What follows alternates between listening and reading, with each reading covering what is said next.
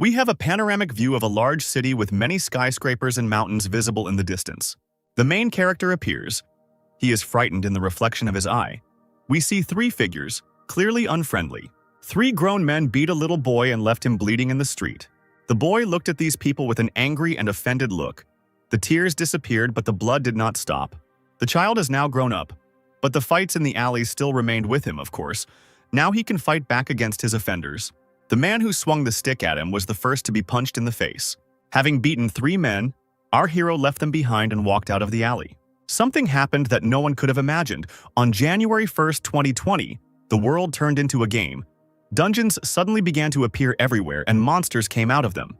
The monsters that appeared destroyed everything around them, so due to the destruction of the city, many people died. Divine beings called the Shining Ones also began to appear, and they passed on their power to a small group of people. This is how a small group of people gained their abilities, and only they could destroy dungeons. People believed that players with special powers could save the world. But the players, taking advantage of this chaos, were only busy satisfying their own selfish goals. There were many rumors among people about the approaching end of the world. But for our hero, the world remained the same place in which he does not trust anyone. He also received abilities, and among the other players, he met someone he began to trust. Lei was one of the original 7 players, a warrior, the heir to the sacred light, and the strongest player in the entire world. He selflessly helped the weak, protecting them from monsters and saving the world. The guy is like a hero from the legend of King Arthur. All cool. After killing another monster, the guy turned to the team and said with a serious look that he would destroy the very last boss in this game. Our protagonist looks at Lei with admiration when he says that he will put an end to this game. Looking straight into the hero's eyes, he said that he intended to put this world to sleep. The hero, who had seen the last scumbag since childhood, was clearly delighted by the boy's nobility. The brave men who wanted to save the world gathered around Lei one after another, just like our character. He fought bravely with the monsters along with everyone else, even though he said he hated this world. For the first time in his life, the guy met people he could trust. He happily watched his comrades as they rested after another battle. For the first time, all the players came together for one purpose. The hero thought with a smile that now he had the power to change this world. Here they have reached the final battle that could change everything. Lei stood behind our hero and said that this battle could indeed be their last. Ken, that's the name of our hero, immediately understood what Lei meant and turned around to take out a knife. But before he could, Lei had already plunged his sword into him. He told him that if it weren't for him, they wouldn't have been able to achieve all this. Ken fell to his knees, sword in his chest, betrayed again, but this time by someone he trusted. He looked at Lei and asked angrily if he had planned all this from the beginning. Ken asked why he did this, when suddenly a girl came out of the shadows and mockingly asked him how it happened that he still didn't understand anything. She continued that when the game ended, everything would disappear, their powers, items, and everything in general. And most importantly, the reason to read them will disappear. Ken angrily called the girl by her name, Paula, when she calmly approached him. Approaching Ken, she whispered that if the game ended, then they would not be able to take over this world. As is usually the case, the crowd favorites turned out to be the villains, looking down on Ken, who was suffering from pain. The betrayal was unbearable for our hero. He was poisoned by his own people, and the leader plunged a sword into him. Ken started coughing up blood. Paula said that it was Balman's curse that had just poisoned him, admitting that Ken was indeed very strong. For others, just the poison was enough to kill them, Paula admitted. Others, Ken asked in surprise, and immediately realized that all his friends had died at the hands of these two. Ken was shaking, and it was clearly from anger, not pain. He shouted that he believed them and wanted to save this world. He and the team risked their lives for this goal, and now they find themselves in their way, so they decide to get them out of the way. Paula haughtily said that it was exactly like that and praised him for his intelligence. Ken listed everyone they had killed and asked what their plans were now. The villains began to leave, and Paula finally said that don't they have the right to rule this world as they please? Ken shouted loudly at Lei that he should just try to justify his actions with his vain mouth. The traitors left, leaving Ken alone to bleed to death. Ken thought again that no one in this world could be trusted, so he died bleeding, with the leader's sword in his chest. A car appeared from which came conversations about the mission, monsters, and money. Our main character, who was just dead, suddenly opens his eyes and is now dressed in uniform. Ken is shocked and asks what is happening because he was killed and he is still alive.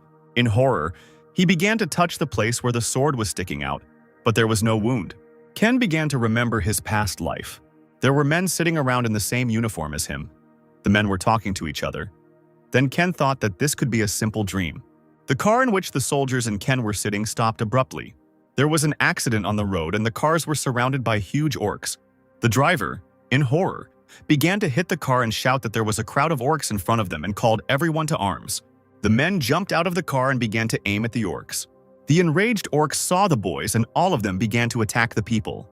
The frightened driver asked the guys to hurry up, but the soldiers themselves were just as frightened when their leader called them. The older man said they were short of bullets, so they should only pull the trigger when they were sure. Suddenly, the whole group froze in horror and surprise froze on their faces. One guy started to exterminate the orcs one after another. Of course, this guy turned out to be Ken, who, despite his confusion, was able to pull himself together and fight the orcs. He began to kill the orcs who kept attacking him. Ken skillfully killed all the monsters single-handedly. The rest of the soldiers could only watch with their mouths open as Ken easily dealt with a bunch of monsters. Ken realized that this was too real to be a dream. He walked sullenly towards the car when the old man called him over. The man started yelling at him that he was a reckless idiot, but Ken didn't react to his words in any way. He understood that this was all real. Ken walked past the man, which angered him. Our hero realized that he had returned to the past while the old man was yelling at him. Ken sat down wearily on the box, putting his rifle aside. We see Ken's anger when he remembers Lei and Paula and what they did to him. Suddenly, a bright light appeared and Ken became a player again. 3 weapon options appeared in front of Ken. In the past, it was on this day that he became a player. But compared to the past, now the scoundrel has no choice. One of the 3 options caught his attention. It was a representative of the dark world. Roles give you the ability to control different types of curses, or, using dead monsters as material, create a dark army. Unlike other roles, this one gave her cheating abilities. Therefore, one player could master all the skills. John George, the so-called King of the Immortals, was the most powerful player who received the favor of the Dark World representative and all the abilities. If Lei was a hero, we know he wasn't, then John was a monster. And in order to find this monster, our Ken will do everything he can. Now he will become a monster who will fight with the hero. A commercial organization for uniting players. Of all of them, the Phoenix Guild was able to obtain money and power in any way. And so it became the second guild in the country. Compared to the corruption in the Phoenix Guild, the Messiah Guild looks even more ideal. At the Phoenix Guild headquarters, a man presents a contract to join the Phoenix Guild. Ken sits at the table and reads the contract. The man informs that each clearing of the dungeon entails additional costs. Reading the documents, Ken realized that this was not enough to buy the item, but there was most likely no other choice. Ken immediately asked the man how he could prove his qualifications as a player. After all, only the player himself can see the status window, and there is no way for others to see it. At this, the man grinned and began to take something out of his pocket. He took out 5 envelopes and laid them out on the table. These were the unique skill pages of the representatives of the Dark World, and told Ken to choose one of the papers. The man said that if he was a player, he could check everything with his own eyes. One of the envelopes caught Ken's attention. Hemotoxin is blood poisoning, a representative of the Dark World, level 1 and above. This skill turns blood into a powerful poison that is very difficult to resist. The skill itself is very simple, but with the golem's blood the effect increases, so it's a very useful ability. Ken confidently chose this ability and tore open the envelope. After tearing this envelope, a bright light immediately appeared and the man looked at Ken in surprise. The girl asked the boy why Ken was chosen as a bloodhound. She said that the role was completely unsuitable for him. To this, the man replied that among the entire guild his character was the most dog-like, which surprised the girl. The man continued that if he spent enough time with him, she would understand what a bad character he had. While they were gossiping about Ken right behind his back, he shouted that someone was approaching. He ordered everyone to prepare for battle. Ken woke up. Despite being revived, he still has dreams about his past life. He thought that if he had gone back in time, they might still be alive, and we were now being shown a sports park. In the underground parking lot next to luxury cars, there was a group. The girl said pitifully that today was their first hunt, and that they could simply trust Daniel. Daniel said this was his 4th lead, so they could just trust and follow him. The man asked the guys when the last participant would arrive. Everyone turned around when they heard a car coming, a small yellow and old car. The blonde said that this was his first time, but he was so slow, and that this newbie needed to become more disciplined. The car stopped and a guy got out of it. His face was not visible because of the hood. The girl supported the blonde and said that the guy should be grateful that they allowed him to join them, and pointed out the poor condition of the car. Another man said that since he was dressed like that, It meant that he hadn't even received the guild equipment. It seems that on his first operation, the guy decided to focus on survival, and all 4 of them turned away. Daniel said that they needed to pretend that they were missing one member and that he had a new weapon. While the whole group was chatting happily, a new guy was walking behind. "The brief briefing on the dungeon is over. The main thing is to remember the goal and conditions," said the guy in the suit. The guy said that if they had any questions or if anyone wanted to refuse, they should say so now, and asked to check the inventory. Instead of checking, they, like complete fools, laughed and joked. Ken sat opposite, nervously tapping the table. He thought that he didn't know anyone here, which meant he wouldn't have to worry about them. The dungeon has opened and the entire group must enter it. The girl said in surprise that it was the first time she had seen a portal so close. She was the first to enter the portal and her clothes immediately changed. All 4 had already entered the portal and only Ken was still standing behind. The girl realized with delight that there was a completely different world in the portal. The archer was also surprised and said that he felt like he was in a game.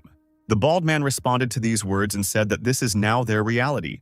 He ordered everyone to stay alert because everyone only had one life, but Ken ignored his words and stepped aside. Ken walked up to the trees and noticed claw marks. He immediately realized that there were a lot of goblins here. At that moment, Daniel came up to him and asked his name. He suggested that he explore the surrounding area while they set up camp. Ken readily agreed to his proposal. One of the participants said that he thought Ken would be clingy, but he was so easily taken in. The blonde laughed at Ken, saying that he didn't know how dangerous it could be there. The bald one said, "Everyone get ready for the hunt, because now the items will go only to them." He smiled. "Just like I do when I see that you, my dear YouTube viewer, subscribe to my channel and leave comments. I tried for you. Don't forget to like. Have a nice day, SSS rank viewer." Ken, of course, realized that they were trying to use him as bait, as he expected.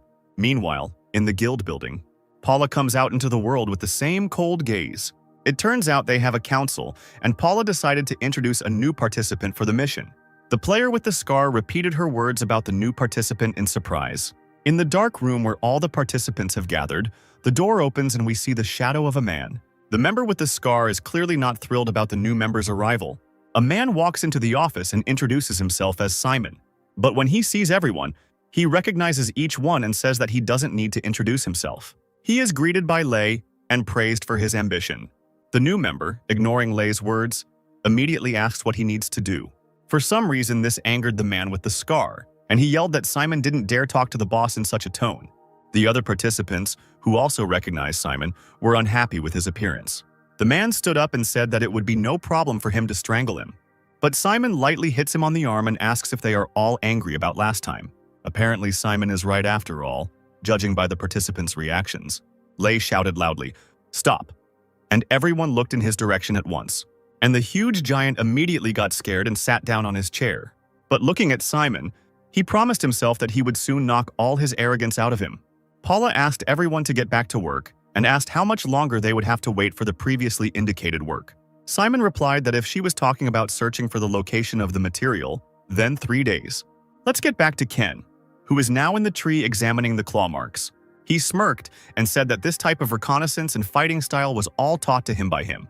In the flashback, where Ken is also examining the tracks and next to him is most likely Simon, who says that the information will help him survive. But Ken asks why he needs information if he can just become stronger. No matter how strong you are, you will always have a weakness, Simon tells him. Ken thought about his words, which had become a lesson for him. Jumping from the tree, he remembered that Simon became a dog for the Messiah Lei. But now this knowledge will turn into a knife in his back, Ken thought. As soon as Ken jumped from the tree, a projectile flew towards him. It turned out to be 3 goblins, who were not as big as the previous ones. Ken began to use his ability and a knife appeared in his hands. Now that he has the ability of hemotoxin, goblins have become Ken's main target. One of the bravest among the goblins quickly ran up to Ken. Of course, Ken attacked the goblin with ease. Despite the fact that goblins are vulnerable to poison, he was able to move. Perhaps the poison had not yet begun to work. The second goblin also began to attack him. Ken threw a knife at him and dealt a fatal blow. Ken easily figured out the goblin's strategy, so he won't have any trouble dealing with them. If Ken drags his feet, they'll only continue to pile up. Ken activated the Goblin King's whip effect. Each goblin has gained an extra 6% fear, and our hero was only glad that he had prepared this whip in advance. In another part of the forest at the same time, the rest of the participants are walking. They behaved rather carelessly, and turning around at the noise, the girl became frightened. A pack of goblins began to run towards them. The goblin ran up to the girl and swung his weapon, but she simply closed her eyes in fear. Opening her eyes, she saw blood and a shadow in front of her. The bald participant killed the goblin and shouted that there was no need to be afraid of ordinary goblins. The others joyfully shouted his name. Daniel! Daniel! He ordered them to concentrate and was glad that he had prepared the long sword. Daniel was only happy. For him, goblins are just bags of meat. But something unexpected happened. The sword got stuck. While Daniel was trying to pull out his sword, one of the goblins ran up and hit him on the head. The entire team quickly became nervous when Daniel fell to the ground. The goblins began to attack more actively, and Daniel called for help. The boys were terribly nervous and afraid, but they still rushed to help. Meanwhile, Ken fought off a bunch of goblins with ease. The goblins were dying one after another, and one of them decided to run away. But Ken quickly threw his whip and caught it. After killing the last goblin, Ken's level increased again. Now, a representative from the Dark World is interested in him. Ken received the attention-grabbing achievement. Only fools swing heavy swords. The goblin's whip was enough. In another part of the forest, the exhausted team was resting after the battle. One of the participants asked what happened to the new guy. Daniel said that he most likely died, since there was no news from him. They started arguing that they needed another participant and that they trusted Daniel. Suddenly, everyone turned around in horror. Everyone quickly huddled together in fear. Ken leveled up again and gained a new skill. And Ken called the reference book. He received the skill of the skeleton warrior. He already had this skill in his hands, which surprised Ken. John George, the immortal king who could control the army of the dead with his own hands. This is one of his most powerful skills. However, this skill was not perfect. Its flaw was fatal, which allowed him to be killed. Only monsters killed directly by the caster's hands could be sacrificed. There were also huge restrictions. Ken tore open the envelope. At least it would save him some time. He thought that now it would be easier to distract the enemy and hunt. Ken decided to use his power and began to suck the life out of the goblin, and all the skin peeled off the bones. The goblin's skeleton rises from the dead. Ken watches calmly. He liked this skeleton, especially the sparkle in its eyes. He stood by the tree and watched as his skeleton raised his sword. The skeleton turned out to be strong. The indicators of magical power in it were too low, and Ken thought about how this could be fixed. Ken thought it would be difficult to use it as a primary weapon. He noticed something next to him. The remains of the players, their rotting bodies hanging like puppets. One thing all monsters have in common, from the weakest goblins to the strongest dragons, is the desire to harm people. So there is no reason to be merciful to these monsters. It was already evening and the team was still alive. They made a fire and sat around it. Danil, with a bandage on his head, complained that they were just goblins. While the girl was crying, the archer asked Daniel what they should do now. The guy admits that they definitely underestimated this dungeon. But Daniel only thought that he couldn't just die like that. And he decided that it was worth it. No matter what, they had to win. This surprised his team, and they began to listen to him attentively. Daniel continued that although it was difficult, they could still try. However, the boy said that it was not his words that surprised him, and Daniel, in fear, asked him what he was talking about. The blonde said that there was something above his head, and everyone looked in that direction. Level up, everyone is shocked, because Daniel is not even in battle. The level only increases when someone on the team fights. At that moment, everyone realized that the newcomer was still alive and continuing to fight. Ken walked up to a large pile of trunks with his dead goblin. He decided to use the most effective way to kill the crowd of goblins. He lit a torch and threw it into a huge fire. The goblins saw and smelled the smoke and ran in that direction. They became noticeably nervous. Some even began to choke. Ken stood by a huge fire that was burning hotter and hotter. Suddenly, the maddened goblins literally jumped into this fire. This only amused Ken, and he said that this way he could bury the dead players with the goblins. A new level immediately came to Ken, and the representative of the Dark World was pleased with his cruelty. But Ken is upset. He wanted to see at least his face. Maybe he's just hiding somewhere. Ken was already starting to leave when suddenly a huge monster burst out from under the ground. Although the skeleton was terribly scared, Ken was only happy. Ken was pleased that this monster showed him himself. The goblin was huge and looked scarier. Before the guild intervened, millions of newbies died in this dungeon. In the first level goblin dungeon, meeting the hidden goblin king is tantamount to meeting death. However, Ken decided that he would not allow this monster to continue taking lives. The skeleton saw Ken take out his sword and stepped forward. Ken noticed this and thought that the skeleton was already raring to fight. Ken liked his enthusiasm and looked at him approvingly. Even his look changed. Ken himself walked over to the tree, and the skeleton took up the sword and prepared to fight. Suddenly, the skeleton ran up to the big monster. Having overtaken the monster and delivered the first blow, he cut its ankle. This moment caught Ken's attention, and he remembered something from their past. We are shown Ken's previous battle, where a huge dragon stood in front of a team of players. While everyone around him was panicking, Ken was urging everyone to attack his legs. If you knock the monster down, you will have a better chance of winning. Ken, of course, was the first to rush into battle. He quickly cut off the dragon's legs. He recognized his own in the skeleton's movements. Ken looked scared. The skeleton continued to attack the huge monster quickly and deftly. Ken recognized this fighting style. He could recognize hundreds of them. After all, the skeleton used the same style as Ken. The fighting power of the skeleton servant, Ken's power affects him. But it is surprising that the skeleton decided to copy Ken's style.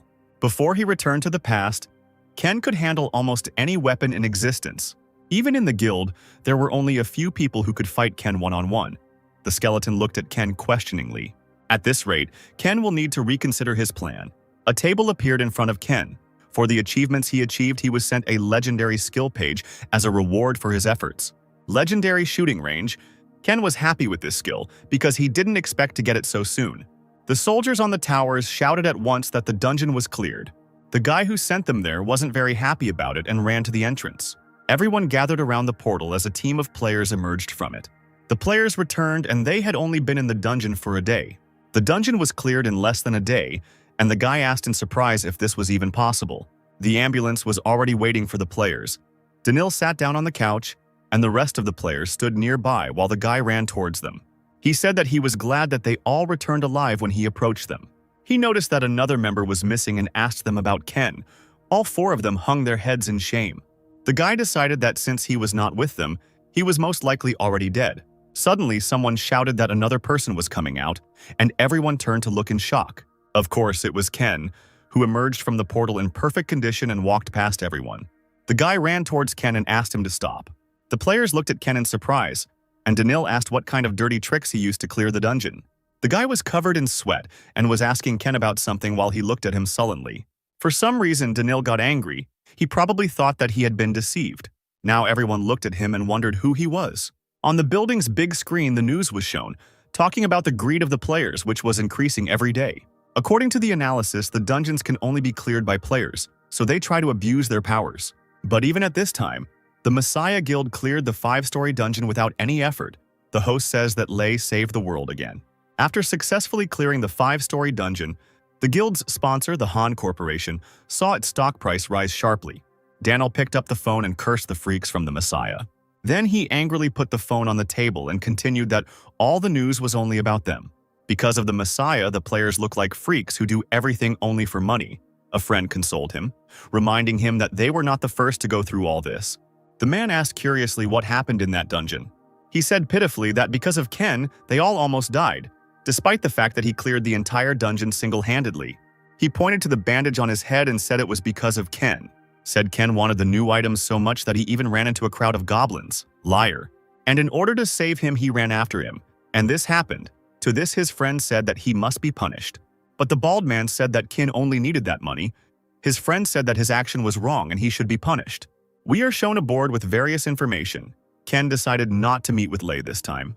He decided to become stronger so that Lei would become interested in him. Ken tore off a piece of paper and decided to start from the most forgotten corner of his life. In the building, Ken was sitting in an office with two men who were talking about a rumor that was spreading throughout the guild. But Ken said he hadn't heard any rumors and that he just wanted to make some money. The man looked at Ken seriously and said that money was certainly important, but he needed to worry about his life. He said that if he needed money so much, the guild could lend it to him, but Ken stopped him and asked him to simply name the date of the mission. The rumors even made Ken happy, because now he could go to all the battles alone. The second man said that the rumors about Ken were probably true, but his boss said that rumors were just rumors and asked what level the dungeon he wanted to go to was. Recently, a group went there and was killed. Since then, no one has applied for a whole month. The man asked whose team died in that dungeon, and it turned out that they were rising stars. Then he became worried that Ken was going to get into a dungeon that the experts had not mastered. He decided that Ken would not live long at this rate. At that moment, Ken received a notification. The man said that they should support him to some extent, just in case. Ken, with a smirk on his face, said that in order to kill the hero, he needs to make friends with the villain. As soon as Ken got out of the car, a man ran up to him and asked if he was Ken. All in a sweat, he asked if it was true that he came alone. He thought that Ken probably couldn't find partners because he was greedy for money. Ken was looking at him so sullenly. The man suggested going straight to the dungeon. He kept looking at him like he was crazy because Ken was going to go through the dungeon alone. Ken finally entered the dungeon through the portal. Clearing the dungeon is impossible according to his level if he goes through it alone. As soon as he pulled out his sword, a huge orc pounced on him. Ken skillfully jumped back just before the orc's blow. This is a normal orc, but his skin is thicker.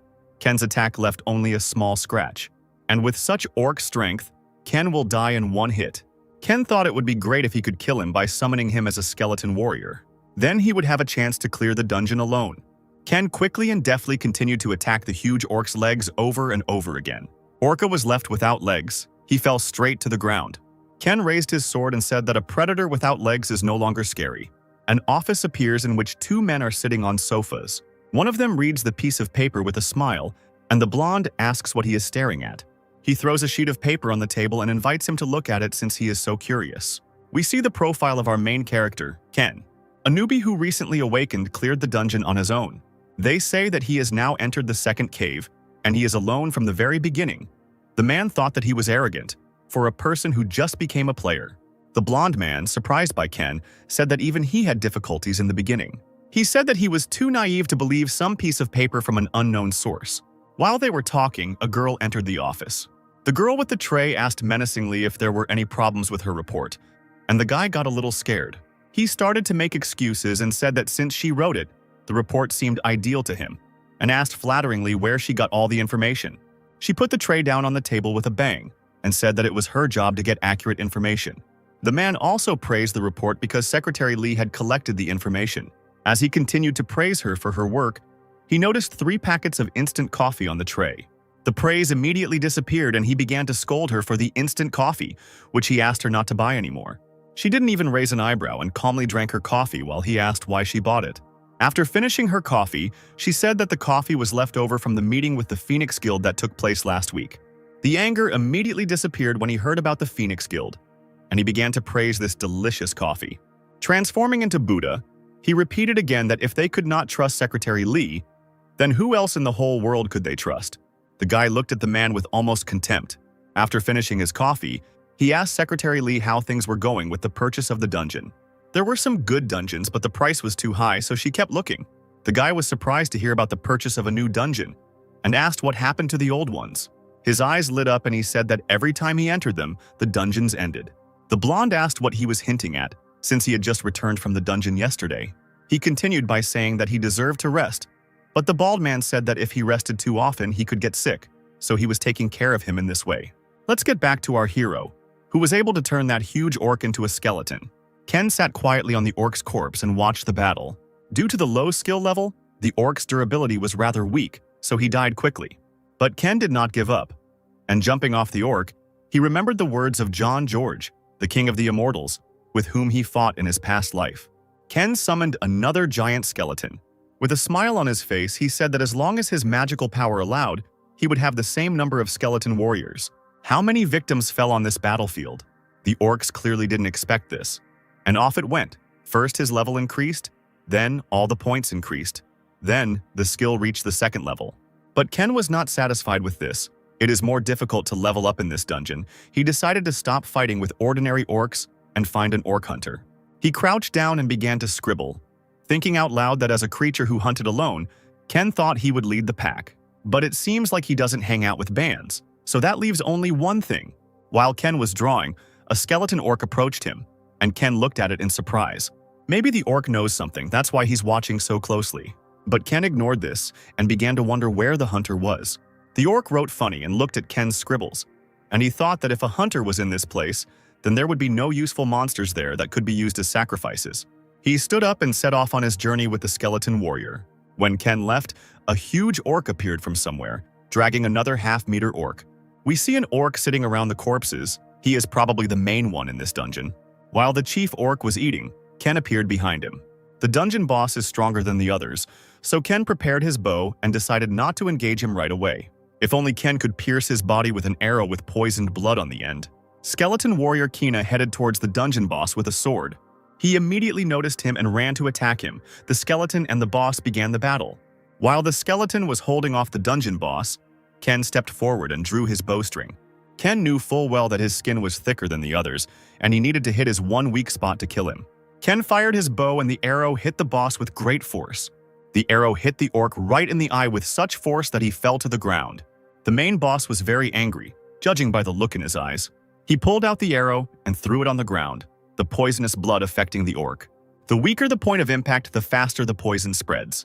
Thanks to the poison blood skill, the orc's health will gradually decrease. The second level of the poisonous blood skill will not increase the chance of a fatal outcome. But this effect is quite enough. The skeleton warrior raised his sword when the orc fell to the ground. It's all over with him. The skeleton warrior killed the boss of this dungeon. Ken was able to defeat the boss. Ken approached the pile. It seems the orc ate everything that was in his way. Perhaps among this pile there are players who could not pass this dungeon. One of the skeletons caught Ken's attention. This injury was definitely not inflicted by an orc. From his appearance, one could tell that he was attacked from behind by someone who was used to killing in dungeons. It is not yet clear whether this was a deliberate murder or not, but if they are part of the Phoenix Guild, then in principle, for money, someone could even commit murder. There was very little time left in this dungeon, and Ken again began to think about how to find this guy. If Ken finds that guy, it will bring him closer to Lei's enemy. There was something shining inside the cave. Because of the darkness, Ken did not immediately see the cave, and he decided to see what was inside. As Ken walked inside, he thought that only one person could have come in here. Inside the cave sat a skeleton, hugging his sword and pressed against the wall. Ken noticed that the skeleton was not as damaged as the others, and the weapon was surprisingly clean. This means that while his comrades were dying, he ran away and counted the days until he himself died. An act worthy of the Phoenix Guild, it is better to die in battle than to wait for death. The skeleton belongs to a rising star of the Phoenix Guild. There is no more suitable place in the world for the grave of such a person than here. As soon as Ken got up to leave, something fell to the ground. It was a diary. It seemed like there was something important in it. It turned out to be Weston's group's blacklist. Ken was very happy about the find. He was lucky today. In this dungeon, Ken achieved legendary rank. Ken received the Eye of Anubis as a gift. With this skill, he has the ability to look into the past of the dead. He tore open the envelope. Maybe he was unlucky in his past life, but not in this one. They say that dead people can't speak, but now apparently they can. Ken touched the skeleton to see its past. With his new ability, he can do this. His eyes glowing bright blue. The Eye of Anubis is activated. It doesn't look very nice. Ken saw the guild members screaming for help. The guy ran away and hid in a cave in terror, repeating that he couldn't die. Hunting for people, players began to kill each other instead of orcs. A coward who runs away from a real battle calmly kills one of his comrades.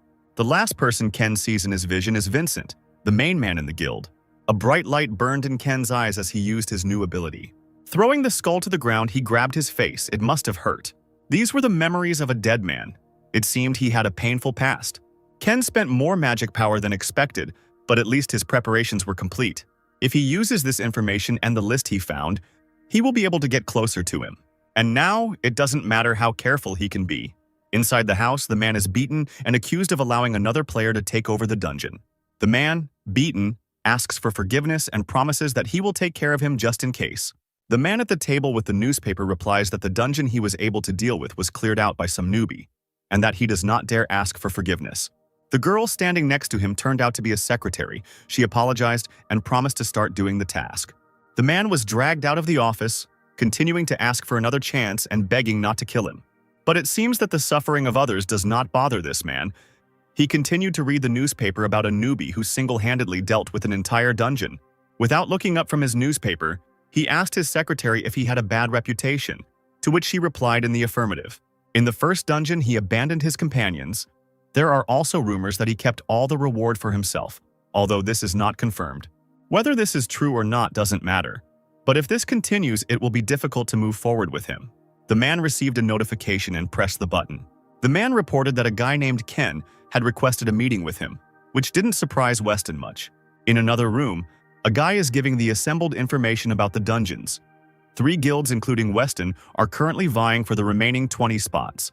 The biggest problem is that even if they divide each faction into 6 seats, there will still be 2 seats left. Since it is a rank A+ dungeon, the drop rate of rare items is higher. Moreover, since it is a single-floor dungeon, the efficiency is also good. That's the whole argument. Most likely they will not give in to each other. Each one is filled with self-confidence. The man loosened his tie, irritated by the news. He asked if anyone outside the faction had applied for the remaining seats. They can be understood? Who knows what can happen in the dungeon? When suddenly the man received a call from Vincent. The situation is already quite complicated, and now Vincent himself is calling. The man picked up the phone and was very surprised to hear something. He rose from his chair shouting Ken's name. Apparently something had happened. Ken's name was mentioned again. The man ended the call and said he would call him later. The worker asked the boss what happened, and he replied that Ken wanted to take the remaining 2 seats without the knowledge of the other factions. Now the man was convinced that the rumors that Ken always walked alone were true. It's possible that Ken is being used for the dungeon and then disposed of, or that he is now part of Vincent's group. But factions may start fighting over the spot. So Vincent said he would give in to other factions if they put Ken in. Vincent is an amazing strategist, and now he has an ace hidden away called Ken. In fact, sometimes it is better to retreat in order to get the greatest benefit later. But now, it is more interesting how Ken got to Vincent. In Vincent's office at the same time, the secretary asked why he accepted Ken's application. On the table lay the diary that Ken had found in the dungeon. Vincent was glad that he had brought him this diary. Moreover, Vincent decided that he could manipulate him and then throw him away at any moment as soon as he became useless. An hour ago, Vincent was waving the diary in front of Ken. He asked Ken if he knew what it was, and Ken was taken away to look at the contents of the diary. Vincent thought that Ken came to him here to blackmail him and get money. But Ken immediately replied that he came here with an offer, not blackmail. Ken continued that everyone was talking about A+ rank dungeons and he wanted to go there, which surprised Vincent greatly. This amused Vincent and he burst out laughing, saying that Ken was funny. But then he became serious and asked if he understood what kind of dungeon it was to tell him such a thing. Ken calmly replied that he knew that 2 factions, the Phoenix and the Messiah, were fighting for this dungeon because there was a limited number of places in it. "A man who knows this wants to go there," asked Vincent. With a creepy smile, Vincent accepted Ken's arrangements, but on one condition. A university appears before us. Ken stood behind everyone and listened to the man who was talking about the dungeon. There are at least more than 1,000 orcs in this dungeon. Ken listened to him and remembered that he had survived the previous attacks. There were about 70 people in that battle, and half of them died. Everyone in the hall listened attentively to the lecture. The hall was filled with only elite players from each guild. So considering this, it couldn't be said that all the deaths were caused by fighting monsters alone. Ken was forced to turn a blind eye to this due to lack of evidence. There is a high chance that the murders occurred among players, because it would be a good opportunity to get rid of rivals and steal items. Also, in this dungeon, the reward for killing the Doom Warrior is the Fang of the Doom of the Clan. In the end, the prize was given to the Messiah Guild for their enormous contribution. Ken didn't know anything, but thinking about it now, he realizes it was very strange. This Lei, perhaps at that time he was already thinking about corruption. Even if Lei was behind this incident, there was a possibility that the Messiah Guild had nothing to do with it. Instead, they could plant spies in other guilds. If Ken had to predict their next move based on his memories, all players have gathered at the portal to enter the dungeon right now. The guilds gathered together. There was the Lion, Skull, Phoenix, and Messiah Guild. Among them was Ken. Ken entered the portal first. He decided to rip the orc's fang right out of his hands. So many people have gathered in this dungeon that they cannot find their own partners. Guild leader Messiah ordered everyone to line up. The other players were surprised by their coherence and said that it was not for nothing that they were praised so much. But one of the players said that the fact that they were the first to gather doesn't mean anything, because there are thousands of orcs there. And indeed, as soon as he said about the orcs, one large orc came out of the forest. A player from the Messiah Guild stepped forward and said that his guild would deal with him. The orc ran up to the player and hit him with all his might, but the player pulled out his shield in time. This did not impress the player, and he arrogantly asked if this was all he could do. Another player from the same guild began to use her abilities. Skill of the Lord of the Source of Wisdom. Containment succeeded. The two of them began to fight this huge monster together. In another part of the forest, the orcs' cries could be heard from another guild. Everyone thought it was an earthquake, the scream was so loud, but their guild leader pointed to the forest and said that there was something there. Suddenly, a group of orcs jumped out of the forest and immediately began to attack them. The orcs rushed forward, sweeping away everyone in their path. The mages began to use their abilities and delayed these orcs. The time has come, all players have started fighting. The swordsman dealt fatal blows to the large orcs. While the others were fighting the orcs, Ken sat in a tree, realizing that no one would notice his absence, and he decided it was time for his plan. He watched the battle and decided that the enemies would not be able to push the players back. You should take advantage of the situation and determine the location of the orc warrior. The task is to get rid of an orc warrior and 1,000 more orcs. Guilds will first try to reduce the number of orcs to minimize losses. And after the destruction of 1,000 orcs, they will begin to look for the orc warrior. Before that moment, Ken must have time to get the fang of the orc warrior. We are shown an army of orcs, and on the throne sits an orc warrior, and one wounded orc comes to him. The main orc has the very same fang that Ken is hunting hanging around his neck. The wounded orc who came to the army had his head cut off and it flew to the side. The chief orc rose from his throne and raised his axe in a sign of war. The entire orc army turned and headed towards battle. Ken watched them from a high cliff. It turned out that the orc was killed for running away from the battle. He looked at the main orc warrior and noticed that he was stronger than those he had fought before. But he sent his minions to fight and was left alone. Luck was on Ken's side. While the rest are fighting on the front lines, he sits on his throne. Ken can get close to the orc warrior and strike first. The leader of one of the guilds said that the orcs were not that difficult to fight, and they needed to move on. He thought that there were fewer orcs here than he expected. The main forces were probably elsewhere. A player from his team approached him and reported that many orcs were heading their way. There are approximately 900 to 1,000 orcs heading their way. Apparently, this is their main force. Their master ordered that this should be stopped today, and that they needed more equipment to move against the main force of the orc army. But the crowd that stood nearby sent them away. One of the leaders of the Lion Guild team told them that he was not their dog. He ordered his to continue the attack. Many orcs are heading this way despite the competition between guilds. They should work together. Altogether, they will die in this dungeon if they start arguing with each other, said the leader of the group, the Messiah. However, that guy started to mock and said why they were so unsure of their abilities. And he added that they should not have come to the dungeon at all. The Lion Guild, laughing, went into the forest while the Messiah Guild remained in place. The master of the Messiah ordered to find a safe place to rest and prepare for the next battle. Meanwhile, Ken summoned 2 skeletons and headed towards the main orc. The evil orc rose from his throne and walked towards him. Ken stood next to the skeletons and prepared his bow. The main orc of the dungeon activated his orc warrior fang. He swung his axe as 2 huge skeletons ran towards him. Ken was slightly puzzled when he saw the abilities of the main orc. A fierce battle began. The skeletons near the dungeon boss looked small. Ken noticed this and realized that the skeletons would not last long, and he prepared his bow.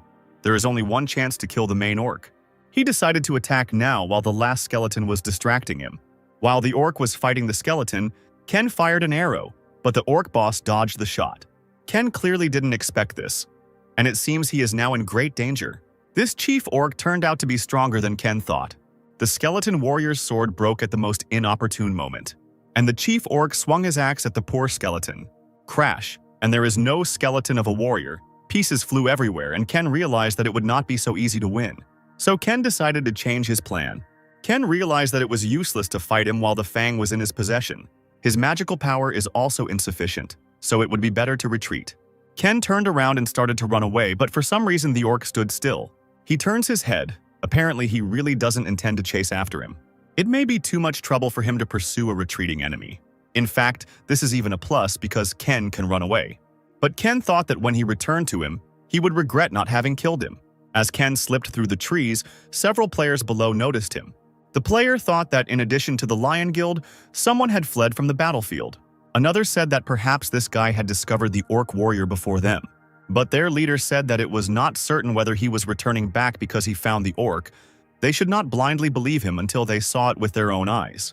The item dropped by the boss must belong to the Lion Guild, the leader said. Suddenly, one after another, the players began to fall to the ground.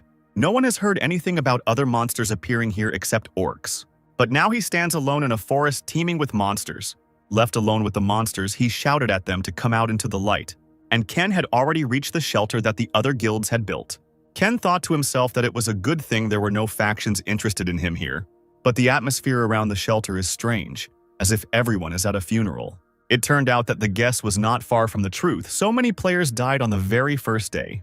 But something is wrong, even though only well-prepared soldiers have gathered here. A man approached the group and pointed out how terrible they looked. He sat down next to them and asked if there was any news about the other guilds. The man said that it seemed that the Lion Guild had suffered the greatest losses. One group had gone into the forest and disappeared there. They couldn't recognize the bodies of the dead because they were so badly mutilated after all. Orcs eat people. The group gathered around the fire and they talked among themselves. Ken sat and watched them.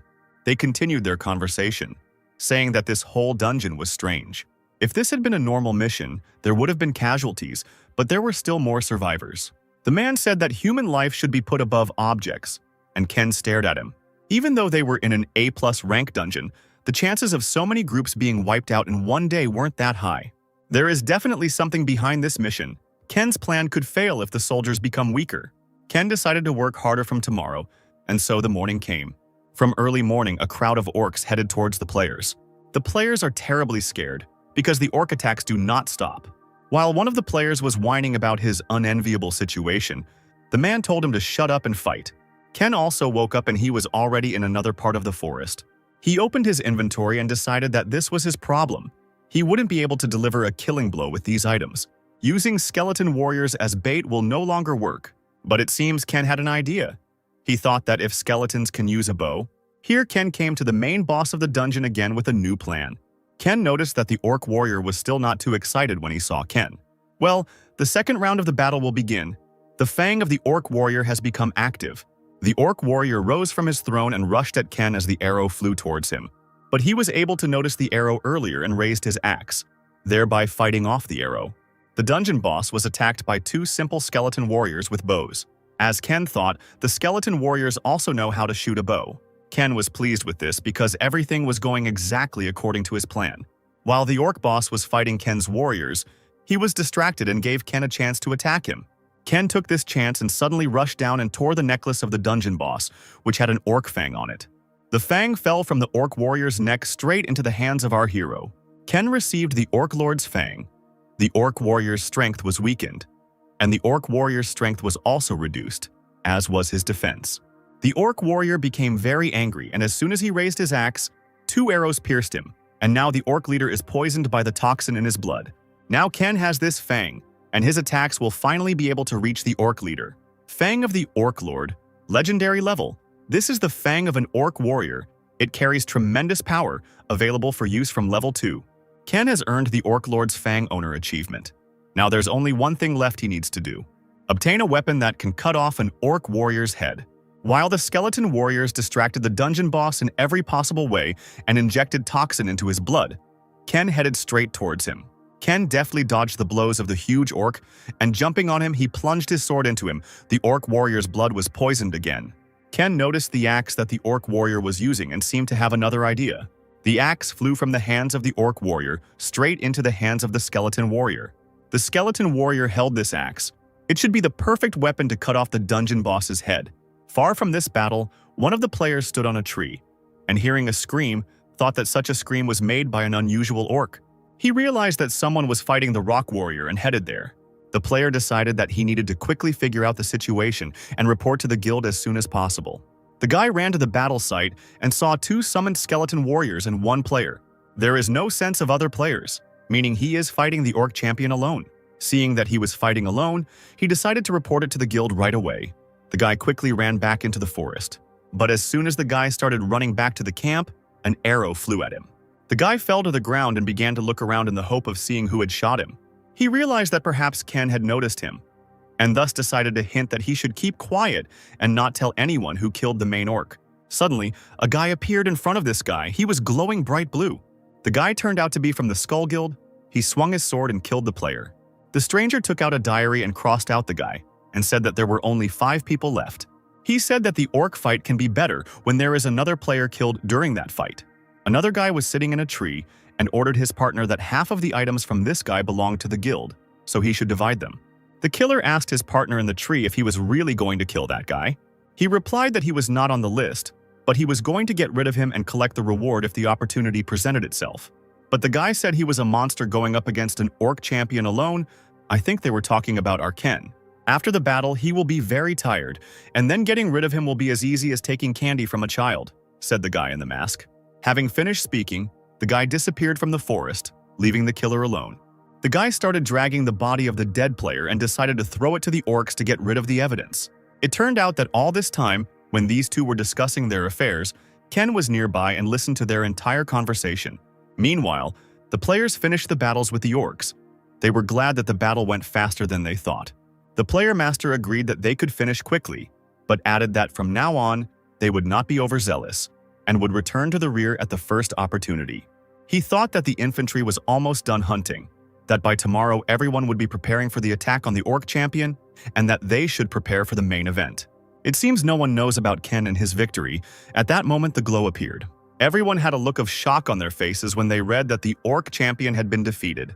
It's funny how everyone started going crazy and wondering who killed the main orc of the dungeon. One of the players wondered who could have done this, since the main groups of each guild were supposed to be busy fighting the orcs. The player decided that the missing people from the Lions Guild were still alive, and that they were the ones who did this. But his master was not sure about this, as he thought that the people from this guild were bluffing. While everyone was arguing and guessing, Ken's skeleton warrior killed the orc champion, and Ken's level was increased. Ken was given a catalog as a reward, and Ken hoped that there would be something useful in it. He came across a Grim Reaper book, a skill rank ebook that contains the power of Osiris and can store 5 living dead. This book is something like an inventory in which you can store the living dead. Weakened spirits sealed in the book will help to obtain the power of Osiris and increase his abilities by 5%. Ken decided to try to save the dead man and see how everything would look. He decided to secure this orc skeleton that helped him kill the main orc in this dungeon. Now, there would be no need to use his hands to deal damaging blows to the monsters. Instead, he decided to summon skeleton soldiers as soon as he entered the dungeon. Ken looks pleased. And indeed, with this book, the main drawback of the skill of summoning skeleton soldiers disappears. In the forest, the master of one guild could not calm down and ran to the orc champion, while his subordinates tried to stop him. He yelled at him that he needed to at least see what happened so he could come up with an explanation. To tell the true story to Vincent when they get out of this dungeon. Everyone immediately remembered how formidable Vincent could be and got scared. The Skull Guild players hid behind the trees. They were unhappy that the orc champion was defeated so quickly. They decided to change the plan and leave Ken alone, and thought that they needed to get rid of the remaining targets first. And then one of them remembered the new guy who was supposed to restore order and asked where he had gone. The guy with purple hair said that he ordered him to follow him immediately as soon as he finished. The chief of them said that if their identities were revealed, their superiors here would be very concerned, and that if the worst-case scenario developed, they should be prepared to commit suicide. Time was running out. He ordered them to act as covertly as possible. But suddenly, he heard someone approaching them and turned around.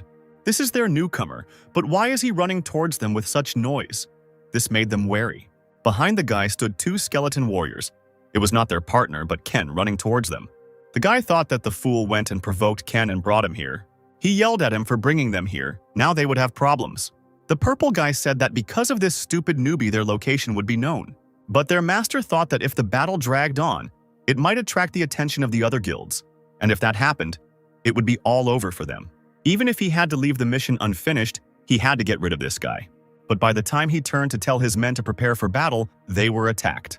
The entire team was lying on the ground, and their leader decided that the newcomer had betrayed them. But surprise, surprise, as I thought, it was not their newcomer, but Ken. It turned out that Ken killed that guy. And when he looked at his memories, Ken realized whose fault it was that only half of the people survived in the past. But in this guy's memories, Ken couldn't find any information related to the Messiah Guild. Even in the past, this guy was listed as missing, Ken recalled. Then Ken decided to visit the Skull Guild, so he changed into their clothes. Ken was lucky enough to discover the connection between the Skull Guild and the Messiah Guild. But first, he decided to finish things with the Orc Champion. I want to draw attention to the fact that Ken buried that guy before leaving. The Skull Guild leader clearly didn't expect this outcome. Ken thought he was lucky today, since all the guys from the rookies' memories were gathered here together. Ken sent his skeleton soldiers to the regular players. Look at the skulls, so that they would kill these freaks. And he himself headed towards their leader, who noticed how Ken killed without any hesitation, which meant he had definitely killed before. The team's foreman stated that, although he didn't know who this guy was, Ken certainly wouldn't learn anything from him. He thought that even if he got out of here alive, he would only be a hindrance to his leader, and decided that there was only one way out of this situation: suicide. The skeleton soldiers had already killed those guys, and Ken thought that he had gone so far in vain, committing such a useless act. Or maybe it's the other way around and Ken should be grateful to him, because he just proved that he has the information that Ken needs. Ken activated his Eye of Anubis and heard people saying that these great changes that were opening up to the world would give Japan an opportunity to move forward. We will cooperate with Lei from the Messiah Guild to lay the foundation and then spread our influence, the voice continued to say. Two men were sitting at a table and one told the other to go to Korea and become a member of the Skull Guild and dedicate himself to serving his native country. The man continued that if they could take possession of the dungeons and items in Japan, including everything that appeared in Korea, they are going to recreate an empire even more powerful than before.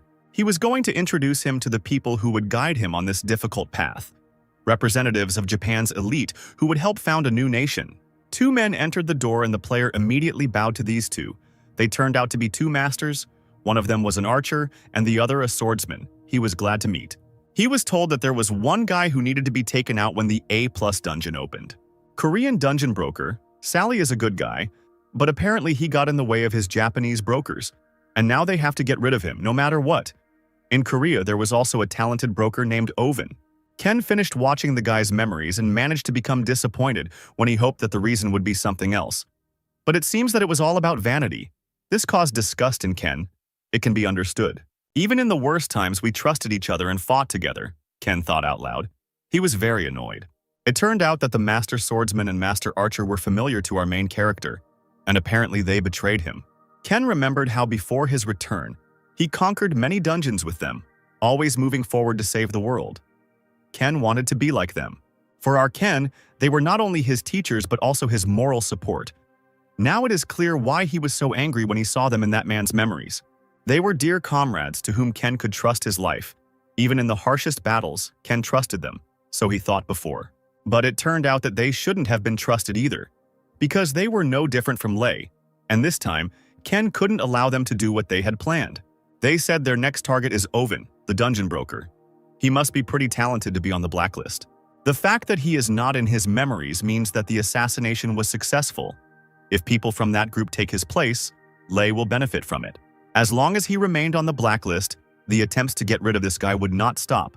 They would find him like moths find a light, and Ken decided that maybe he could find a way to weaken their group. Ken decided that he also needed a broker who could find dungeons for him, so things weren't going so badly. So Ken finished his business and decided that he should start preparing to enter the dungeon. Two guys were sitting in the car and they were talking. One asked if it was always so quiet near the gate. The second sat quite calmly and answered that there was no chance that a monster would come out of the gate, so there was only silence here, and maybe, as soon as they cleared the dungeon, chaos would begin here. So he suggested that he rest until then.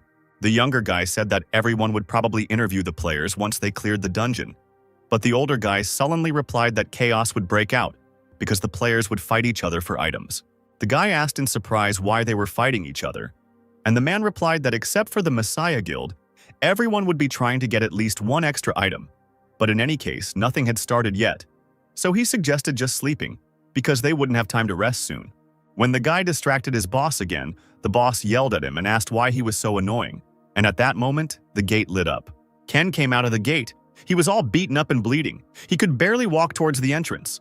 Ken fell to his knees as doctors ran up to him, dragging a couch with them, while the journalists were just taking their photos. Poor Ken fell to the ground, exhausted from the battle. The man shouted that the players were about to start coming out of the gate and asked them to carry the stretcher quickly.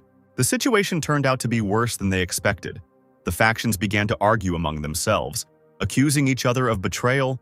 While journalists were filming all this, articles about the Skull Guild began to appear on the internet. People wondered who killed the main orc champion. The missing dungeon reward caused a fight between the guild members.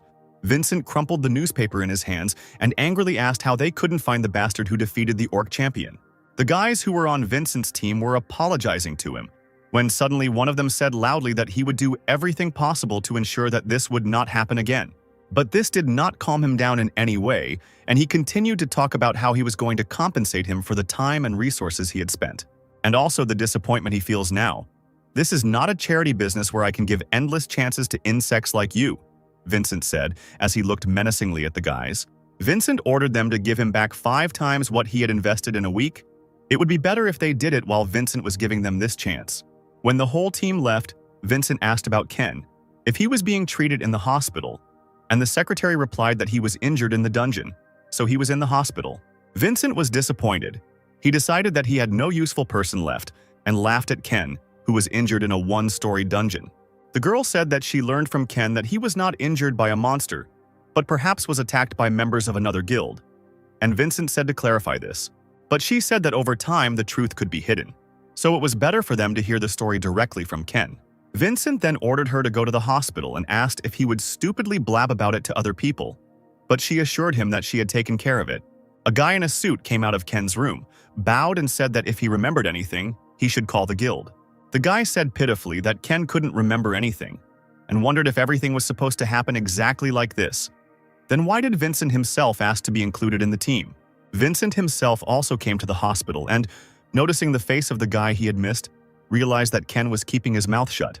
He calmly walked into his room and greeted him and asked Ken how he was feeling. As soon as Vincent sat down, he immediately started talking about the Skull Guild. He said that he didn't have much information on them, but it made him suspicious. Ken said he saw them attacking the Orc Champion, but the fact that they were all killed means the items were stolen by another group. He continued that the last thing he saw was them using the Silent Hunter skill, which was stealth. Vincent said that he knows about this skill.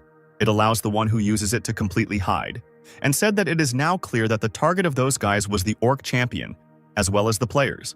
Ken said that if it weren't for his blood poison skill, he would have died right there and then. That if the one who attacked him hadn't been exposed to the blood he spilled, then he wouldn't be here now. Vincent said that Ken was just lucky, since all the guys from the Skull Guild were destroyed, then no one except him witnessed this incident.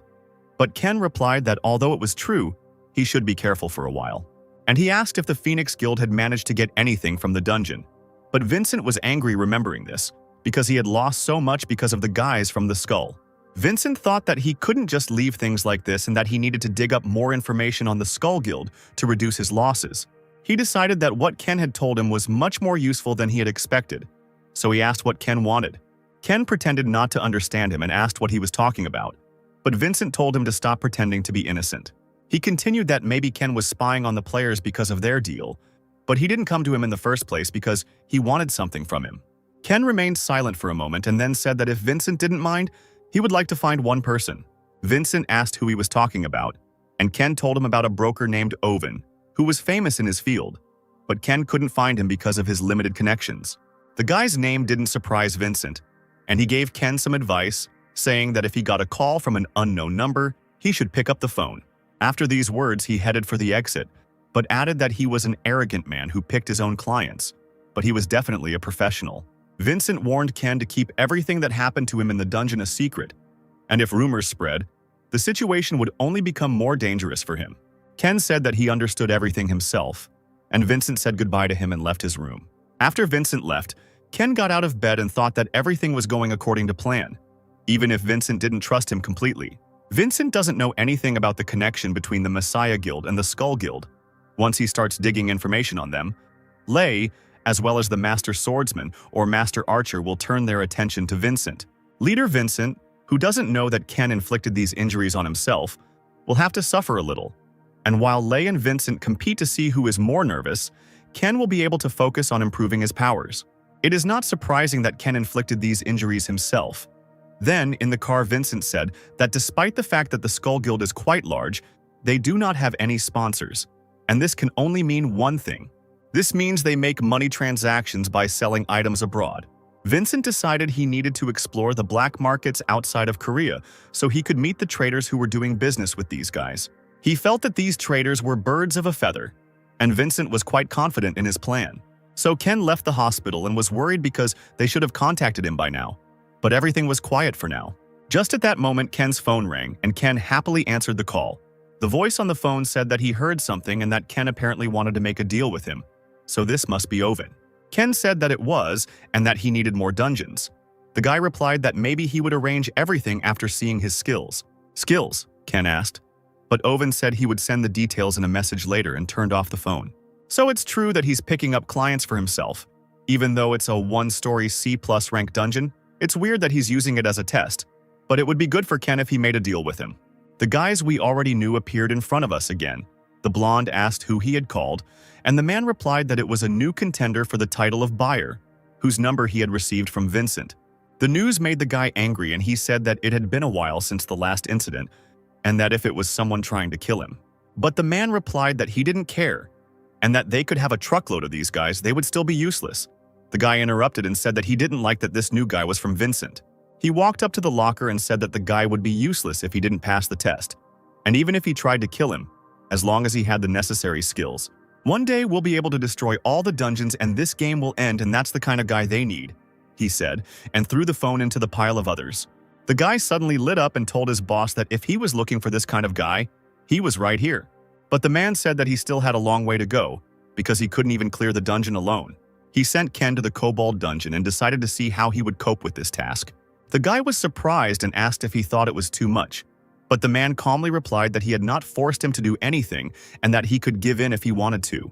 These words only convinced the guy that his boss was a rather strange person, and he decided to remind him that he had a high metabolism and was already hungry. The man yelled at him, saying that he had already ordered and eaten tons of food just moments ago. And at that time, Ken arrived at his destination. Ken got out of the car and said that the Kobold dungeon would not be easy for an ordinary player to pass alone. He was surprised by this choice because he might not earn money from this deal. He went down to the portal and it seems that the task is really difficult, but only for others who do not know how to defeat the kobolds, and not for him. A man watches Ken through binoculars and reports where he is. This person turned out to be the secretary of the bald man we saw earlier. She reports on the radio that Ken is already approaching the portal. The man and the boy were surprised that Ken was already at the entrance to the portal when the girl asked if she needed to turn on the timer now. This amused the man, and picking up the radio, he asked her if he had prepared anything for going through the dungeon. She replied that he didn't seem to have brought anything special with him, and the man found this strange. When the guy heard this, he called Ken crazy, and he added that maybe he hadn't prepared anything because he was too self-confident. Or maybe this confidence wasn't a bluff, the man thought. In the Japanese restaurant, there was talk about the guild, that they still didn't fully understand the current situation, and that the Messiah wasn't a big problem. Someone asked not to say that, and to calm down his anger, there were 3 pairs of shoes at the entrance. The young man from the Messiah Kim Guild continued that it was so hard to predict what might happen in the dungeon due to the huge number of interfering factors, and it was a pity that they returned empty-handed, but at least the damage wasn't that great. Not that great, the man asked him, adding that 5 of his students had died, and he believed the damage was not that great. The guy was clearly scared and regretted his words, and began to justify himself to him. The man asked the boy what Lei most likely knew about them, about their connection with the Skull Guild, because that was why he offered a job related to the A+ dungeon to them first. The guy from the Messiah Guild realized that he had told more than was necessary, and the player continued and said that of course, as he had said, no one could know about things that could pass into the dungeon. However, isn't he trying to say that their people were destroyed along with the orcs? The guy immediately apologized and said that he should have thought twice before saying such things, and that if they gave him a little time, he would investigate. But the man with the scar said that there was no need for that, because they themselves had already started the investigation and invited him to have a drink with them. The boy raised his glass, and the man continued that despite the current state of affairs, they were all allies, and that he just wanted him to understand how deeply they were offended. And if there are any disagreements between comrades, a glass of alcohol will help with this. If they are comrades, of course, the 2 Japanese went out and left, leaving the poor guy alone with the alcohol. The guy himself thought that he had underestimated the master archer, the master swordsman, and he needed to quickly come up with another plan, right now. The craftsman went out onto the street, where a car was already waiting for them. One of them received a call and he was talking on the phone about the losses on their side. He was informed that the rules on the murder list were not connected with this in any way, which meant that it was done by someone with not the best skills. The Phoenix Guild is their next target, and they are the only ones left. And if it wasn't someone from the list of victims who could have hidden their powers intentionally, then it was probably done by another faction that they don't know anything about yet. Not far from the Kobold dungeon, 2 men were talking about the players who entered the portal. One of them said that he hadn't seen any sane players and that this guy would die pretty soon, which would probably activate the gate again. After all, he went there alone and was unlikely to survive. When the man said so, the portal behind him lit up brightly. The second thought that his elder was right when he saw the same light, but his elder said that this happens when the portal is cleared. Taking up his binoculars, he shouted that this was not a dungeon that could be cleared even by a whole crowd when his partner distracted him. He got angry and said that they needed to find the guy who cleared out this dungeon, but it seems he has already been found. Having finished with the portal, Ken got into the car and drove away from there. This angered the man, and he started shouting that since they had taken money from him, they should do their job and catch the guy. He continued to yell at them for their incompetence when his secretary called him. She told him that she didn't pay them, and that he himself said that they were from his hometown, and they came to help him. He probably feels very awkward now. And she added that instead of payment, he said he would take them out for a few drinks. Embarrassed by the situation, he said that he had decided to quit drinking from that day on. The girl was about to leave and told him that if this guy was Ken, then he shouldn't worry because he decided to work with them. The man thought about how coolly she answered, but he remembered that it was around this time that he first met her. While he was thinking about this, a blonde man with a large bag entered the office and said that he offered Secretary Lee a snack, but she simply ignored him and left. The man replied that what was more important was that Ken had completed the task in half a day and met his expectations. Looking up, he saw what a huge bag the guy was carrying with him and yelled at him for his recklessness. Meanwhile, in the car, Ken was driving after clearing the dungeon. He looked fine, which meant he wasn't injured. When he first came out of the portal, there was a radio and a note on his car. Ken was surprised by this. He wondered why he needed a portable radio and whether they were going to make a deal with him or not. And in another part of the city, that guy from the guild was thinking how he was going to meet the master in such a state. Suddenly, someone called him on the phone, and upon learning the news, he rushed off somewhere in his car. At the restaurant, Vincent told someone that it would be great if they dealt with this quietly, as usual. The man replied that he understood everything and asked if Vincent had spoken to the person he was supposed to protect. But Vincent said that he would speak to him after this conversation. He said that he would tell his subordinates to be careful. Vincent asked him not to let the guy die. He would take care of the rest himself. A guy from the Messiah Guild overheard their conversation and became interested in how much Vincent knew about the Skull Guild. How a man approached him and said that he was also interested because Vincent was quite influential. He said that Vincent, under the guise of his business, said that he wanted to know more about the Skull Guild. The man said that it would be difficult for him to share information about the Skull Guild, even with him. And Vincent noted that he was more cautious than usual. And then he told him about the secret, about the guys from the Skull Guild who died in that A+ dungeon. Having learned the news, the guy became nervous and decided that he couldn't handle it alone, and that he would have problems if he reported it to the master. The guy asked him who Vincent was talking to now, and he replied that it was Charles and that Vincent often worked with him. Charles is a mercenary, unaffiliated with any guild, and can do whatever he's told as long as he gets paid. Vincent stood up and headed towards the exit, and Charles bowed after him. The guy thanked him for assisting the Messiah Guild and for providing information. But the guy had no intention of leaving and went down to Charles to talk to him. Charles was recognized by Call, a guy from the Messiah Guild. Call sat down opposite Charles and immediately got down to business, saying that he didn't know what they were talking about with Vincent, but he had a proposal for him. He started from afar, talking about something related to cooperation with the Messiah Guild. Charles was already getting nervous and asked what he meant, and asked him to speak more simply. Call said he was talking about a business that would bring him good profits, but he still didn't seem to understand. It seemed to take longer than he expected. Vincent sat down in his car and the secretary said that she managed to take over the public dungeon, as he told her to do. But this surprised her because he usually does not use other methods. She asked if it wouldn't complicate things if they intervened directly. Vincent replied that the Chatter Guild should take action since he had caused so much noise. Now that the location and supporting actors had been chosen, the stage had to be set for the main character. With these words, Vincent called Ken. Call was left alone in the restaurant, and, wondering what Vincent was planning, he began to nervously bite his nail. Charles told him that 5 of them, including Charles, he asked to protect this man. He must be an important guy. Call decided to check the member's name on the list for the A+ rank dungeon. But there was no way he would go against the Skull Guild veterans alone, he thought. He thought it was too obvious a bait, and he didn't know whether he should hang on to it or not. And the next morning, Ken's car pulled up to the house. Ken said over the radio that he had definitely passed the test, and the voice over the radio confirmed this, adding that he had passed faster than he thought and asked why he had hidden his true skills. Not suspecting him of anything but pure curiosity, Ken replied that he showed his skills only because they asked him to. The voice said that since he wanted to buy a dungeon, he put the list of dungeons he had managed to protect in the 19th slot on the station.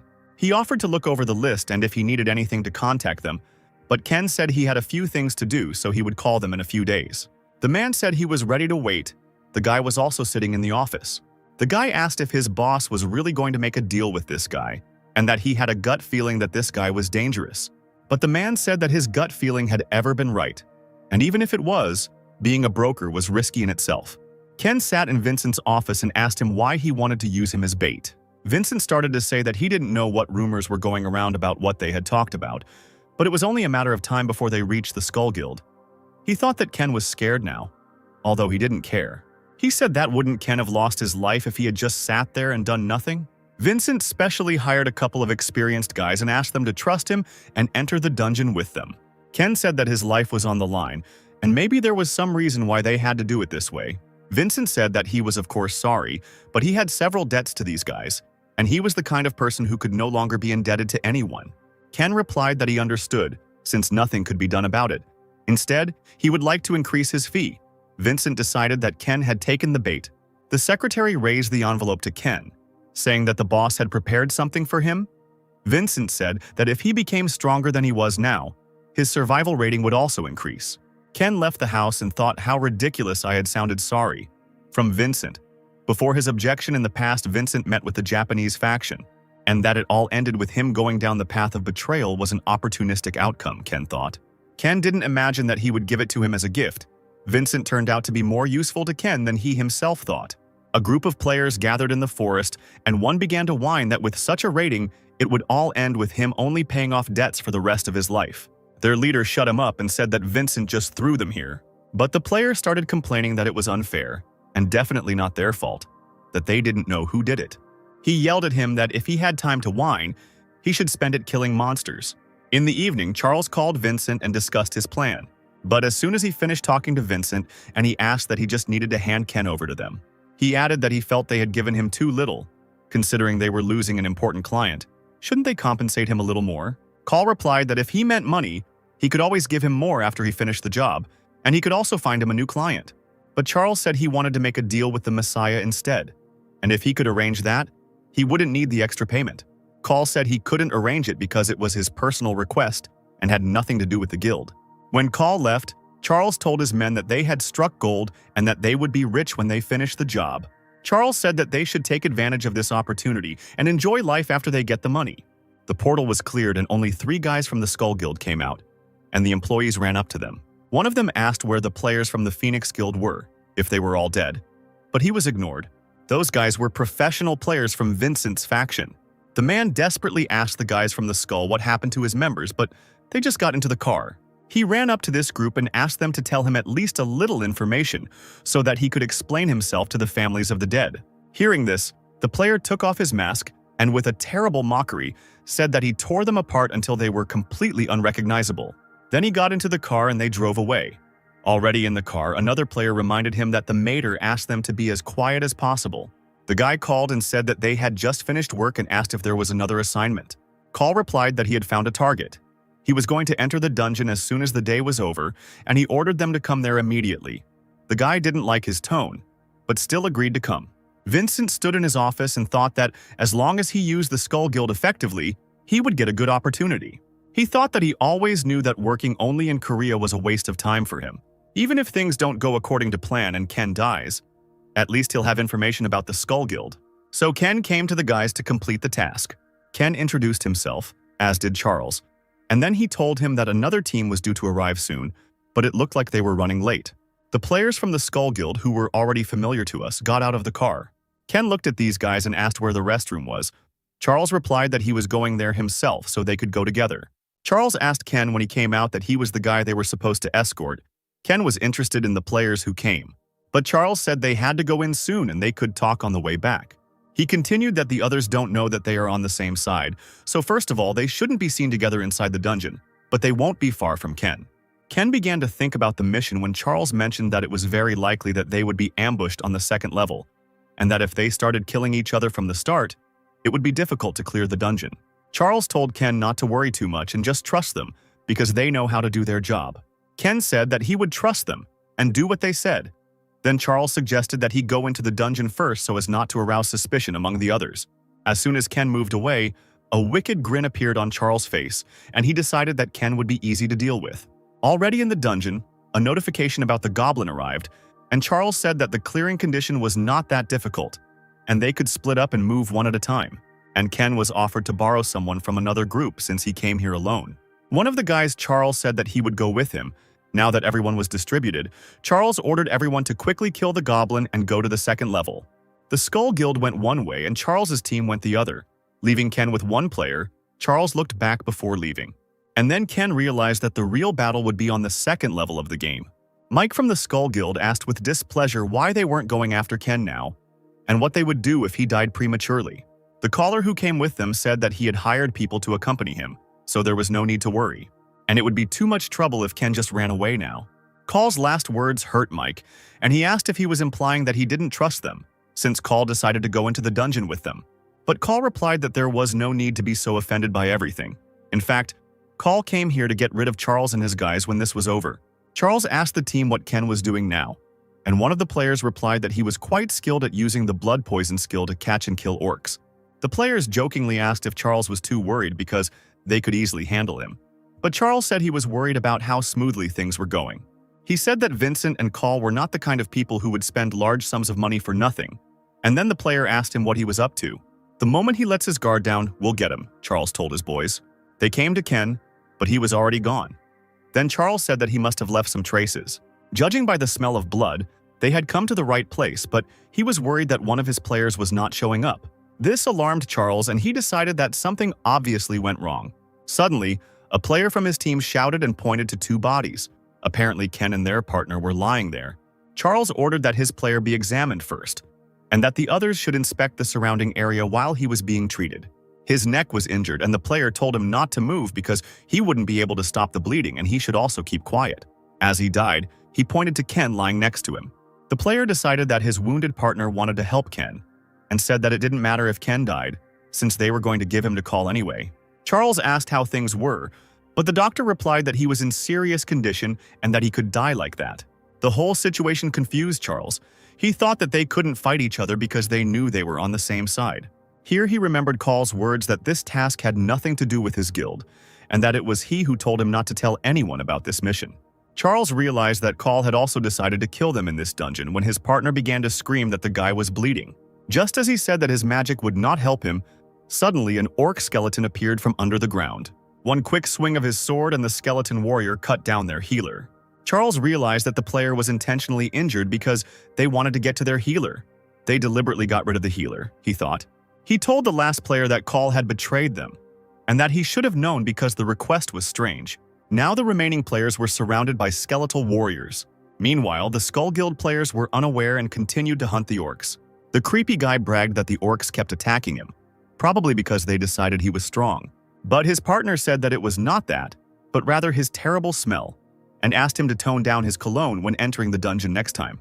The player immediately became nervous and said that this cologne costs a lot of money. The partner said that he told this idiot that there are many monsters in the dungeons, sensitive to smells, and now another group of monsters is running towards them. But he replied that he always does his job well, so it's not a problem. One of the monsters ran up to him and jumped on the player, and he, like a real monster, stole it into two parts. Back to the other team. Charles is still alive and he is very angry, asking how he could betray them. Ken is, of course, alive, and tells Charles that for a dying man he is not being very honest, and that Ken is no longer surprised when he sees players who use their power only for their own benefit. But Charles's greed exceeded his expectations. He asked Charles if he was the one who said that each person's value is measured differently. We are shown the night where Call made the deal with Charles, the players discussing how Ken must be special if Vincent and Call are so interested in him. Charles said that Call ordered him to guard Ken, which meant there was something important he wanted to ask him. One of the players said that if they can't kill Ken, then how will their master enjoy this game? And Charles raises his hand and shows his scars, saying that he can play next time because there are many players he can kill. His partner is surprised by the number of marks, and pointing to one scar, says that this is the one in which they killed 3 players at once. And this idiot said that it would be cool if they got more of these orders, because that way they earn more than when they just clear dungeons. But Charles asked him if he thought all lives were equally equal, and he said that everything has its value. As they left, they said that they had to kill with a method that suited the price. And all this time Ken sat and listened to their entire conversation while they laughed. Ken summoned his sword and said that he wondered how much Charles's life was worth, and killed him. In front of the goblin, Ken said that he was hiding in the same place as when he conquered this dungeon in his past life, and now it's time for him to move to the next level. After all, the guys from the Skull Guild are waiting for him. He kills the goblin and clears the first level of the dungeon. A bright light flashed and Call turned around thinking that Charles was supposed to be waiting, and sending him a signal if he found the goblin. Mike looked at Call and said that his reaction was a sign that things weren't going according to his plan. The first level was cleared so suddenly, Mike thought that they were probably going to move to the second level and wait for them to appear to kill him. The entire Skull Guild team and Call ran to the place where Ken killed that goblin. Call decided that Charles and his team had figured out his real plan and was angry that he had been stabbed in the back first. Meanwhile, in another part of the forest, Ken opened the gate that appeared after he killed the goblin. We are shown Vincent's house where he talked about how most people don't buy them before they go underground. He asked his secretary what the problem was, and she said that he had purchased a flask to collect the liquid, and that seemed strange to her. Blood, body fluids, monster skin, and more sell for high prices, but there won't be any valuable items in the dungeon that he can sell, so she decided to report this to Vincent. Buying the flask, despite the fact that his life was in danger, Vincent thought about what Ken had come up with. The entire Skull Guild group ran to the gates to the second level, and Mike warned his teammates that an ambush might be waiting for them, and they should be careful. This monster said that thanks to him, he could have even more fun during the hunt, and that he should thank him for it. They armed themselves and were about to enter the dungeon, and Call was still angry with Charles. Entering the dungeon, Mike was surprised that they were not attacked immediately upon entering the second level. The creepy player said that they probably all hid in fear, when suddenly he touched the rope and broke it. Suddenly, arrows appeared out of nowhere and flew straight at them. But these arrows were not simple. They had flasks for collecting liquid. They had blood in them. Mike wondered why they didn't attack them. It was a good opportunity to kill them, and the creepy guy only cared about the smell of blood. Ken watched them and said that he had specially chosen this stench, which suited them so well. Call yelled at Charles to stop messing around. And did he really think he would be safe after they betrayed them? Ken thought that, as he expected, this guy thought he was on the same side as Charles. He stepped out of the shadows and said, "What was that supposed to be?" He knew they were planning on killing Charles and his crew after that, and he didn't think they would follow them all the way here, and he mentioned Call's name. But Ken decided that now was not the time for useless chatter. The water behind the team began to churn, and Mike turned around as soon as he noticed it. A huge monster jumped out of the water and caught the entire team by surprise. The monster immediately bit one of the members of the Skull team. Mike turned to Ken and asked what the bastard had done. Ken replied that the liquid on them belonged to the goblin, and it was also the warrior lizard's favorite snack. And since he poured so much of his favorite sauce on them, they would all be a great meal for the warrior lizard. Now I understand why Ken bought these flasks. Mike flew into an incredible rage and headed towards Ken to teach him. His partner shouted after him that he couldn't just leave them at a time like this. But Mike no longer listened to anyone, and his battle with Ken began. Mike angrily shouted that he would scratch Ken's eyes out. The guy was apparently really angry. However, Ken confidently replied that the guy only barks and doesn't bite.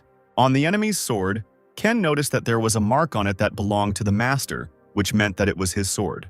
Ken told him that he thought he was a simple guy when he came running here, but it turns out he is a student of a master swordsman.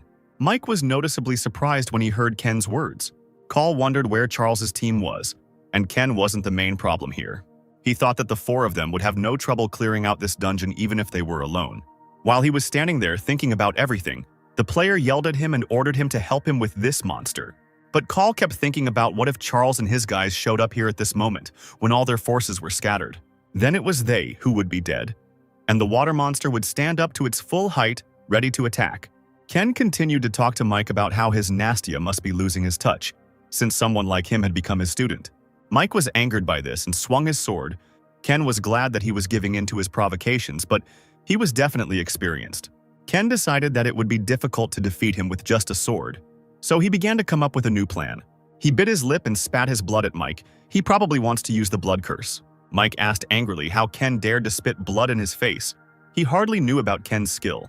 He had been poisoned with hematoxylin, and his stamina was diminished. And Mike thought that since Ken was working with poison, a prolonged fight would put him at a disadvantage. Mike decided that he would not waste time and finish him off right now. He raised his sword up and it started to glow. It looks a little creepy. Ken thought that this was an attack skill that was only available to those who were chosen as the Holy Light Executioner. Holy Light Executioner's skill, Blade of Destruction, has been activated. Even as Mike began to attack Ken, the poison began to take its toll on his body. At the moment when he hesitated, Ken ran up to him and appeared behind his back. Ken managed to dodge the Blade of Destruction, which greatly surprised Mike. While he was thinking about this, Ken was able to strike him with his sword. We are shown Mike's past, probably one of his training sessions. Mike was so tired that he couldn't stand on his feet. He thought about finally being able to use the Blade of Destruction like his teacher. But he can only use it once. The Master Swordsman praised him and told him to repeat after him. But it's still too difficult for Mike to use in a real fight, since his arm is in such bad shape after only using the Blades of Destruction once. He continued that this move had great power, but he should refrain from using it against an enemy who knew of his weakness. And what if he meets a monster that remains unharmed even after he uses this technique? Then he will be caught and killed by this monster. Ken appeared before Mike and was killed by him. Mike thought one last time about the teacher and told him that today he met the monster he told him about. Meanwhile, the remaining player received a blow from the tail of a huge monster. Call saw this and remembered how they proudly said that they were the students of a master swordsman, but still turned out to be useless. On top of that, Charles and his guys never showed up. There was no way he was going to win now, Call thought. Frightened, he offered Ken a truce and said that they didn't need to fight each other. He shouted that he was asking for a truce and suggested that they first conquer the dungeon together. Otherwise, at this rate, they would simply become food for monsters. Ken found this funny and said that Call didn't need to worry about it. By killing you, Ken continued, it will be easier for him to clear the dungeon after all. Call asked in fear what Ken meant. He didn't know that Ken usually cleared the dungeon alone. At that moment, Ken summoned all of his skeleton warriors who crawled out from underground.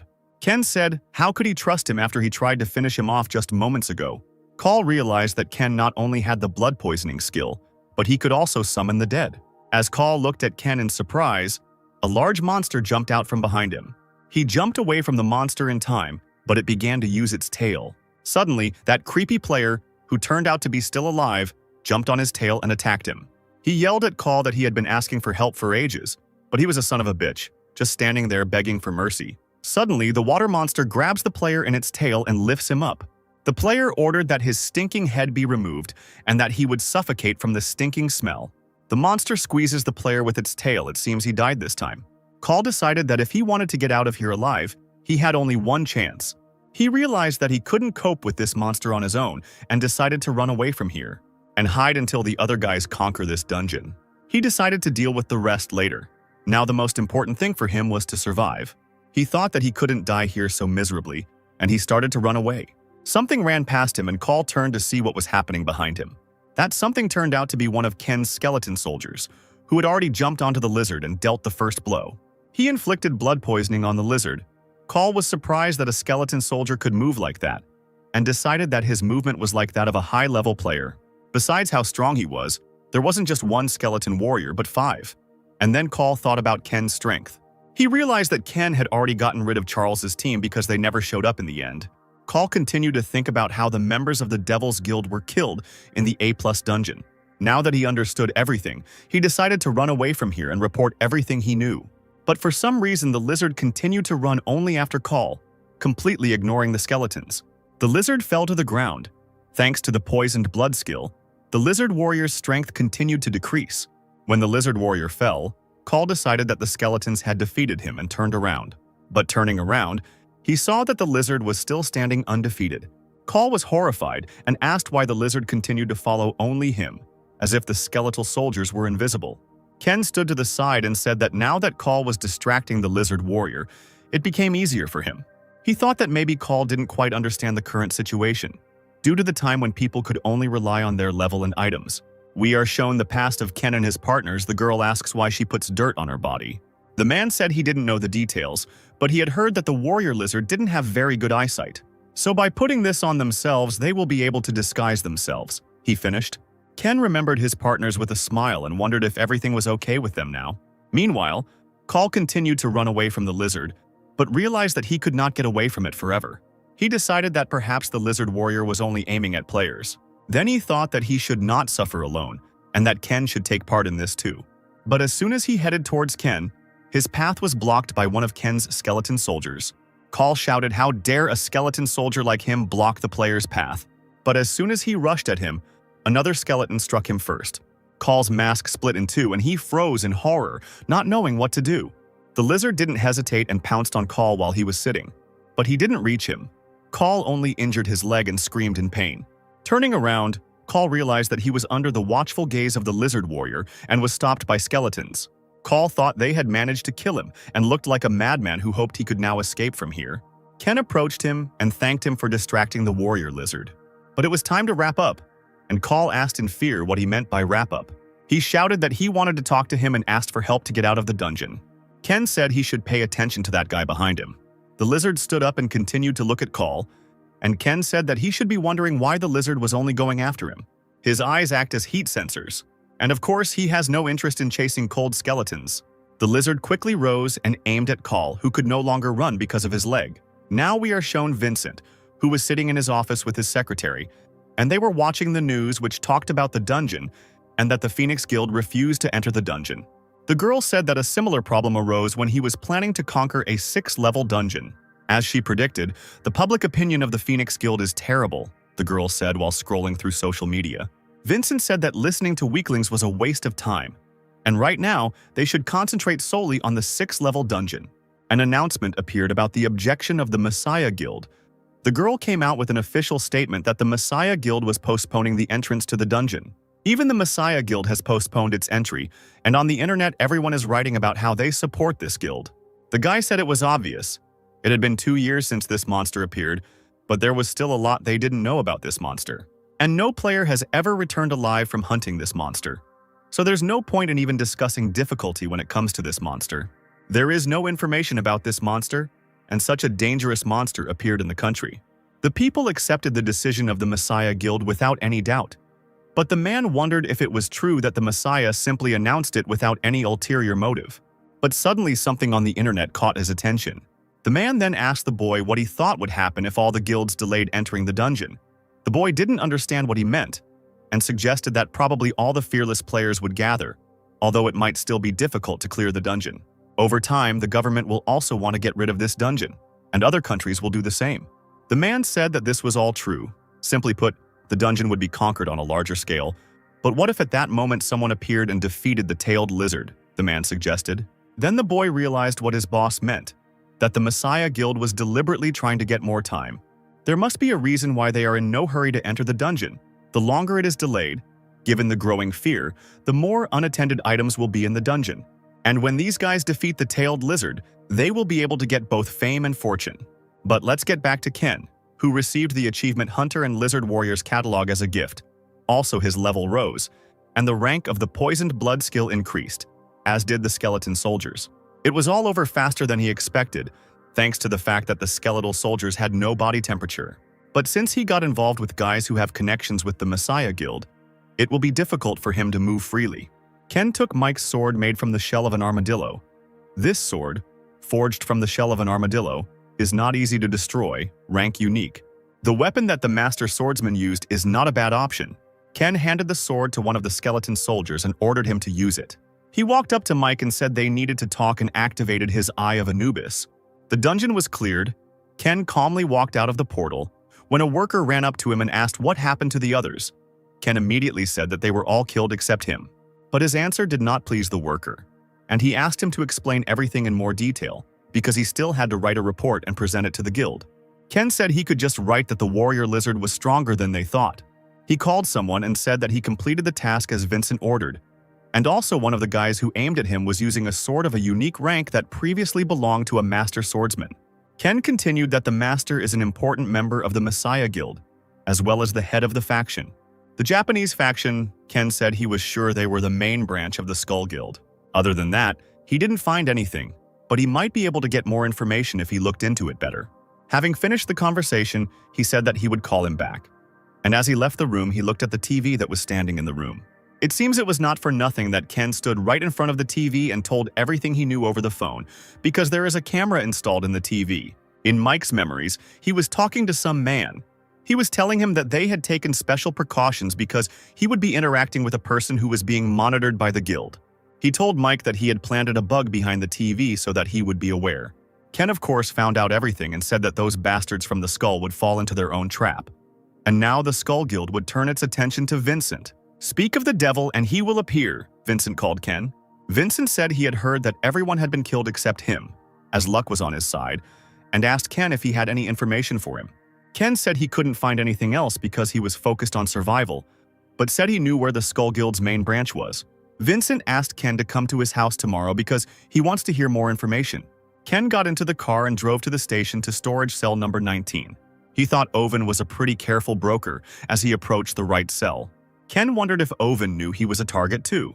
The list of dungeons that Oven had prepared was already in the drawer, and Ken hoped that the list wasn't too disappointing. Ken took the list and began to look at it in the car. Ken was surprised by the quality of the work. He thought it was no wonder that the Messiah Guild considered him a nuisance. The content of the list and the quality are excellent. It reminded him of the dungeons he conquered when he was a member of the Messiah Guild. Now he finally understands where they got them from. Ken realized that Oven was not their target for nothing. There was a dungeon about an albino lizard egg on the list. Ken didn't think that Oven would have this dungeon too. There is not much information about the albino lizard egg. Even he could not find a source or variations. Ken was intrigued by this dungeon and wondered what might be inside the egg. He thought that he could only find out about this directly. Only Lei has this knowledge, a clue for him to get closer to the truth. He took the radio in his hand and decided, no matter what, that he should be the one to clear out this dungeon. Ken's voice came over the radio in Oven's office. Oven, if that was his real name, was delighted and thought that it was probably time for his first deal with Ken. The next day, Ken was already standing in Vincent's office. He asked Ken if Charles's group in the Skull Guild had died fighting each other. Ken replied that one of them was much stronger than the other members of the Skull Guild. Judging by their sword skills and fighting, there was no doubt that they were related to Japan. Vincent said that some factions have quite a lot of influence in Japan too. Once this dungeon was cleared, he would have to deal with this problem. With these words, he placed the newspaper on the table. He said that since Ken was the only one who came out alive from the dungeon where all the Skull Guild members were destroyed twice in a row, they would start keeping an eye on him. Vincent ordered Ken to refrain from any unauthorized actions until he had dealt with the dungeon and returned. Secretary Kim said the money was transferred to Ken's bank account. Vincent said it was his compensation. Vincent said he would contact him after clearing the dungeon. Ken thanked him. Ken left Vincent's house and slyly repeated Vincent's words about returning from the dungeon. Now that these assholes know that Vincent is supporting him behind their backs, they will soon focus their attention on him and not Ken. Before he got into the car, he thought that he couldn't wait to see Vincent's reaction when they met again. Ken has finished all his urgent matters and can now go against Vincent's warning and act alone. Lee's secretary said on the phone that the preparations were complete, but she didn't know if Ken would accept him. But Oven told her not to worry about it. If there was a problem, he would talk to Ken. While she continued talking on the phone with Oven, Ken was approaching his destination. Secretary Lee told Mr. Locke to get ready, and in response, the man asked her not to call him Mr. Ken stood at the entrance and listened to their conversation while the man whined about how he didn't like being addressed as Mr. Ken recognized the man's name. This guy was from the Phoenix Guild. Ken walked into the room where Secretary Lee and the guy we had already seen but only now learned his name were. The girl said that the examiner would accompany him since he had not chosen a dungeon that matched his level. "If you agree, please sign this contract," the girl said, and invited Ken to ask her any questions he might have. But Ken was thinking about Locke, a player who couldn't be killed, when Ken was the Messiah Guild's tracker. He had eluded him twice, although Ken wouldn't give him a third chance. Ken sat down and said that this was the first time he had heard that he needed an examiner. But if so, that meant he had to go into the dungeon with this gentleman. These words, of course, angered Locke, and he asked Ken if he hadn't heard what he said to Secretary Lee. Ken mockingly apologized, saying that he had heard the entire conversation. Locke got even angrier, called Ken a bastard, and asked how he dared to look down on him, but Ken sat across from him quite calmly. Ken realized that Locke was short-tempered, but ignored it and asked to talk to Oven. The girl said that of course he could talk to him via radio. Ken picked up the radio and asked if Oven could hear him. Maybe he still didn't trust him and his team. Oven answered on the radio, and immediately realized that Ken was probably unhappy with the examiner who would enter the dungeon with him. But Ken announced that this was not the issue, but something else. He asked what would happen if the examiner died during the clearing of the dungeon. Ken continued that no one would notice what could happen in the dungeon. Locke looked at Ken with such a menacing look. Locke looked angrily at Ken and thought that this freak was threatening him in this way. Oven, on the other end of the radio, laughed and said that Ken shouldn't worry about it because he was experienced enough to protect himself. While Ken was talking to Oven, Locke quietly approached him, looking all creepy and scary. He simply snatched the radio from Ken's hands and started talking to Oven. Locke started screaming. He said that he thought the new guy was a crazy idiot, and if when they entered the dungeon and he turned out to be different, then he would just get rid of him. Apparently, Locke wanted to show off just like Ken, but Oven yelled at him and told him to eat more modestly. Locke, of course, did not agree. One udon would not help him to eat enough, because he needs at least 10,000 calories a day. Owen only yelled louder at him to buy himself some vegetable oil and get him out. After all, 1 liter of oil contains 9,000 calories, and ordered him to turn off the radio, otherwise the battery would die. Poor Locke failed to introduce himself as a tough guy, and the secretary said that since the conversation was over, she would lead them to the entrance to the dungeon. They left the room and Locke told Ken not to dare lie or anything like that. Locke said that he does not spare people who bear their fangs against him in the dungeon, and he did not let any of them go unpunished. Ken thought that Locke was telling the truth. Ken was happy about this because he met the immortal Locke here. This is great luck. Ken will definitely need him. The girl looked at the guys leaving and asked Owen on the phone if everything would really be okay. She was worried that Mr. Locke might not actually come back if Ken was up to something. Owen replied that if Locke did not return, then Ken would never return either, in which case he would become an enemy to them. Upon entering the dungeon, they were warned that they needed to kill around 111 direwolves, and Locke asked Ken if he wasn't glad he pissed him off, but then said he would do his best to ignore him. Locke decided to stand aside and watch Ken defeat 111 direwolves on his own, or wait until Ken begged him to sleep. With these words, he sat down on a stone and ordered Ken to begin the battle. Ken looked at him sullenly without saying anything. It was funny to see him like that. Locke picked a cookie from his inventory, which usually contains various weapons, and said that Ken really thought this task was difficult. He suggested that he kneel down and ask for forgiveness if he wanted help, and then Locke might lend him a helping hand. Ken thought that perhaps Locke had received the blessing of the river Styx. Only people whose halo is a stern fighter for life can receive this legendary skill. Even if his head is cut off or his heart is torn out, it will not change anything. A person becomes immortal who simply cannot die. I don't know, but it's more like a curse. Ken turned away and started to walk away, thinking that Locke probably thought he was very lucky to have an immortal body. While Locke continued to eat his treat, Ken called for help from one of his skeleton soldiers. Ken decided to make Locke understand that it was just him finding it. Locke looked at the skeleton and asked what his little friend's name was and if he could fight. Now Locke understood everything. He said that he had always wondered how he defended the dungeon alone. The small skeleton soldier dealt with the direwolves so quickly that they were already lying on the ground in a crowd. But Locke thought he still couldn't believe it even after he saw it with his own eyes, because he thought the skeleton would be a hindrance.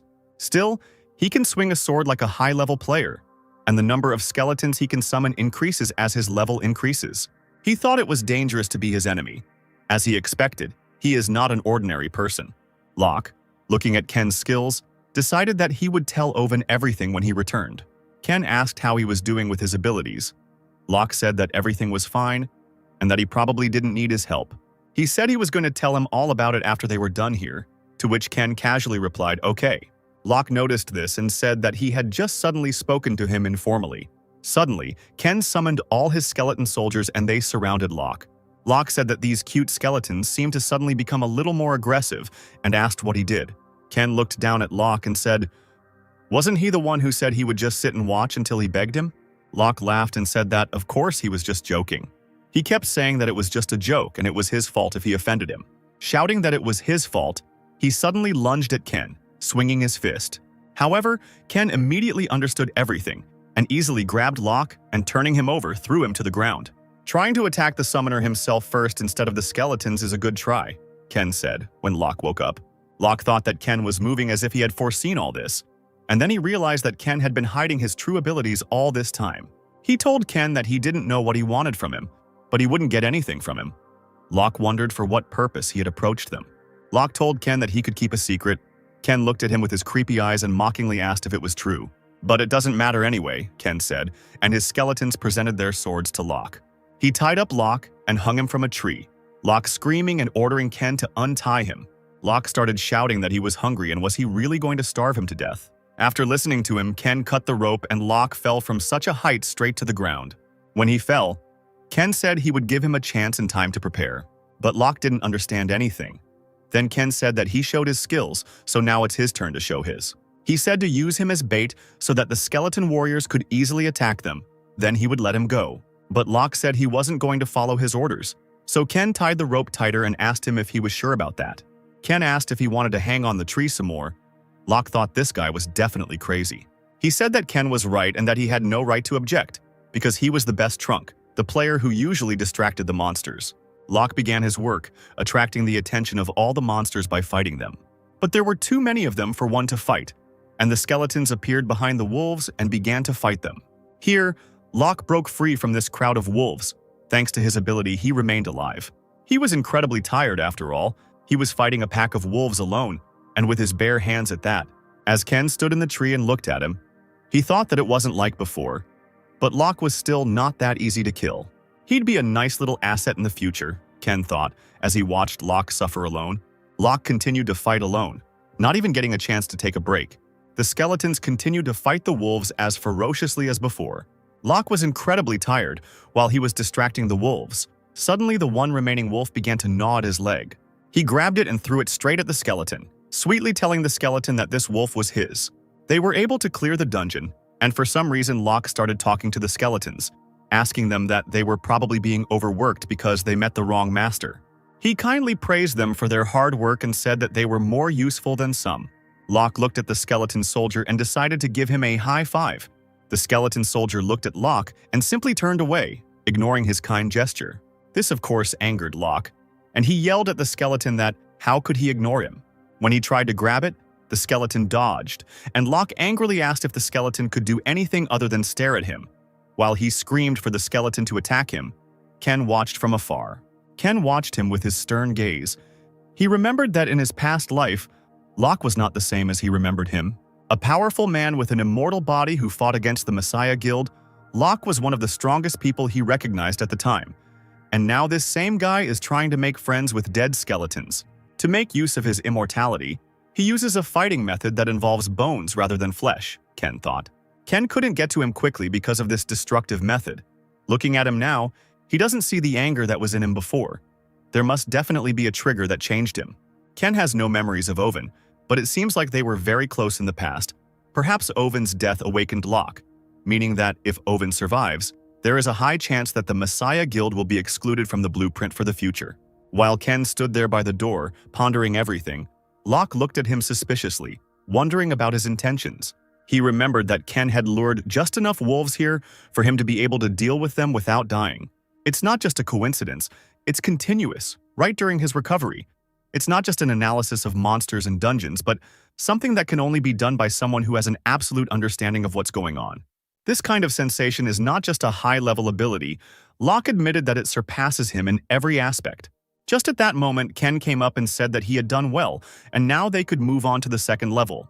With a smirk on his face, Ken said that the second level would be much better than here. After moving to the second level, Locke admitted to Ken that he was so tired that he thought he was going to die. He told Ken that he had been working all day and that he could at least take a break now. But Ken again ignored his words and held out the flasks of blood. Locke noticed that these were not elixirs and asked what he was holding out to him. Ken asked if he was a good runner. The unexpected question surprised Locke, and he asked what Ken was getting at. He smashed all the vials of blood around Locke, and Locke asked what the hell he was doing. Ken arrogantly told Locke that he better start running away right now. What an asshole Ken was. At that moment, a huge white lizard, or dragon, appears from the forest and looks straight at Locke. Poor Locke said with displeasure that because of this idiot he couldn't even relax. At the same time, in Owen's office, he tells the secretary that as he predicted, this will happen, since the Messiah Guild refused to take part. And he was interested in how long the list of foreign guilds would be. The girl said that they had finished making the list this morning. It remained to compare and analyze it. Owen replied that there was still time before Locke returned, and they should hurry. Secretary Lee asked if everything would be okay with Mr. Locke. I don't understand if she was showing her respect by calling him Mr., even though Locke doesn't like it, or if she was just making fun of him. And in the dungeon, poor Locke, running away from a huge monster, wonders why it is chasing only him. Of course, the white monster is also being chased by Ken's skeleton soldiers. Locke thought that although he didn't understand everything, for some reason he knew that he had to act like bait. He turned sharply and stopped right in front of this huge monster. Remembering Ken's words about how it would be more fun on the second level, he got angry and promised that as soon as they got out, he would definitely kill him. The huge monster opened its mouth and rushed at Locke, but he grabbed it and stopped it with his strength. Locke is really very strong, and Ken, of course, watched this battle from afar, standing on a tall tree. I think Ken was also surprised by Locke's strength when he saw him leave such a huge monster. I don't know how.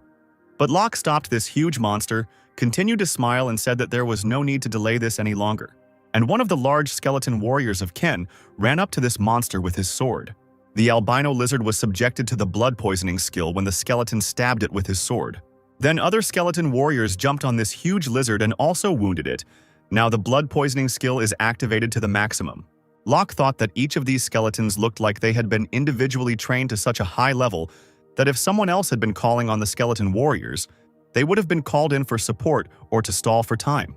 Due to the use of the blood poisoning skill, the albino lizard's health has been greatly reduced. But still, the lizard had some strength left, and when he got up, he looked around as if he was looking for those who had caused him such harm. It was then that Locke realized that she couldn't see the skeleton warriors, so she was only chasing him. And he immediately looked at Ken and thought what kind of magic he possessed.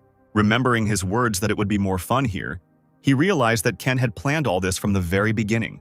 At that moment, the lizard hit Locke with all its might. Who was already exhausted, he flew back to the tree and literally broke it into pieces. But he rose from the rubble by activating the skill blessing of the river Styx.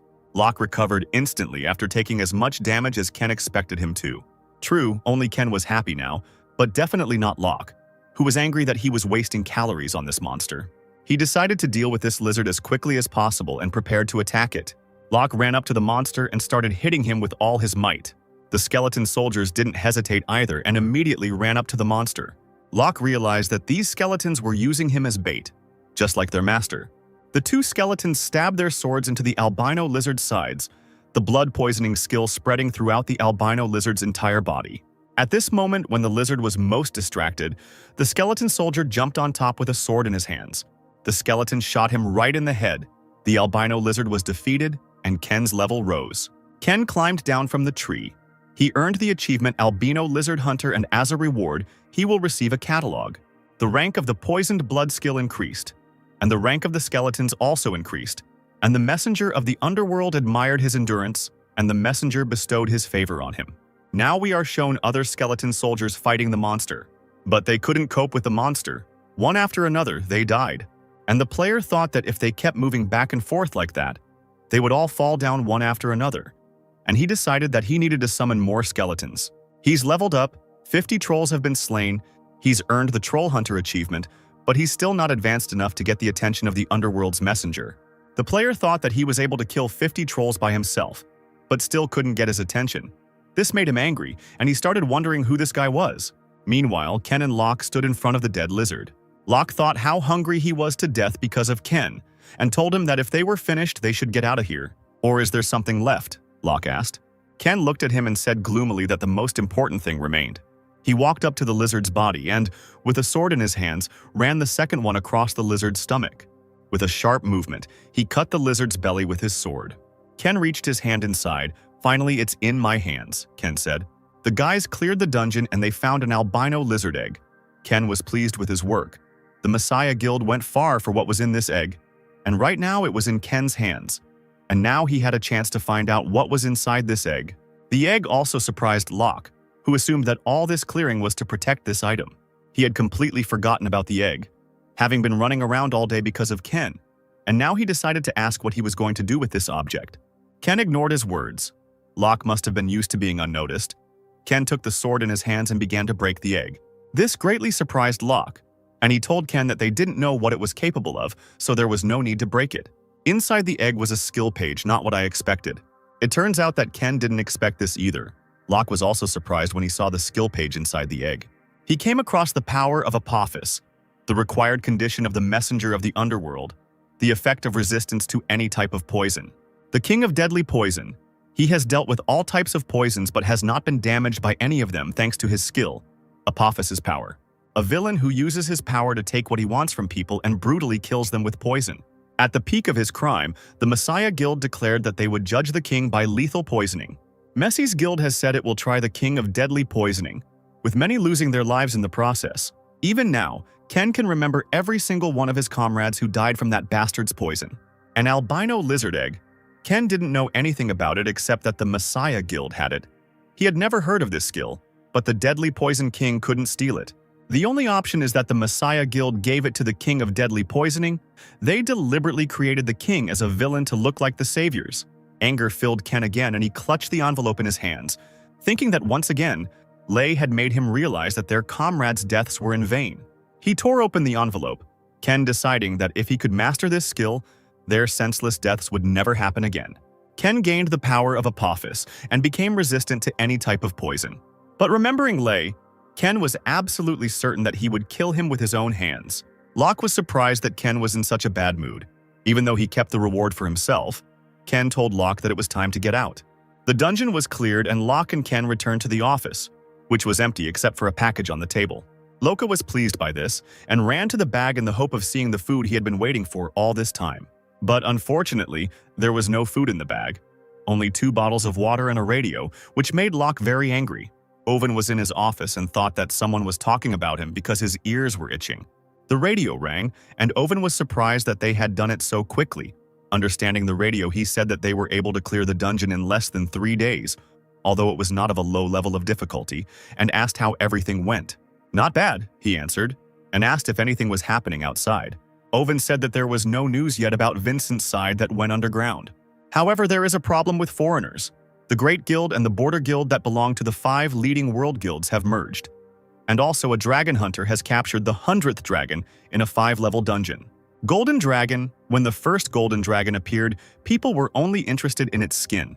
The skin was durable and resistant to high temperatures, and they thought that armor made from this skin would open up a new world for players.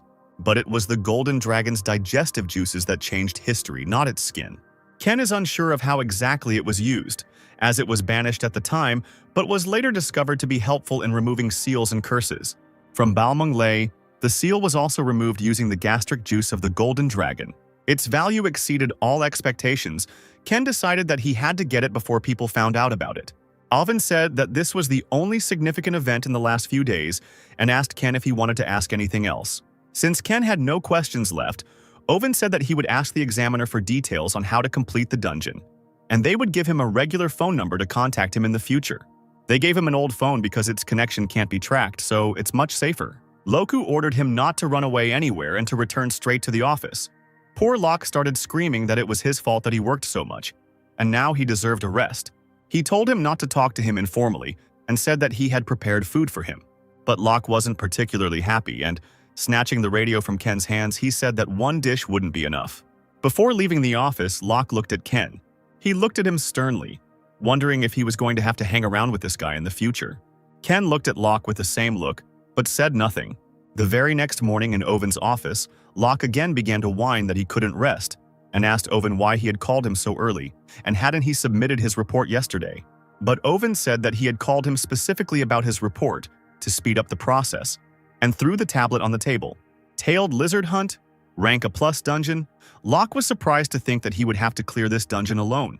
Of course, no one was going to send him there alone, because then he would definitely die there. And then Locke began to think who could join him, who had such skills. Maybe a dragon hunter? Locke hoped that it was not Lei, although his level was too high, and he would not be able to enter the 2-level dungeon. Owen asked Locke why he was considering Ken, since he was perfect for this dungeon. But Locke, horrified, said he never wanted to work with him again. What did he say about this yesterday? Despite his skills, this guy is a sick freak. People should at least have a sense of camaraderie, and this guy has personality problems. He literally made Locke pray for a monster. Locke said that if he was forced to work with this guy again, he would then go on a hunger strike. But Owen said that would only suit him. Owen took a voice recorder out of his pocket and turned it on. On it, Locke said that he needed a partner who would not interfere during the battle. "I don't care about his personality. Monsters attack people with personality problems. No, only skills matter," Locke, hearing his speech, turned pale with shame. "If there is anyone suitable, call them. Although they will not be stronger than me, wahaha." The fiery speech ended there. Locke, stressed, asked him when he managed to write this down. No, how could he have kept something like this all this time? In any case, Owen already registered them both and gave them a great bait. "They've already registered it?" Locke asked discontentedly, but he was more interested in what kind of bait they were talking about. But Owen only looked meaningfully at Locke and smiled. Meanwhile, on the abandoned outskirts of the city, Ken sharpened his sword. The blade was badly damaged, and Ken decided he should take it to a workshop. But now he was looking at something else and decided to start with this item. He opened the box and was surprised that Owen even had such an item. Since Ken wanted to kill those guys from the Skull Guild, things were getting more interesting. Ken wants to try using the item when he meets them. But let's get back to Owen and Locke. Locke asked Owen if there was still poison left in the Tailed Lizard's dungeon, and reminded him that the government had already allowed a foreign guild to participate. Owen replied that Locke didn't need to worry about that, since he and Secretary Lee had prepared everything in advance. But first, will it be too difficult for him and Ken to participate in this in the remaining positions? How much money will he spend this time? At that moment, the door to the office opened and Owen sarcastically asked why he needed to spend so much money. Secretary Lee entered the office and Owen asked if she had finished all her work. She replied that the American Guild had finished the bidding, and she also brought the item he had prepared for Ken, and pointing to the case, said that these were the masks he had asked for. In another part of the city, where there was that very dungeon that everyone was talking about, the man complained that the mask was terribly uncomfortable and that it was difficult to eat in it. He looked at his partner and asked if he was okay, to which the guy replied why he was so worried. To this, the boy began to grumble that he had never been worried, ever since he was born. But the guy was definitely worried.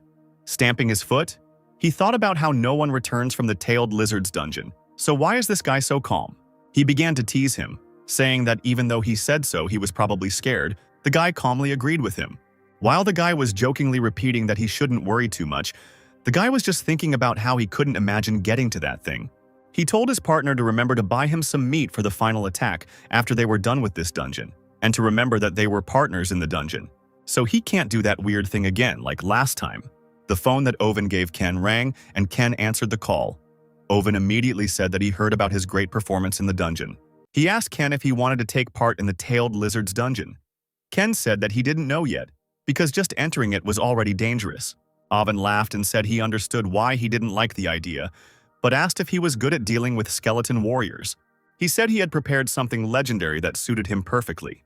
Those two guys are actually Ken and Locke in masks, and here's Ken in a mask looking at his inventory, and he notices the undead king. He's been dreaming about this for a long time, and now it's in his hands. Ken has never seen the guy use it before, so he has no idea what effect it has. However, with this, his plan to destroy the Messiah Guild will be realized much faster. A man entered the office and asked the players to prepare to enter the dungeons.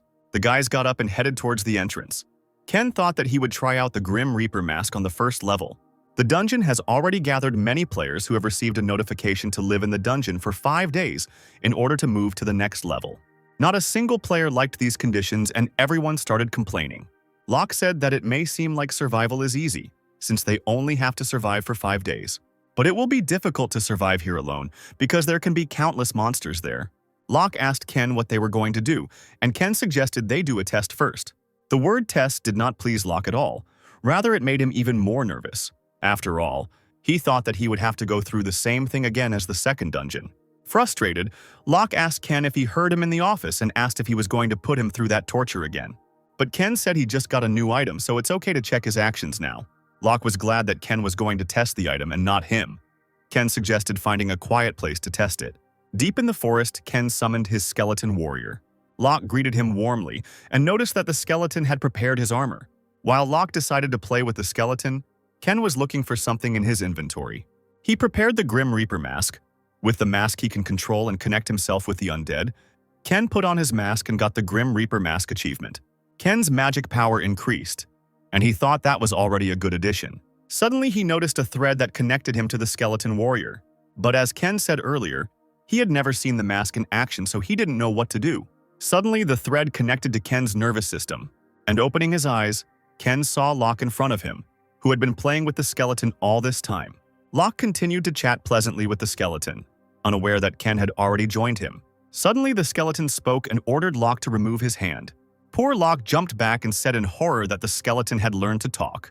The skeleton soldier began to walk strangely. Locke asked in surprise why he was moving so strangely.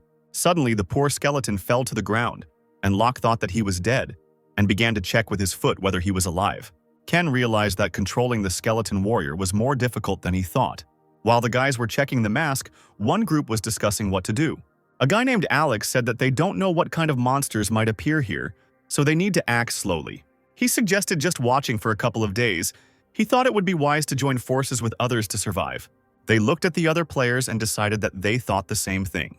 Alex thought that anyway. No one here has the same influence as the Messiah Guild, so being with the crowd seems more reasonable. The guy decided to convince the others so that his guild could focus on hunting. Let's get back to our guys who were still practicing the mask. Locke fought a goblin, who died immediately after he hit him. He decided that he had worried in vain because there were only a bunch of weak monsters in this dungeon. Just when he thought he had simply become stronger, the warrior soldier cut down 2 goblins in an instant. Once again, poor Locke's nose was wiped, and he looked devastatedly at the skeleton. He looked back and saw how Ken was controlling this skeleton and thought that he was a real monster. At first, even walking was difficult for Ken, although he still falls sometimes. But just look at how he started running, and even fighting with a sword. Summoning skeleton warriors is no joke, but now he can control them directly. It's too much. Locke decided that it was unfair because someone was fighting dangerous monsters like a tank, head-on, while he was hiding in a safe place with his mask. Suddenly, a huge skeleton warrior was summoned.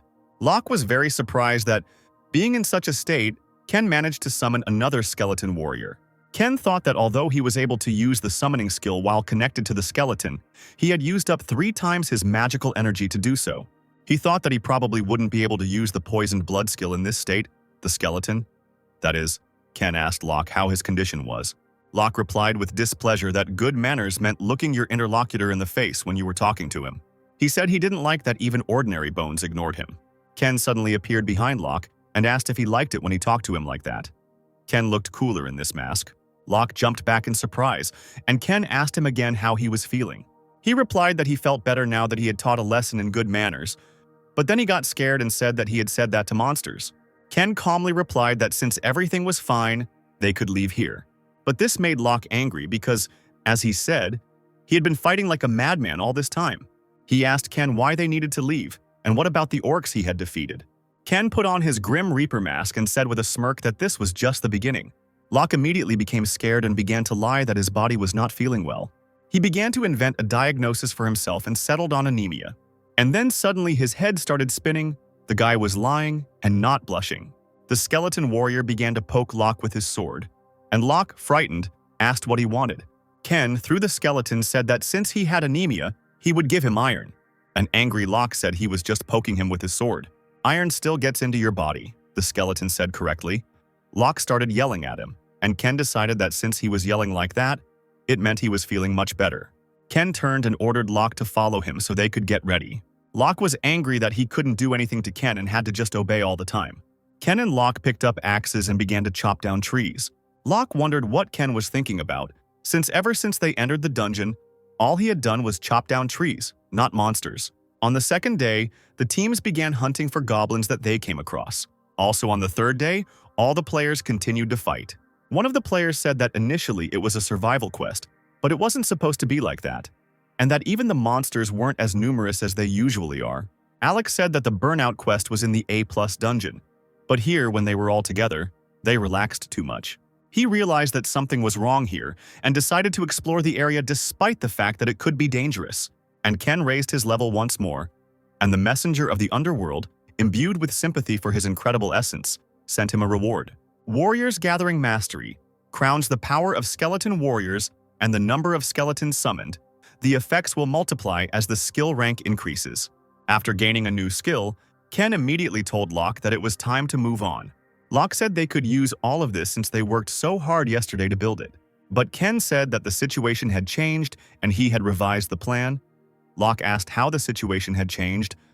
Maybe there were more monsters. Ken, as always, didn't answer.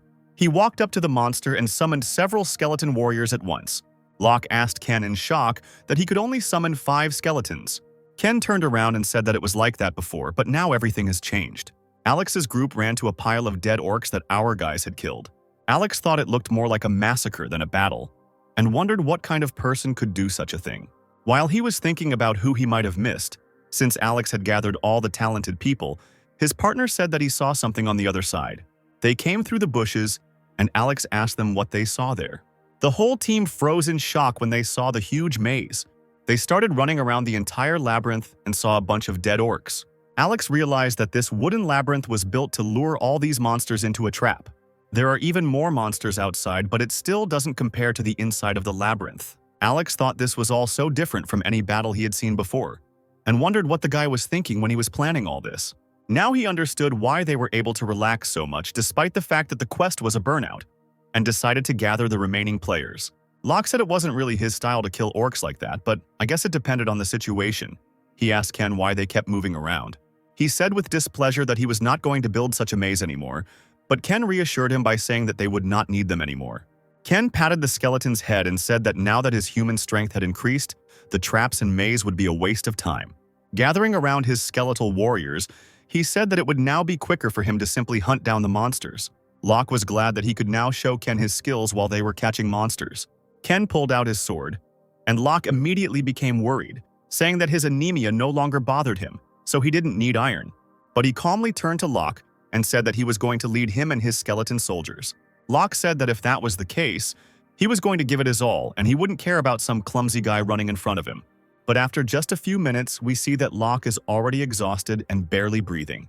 He can barely stand on his feet and, in a trembling voice, asks Ken to slow down a little.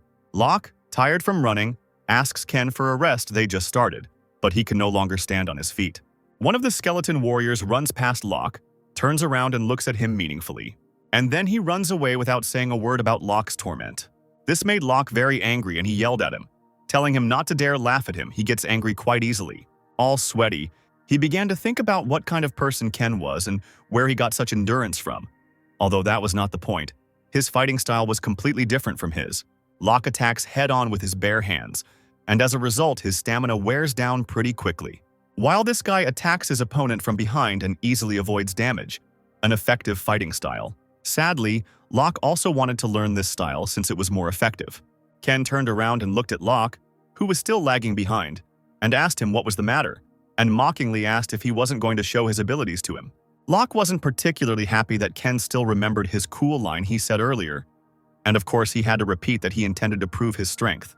A bunch of monsters were heading towards them again, and Locke ran straight towards them. Locke thought that he had to do it, even if he had to die again because of it. Ken watched from afar as Locke fought and thought that if this was the Locke he knew, he would definitely use the moves he showed him. Until now, no one could guide him, so he only believes in his immortal body and mindlessly rushes into attack. This is an ineffective fighting style. Well, if Locke listens to Ken, he will become more useful to him in the future. But Ken decided not to wait for Locke to gain experience but to make it useful himself. Today is already the 5th day of survival in the dungeon, and there are only 24 hours left until the end of the quest. Already exhausted, Locke wondered why he was taking the survival quest so seriously. Their level increased. Locke looked at the unperturbed Ken, who was checking his inventory, and thought, maybe he lost something because of the monsters, that's why he was so cruel. The messenger of the underworld took a liking to their impetuous nature and sent gifts, and Locke began to shout that it was too much work for one man, for he had been working 8 hours straight. Ken stopped him, saying that it was time for them to rest, and Locke's expression immediately changed to a happy one, and he asked where they would sit. The long-awaited break that Locke had been waiting for had arrived, and he began to eat everything in sight when a skeleton approached him. He immediately offered the skeleton one of his bars, even though the skeleton soldiers were dead. Locke held out the candy bar and told the skeleton to come up to him and hold out his hand, and then he would give him the chocolate bar. Surprisingly, the skeleton soldier actually extended his hand, and Locke was surprised by this too. Locke was delighted and said that now the skeleton had decided to open up to him after all. He immediately turned to Ken and asked if he had seen it, and told him that this was what was called camaraderie. Locke was so touched by this that even a tear appeared in his eyes. How could he be so naive? Then he remembered Ken and asked him if he was hungry, but then he noticed something. The skeleton brought Ken the candy bar he asked Locke for. It was then that Locke realized that Ken had been controlling the skeleton all this time, and this made him angry. Ken looked at Locke with a grin and said that he wanted to know what so-called camaraderie tasted like. Locke was yelling that Ken was telling him he did a good job, but instead of buying him food, he was stealing it, and that if he liked free things so much, he would quickly become bald like Oven, whatever that meant. These words caught Ken's attention, not because he was worried about his appearance, but because it was the first time he had heard anything about Oven's appearance. Suddenly, the boys heard a noise from another part of the forest and turned to look at it. Locke said that this could be a distress signal, since there is not much time left until the end of the quest. He said they had dealt with quite a few monsters, but there were probably still some left, but Ken said it wasn't a distress signal. Locke was surprised and asked Ken what kind of signal it was. Ken began to explain that after the survival quest on the first level, they would be moving on to the second level, and so they were gathering the players to decide in what order they would hunt the spiny snake. Locke said with displeasure that it was not enough for these guys to unite their forces. They were also deciding in what order to hunt. Locke considered them arrogant. Ken calmly replied that of course they would be confident because over the past 5 days they had allowed the players to relax. Having opened the catalog, Ken decided to check it and only then move on. Ken pulled out a gold envelope from the catalog, and Locke was very surprised by this. This is the main skill that John George used. Ken smiled when he saw this envelope. Ken got the skill of Corpse Explosion.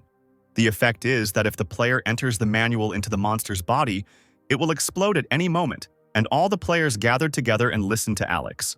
Alex climbed onto a large rock and shouted loudly, drawing the players' attention to himself. He began to say that since all the survivors had already gathered, they could begin. Alex continued that in a few minutes the survival mission would be completed and they would move on to the next level. The Union, including its guild, will try to attack the spiny snake first. Locke looked at Ken and said that everything was happening as he said, and was surprised that they actually decided in what order the players would start entering the second level. Alex said that since there were no longer any objections, he decided to warn the other players. He warned that if they interfered with their hunt, he would kill them immediately. Locke whispered to ask what they were going to do now and if Ken had any plan. Suddenly, the man standing next to him abruptly pushed Locke away and told him to listen to Alex. This, of course, pissed Locke off and he thought that this guy was crazy. He wanted to attack this lunatic, but Ken immediately stopped him and shook his head. Ken stepped forward and raised his hands, calmly wishing him luck. This calmed the man down. He looked at them approvingly and began to walk away into the crowd. Locke didn't understand why Ken stopped him and said that he could have stopped him. Ken said, "Can Locke really stop all the participants?" He noticed that they had a red ribbon tied around their forearms, showing that they were on the same team. Most players have that red ribbon tied to their arm. Locke would hardly have noticed it at the start, but here he lied and said that he had noticed it, but still realized that this was the reason everyone had kept silent. He said that everyone had these ribbons and asked Ken if that meant they had no chance against them. Ken smiled suspiciously and asked his partner if he really thought so. The players completed the survival quest and entered the second level, where a huge, simply monstrously huge snake was already waiting for them. We see only part of it. As you already understood, it is simply impossible to see the whole snake at once. Because it is of unrealistic size, the players who are hiding behind the trees look like babies in front of this monster. We see how scared the players are. I think as soon as they realized how big it was, they immediately regretted their red ribbons. This serpent of terrifying proportions towered over the trees, and its glowing eyes were terrifying, not to mention the spines that protruded from its head. At the moment when everyone was hiding near the trees, Alex shouted to his players to start attacking this monster. At first, the sorcerers used their magic to hold him back, and all at once they began to attack the snake.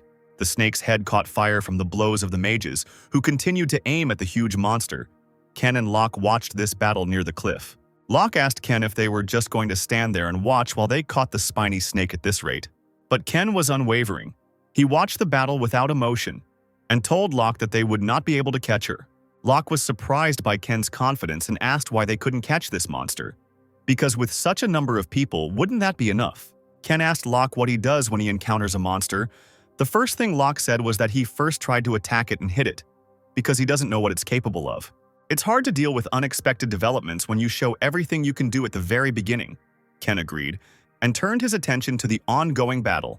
He pointed to this huge spiny snake and asked if he would give it the same blow. Locke froze for a moment, and it was clear from his face that he didn't understand what Ken meant. After a minute of silence, he said that, of course, it was better to get rid of her right away with such a crowd of people. Ken said it would be easy, of course, but if it was such an easy task, why has no one conquered this dungeon yet? Did they lack the manpower? All those who failed lacked the human resources, unlike these guys, Ken asked. Alex started shouting for them to move in the same direction. But the needle snake suddenly began to run away from the players' attacks. Alex was in high spirits, thinking that if things continued like this, it was only a matter of time before they would manage to catch her. He thought that he could become the first player to catch this monster and clear this dungeon. But here the skill of the master of the source of knowledge, the rift was activated, probably by these players. A huge snake seemed to be stuck in these piles of stones that appeared from underground. Slightly scared, Locke decided that these players seemed to have prepared everything. They even predicted that the needle snake would escape. But then Ken said that it was all starting. Locke got scared and asked what was starting, because it looked like it would end very quickly. Ken said with a stern look that the spiny snake never attacked properly. And besides, there were some kind of needles on its body, which was quite strange. Alex started yelling for them to keep attacking the snake and focused on its head. Players continued to attack the head of this terrible monster, one of the most terrifying monsters we have seen.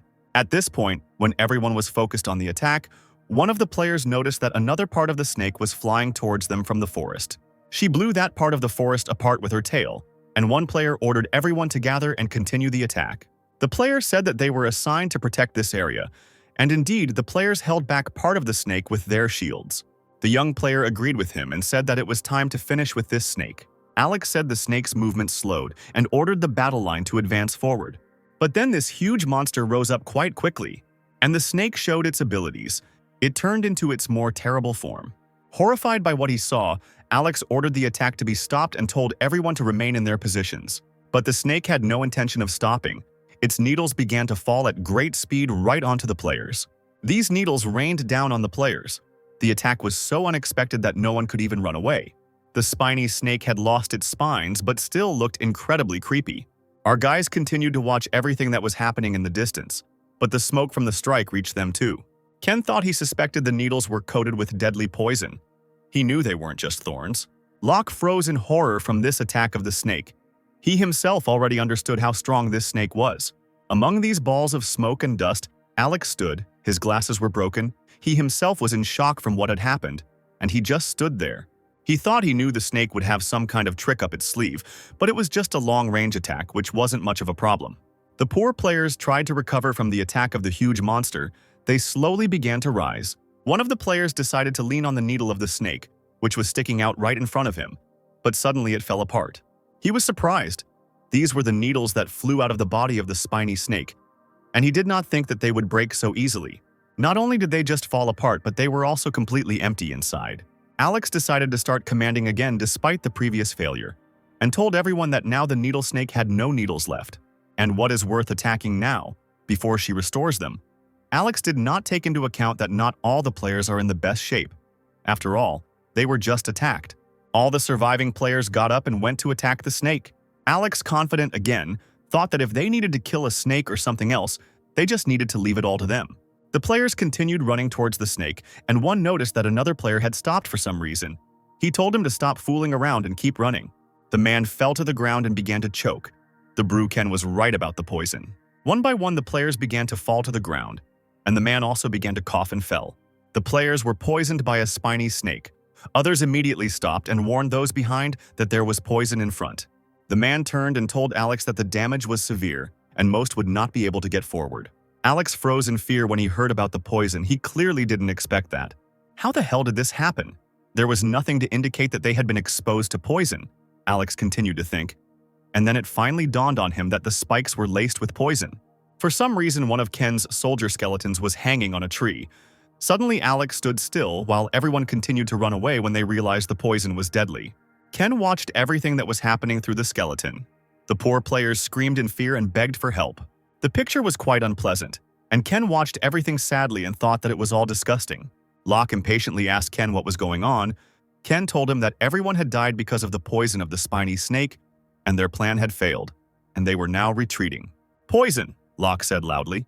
He asked Ken if those things that came out of the snake's body were spikes, right? So what does poison have to do with it? Locke realized that these thorns were laced with poison from the very beginning. But Ken said that wasn't the case. Before the massive attack, the damage dealers in the rear guard had already taken damage. If the spikes were laced with poison, the dealers would have taken damage first, not the tanks with high health. So what the hell happened then? Locke asked. It was still not clear why everyone was poisoned by the venom of the spiny snake. The voice said that he thought so, that their attack was too smooth. It's not for nothing that they call it a deadly snake. Locke asked what they were going to do, join those people. But Ken immediately said no. He said that since they had already found the hidden cards of this snake, it was their turn to make a move. Ken stood up and started walking. Locke asked him what he was going to do and told him that going there would be madness. But Ken said he was going to go to the spiny snake alone and told him to wait here and get ready. What a relief, Locke thought, but immediately shouted at Ken that he was not here to follow his orders. Then Ken decided to joke with him and said with a grin that he could go to the snake with him. He wouldn't mind. All objection vanished at once, and Locke said that he meant that he would deliberately remain there and carry out his orders. There was smoke billowing around the snake, and steam was escaping from the holes where the thorns were. Perhaps this was poison. Ken stood by the tree and thought that the poison had no smell or color and was easy to miss. The players must have let their guard down. Now he understands why all the attacking groups were quickly defeated. They had already suffered irreparable damage by the time they noticed the poison, but Ken has an ace up his sleeve for this case. Ken activated the power of Apophis. This skill allowed him to resist any kind of poison. The poison of the needle snake improved the poisoned blood skill. Ken smiled when he realized that with the activation of Apophis's power, even the poisoned blood skill had improved. How convenient for our Ken, and then something caught his attention. Ken dropped to the ground and began to check his inventory. He thought that maybe the spear would help him. With such a build, her skin must be quite thick too. He looked through the inventory, thinking about a convenient weapon. He smiled and said that it would be more effective to deal with her this way. It turns out that Alex is still alive. He thought that he had completely lost his vigilance. All the blame for what happened lies with him. Others also managed to survive, and one of the players asked how many people were able to escape. The other replied that he didn't know, and when he ran away, he saw about 30 people, but now they were all scattered. The man advised Alex to find everyone he could to help, but Alex refused and said that they should stand here and gather the remaining people again. He said that those who remained there were probably already dead. But the man started shouting that Alex didn't understand that with the remaining people they wouldn't be able to attack again. Alex said that they would only lose more men if they searched for the dead. He decided to reorganize the attack squad and try again. He continued that he himself no longer expects victory, but returning there would be tantamount to suicide. The player started shouting that he was sure some of them were still alive, and didn't they have any choice but to just abandon their comrades? Alex's hands continued to shake as he thought that even if they regrouped and charged again, the outcome was quite obvious.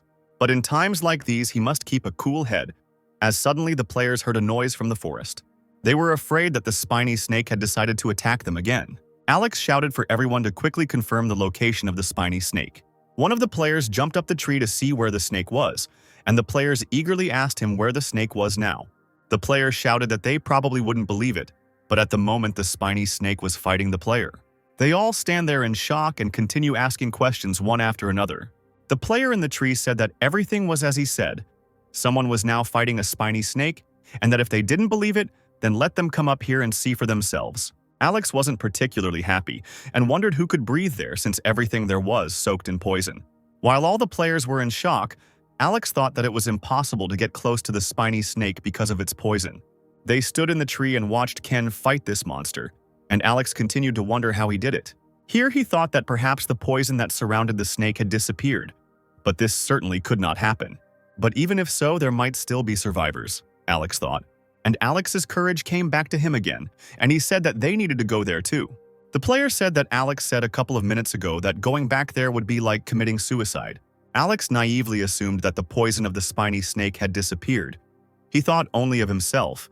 He decided to correct the mistake he had made earlier.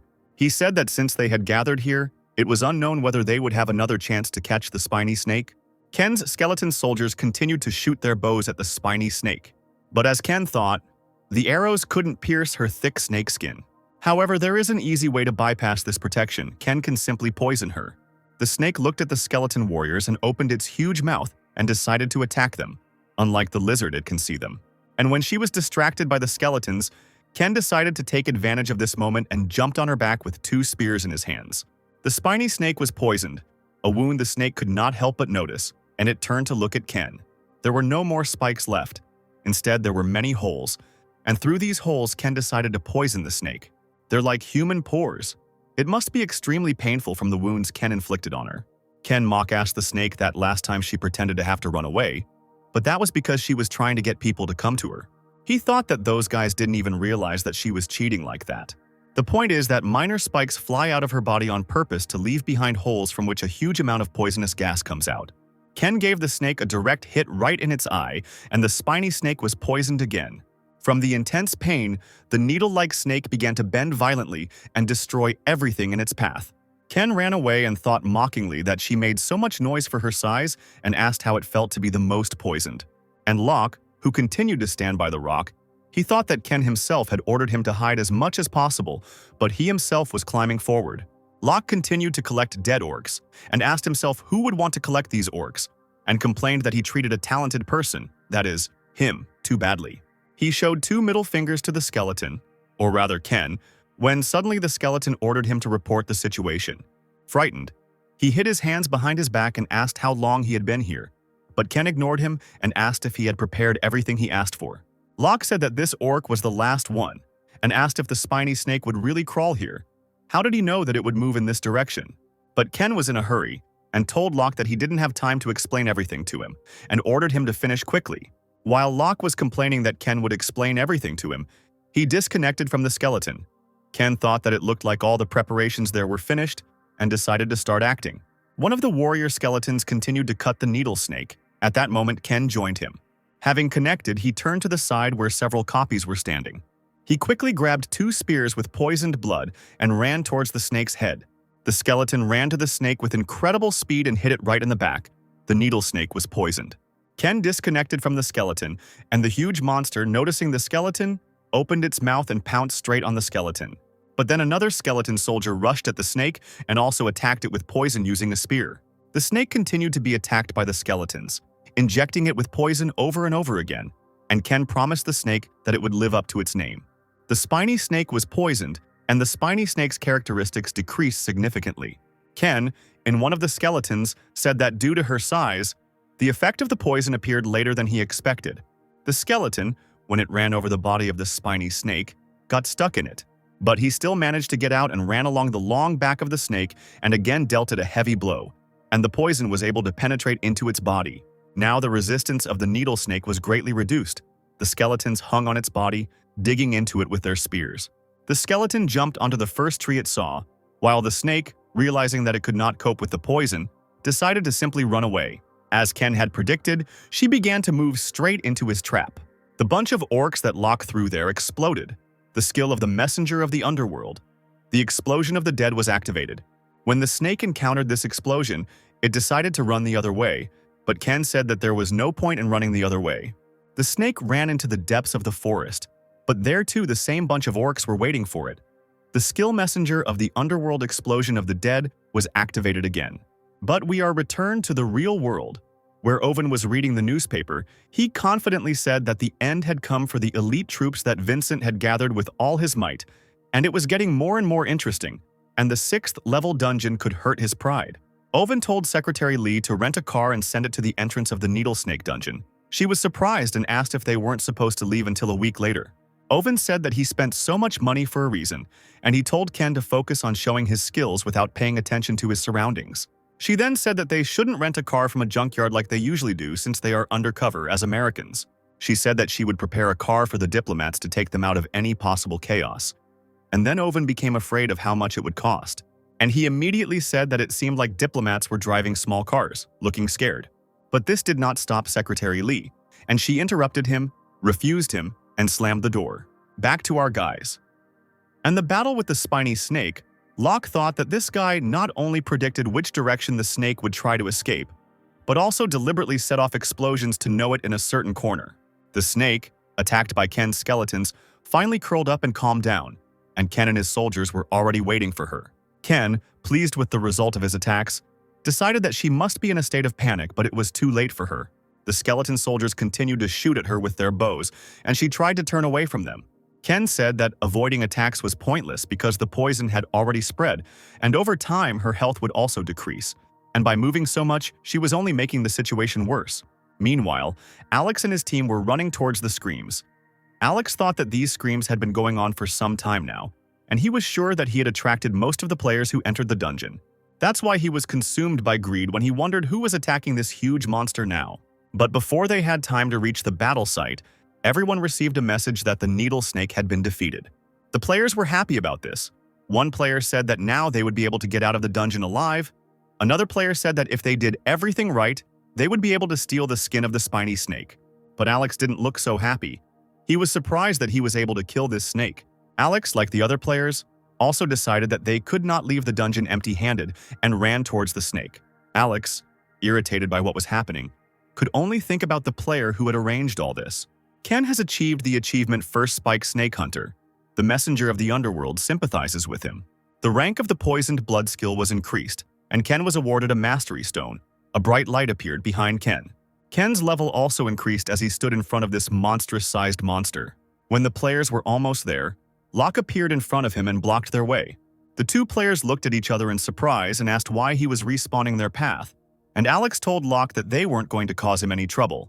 Raising his hands, he began to lie to him that they just wanted to look around here. He told him that they were not bad people but suddenly froze in fear. Behind Locke, 3 huge skeletal soldiers appeared, armed and looking menacingly at these players. Alex, seeing these skeletons, thought that the warrior skeletons were not affected by the poisonous gas, so they were effective in the fight against the spiny snake. But one detail bothered him. The attack that failed for them simply could not be successfully carried out by just these ridiculous soldiers. Dozens of players tried to attack the needle snake. As he thought, he simply needed to live the corpse of a spiny snake to make sure. A loud roar sounded in the distance, and all the players, including Locke, turned around in fear. The spiny snake has risen from the trees, but now everything seems different. The snake skeleton with blue eyes lets us know that Ken now has such a monster in his set. Horror froze on Alex's face. He was scared when he saw the needle snake appear again. He decided that the players were trying to summon it, just like these skeletons. Without wasting a minute, Alex decided to run to the needle snake to see everything with his own eyes. He desperately tried to see the face of the player who had defeated this huge monster. But of course, he didn't succeed. As soon as the guy ran a couple of steps, Locke immediately grabbed him. He hit Alex and sent him flying back, causing Alex to literally fly over the ground and fall in front of the team. A beaten Alex asked Locke what his problem was. Locke glared at Alex and repeated again for them to get out. Alex and the other players froze, and Alex said that they needed to get out of this dungeon and told everyone to remember his face. The snake's flesh was peeling away from its bones, and a bright ball was glowing directly under its head. Ken was glad he didn't even have to look for her, but his attempt to summon the spiny snake failed. Ken's skill rank was too low, and he was unable to summon the spiny snake as his skeleton warrior. But Ken received the yellow dragon's magic sphere. This sphere contains powerful mana. There was a car parked at the entrance to the portal, waiting for the participants. There were 2 men in the car. The guy was already writing a report in which he wrote that the attack in the dungeon had failed. The man replied that from the very beginning no one expected that it would succeed. But the guy said that if they succeeded, it would be amazing. But the man said that he wanted it all to end quickly, since they had already been hanging around there for a week. And suddenly the dungeon was cleared and the man got out of the car. A whole crowd of reporters had already gathered in the area, hoping to take good photographs. Alex and his team began calling their assistants. When he found them, he immediately started shouting for them to catch the Americans, because they were the ones who killed the spiny snake. One of the players on his team found the boys among the crowd and pointed them out. When journalists learned that the 2 had defeated the spiny snake, they were bombarded with questions. The crowd was stopped by security guards while Alex shouted for them to catch them. But our guys were already approaching the car. Alex was pinned down by the crowd and could even get out of it, so he kept screaming to be let go. When Alex managed to get out of the crowd to see the car's license plate, another problem awaited him. The car turned out to be from the embassy. Already in the car, Ken began to take off his mask, while Locke suggested that Owen had spent a decent amount of money. Even the seats were soft. Now he could rest a little. When Locke also took off his mask, he asked Ken what happened to the item after he killed the spiny snake. Ken remained silent, and Locke said discontentedly that he could at least have said what the object was, since he hadn't been toiling away on it for nothing. Ignoring Locke again, Ken called to say he had just come out of the dungeon. Owen greeted him happily and asked how he was enjoying the role of the hero, but Ken only asked what the press was writing. All the media outlets are talking about him now. It would be unwise not to take advantage of his current reputation, and if they add weight to this name, he will be able to play on the big stage. Ken decided that this image would really be useful to him to gain authority and enter a special dungeon. He was glad that Owen offered him this image, and he agreed to the deal. Owen, by the way, he said that something interesting happened while they were in the dungeon, and Owen asked if Ken knew Vincent's bodyguard. Jin led the team into a 4-level dungeon, but no one survived. It is not unusual for a player to die in a dungeon, so it did not seem like anything special happened. However, Owen checked some information, and it seemed that there was a spy from the Skull Guild in Jin's team, and he obtained information about the players who were sponsored by the Japan faction. As everyone could guess, the Skull Guild made the right conclusions. Ken asked warily why Owen was telling him this, and he was told that it was useless to hide something like this from him, since he was well aware of his relationship with Vincent and the Skull Guild. The wiretapping began to affect Vincent, however. Owen, as Ken thought, is not so simple. The car suddenly stopped and Ken told Locke to get out of there quickly. Naive Locke came out and asked Ken if Owen had decided to feed them for such hard work. Although even if this was not the case, Locke still wanted the horror as it was. Ken told him that they would transfer to his car. The dissatisfied Locke, who did not fit into the car, began to swear at Owen because he promised him an expensive car. But in the end, He was deceived again. Locke continued to complain, saying that he was being forced to drive a shitty wreck, that it looked worse than a junkyard car and was too dirty. And then Ken interrupted him, saying that it was his car. Locke's tone immediately changed, and he made excuses that compact cars were the best in the country because they needed very little fuel. And he began to suck up to Ken in every possible way. Ken remembered that there was a food allowance in the glove compartment, and Ken suddenly became kinder. He said he could take some if he was hungry. Locke wasted no time and opened the glove compartment. Locke's eyes lit up and he couldn't believe it. He was glad that Owen finally took pity on him and gave him money for food. But then reality hit Locke hard when he opened the envelope and a couple of coins fell out. Tired to death? Hungry? Locke looked like he had lost all hope. His gaze into the void was so sad, but the situation itself was very funny. For some reason, Alex put a collar on himself, and in an interview he said that our guys attacked him. He wrote whatever he wanted on the internet, but the comments were mostly angry.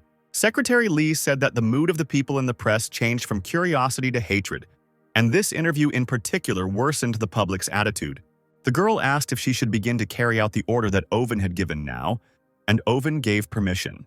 They released their article where Ken went undercover and said that he always admired Lei, their guild messiah, and that he was his role model. And then the internet changed its mind. Some wrote that maybe this guy is not bad, since he takes an example from Lei. Others supported him. Everyone went over to his side when he mentioned Lei. Ken thought that Owen had impressed him, because this move had not only changed the course of events. Now that this statement had been made, the Messiah Guild would not be able to stay on the sidelines. They could try to recruit Ken, or at least win his favor. Ken never thought he would use public opinion to lure the Messiah Guild. Ken couldn't wait for their answer and decided that he needed to prepare thoroughly before the Messiah contacted him. And in front of Ken lay several swords. But suddenly Ken received a notification. Urgent news. Vincent had cleared a 6-level dungeon. This urgent news made him happy.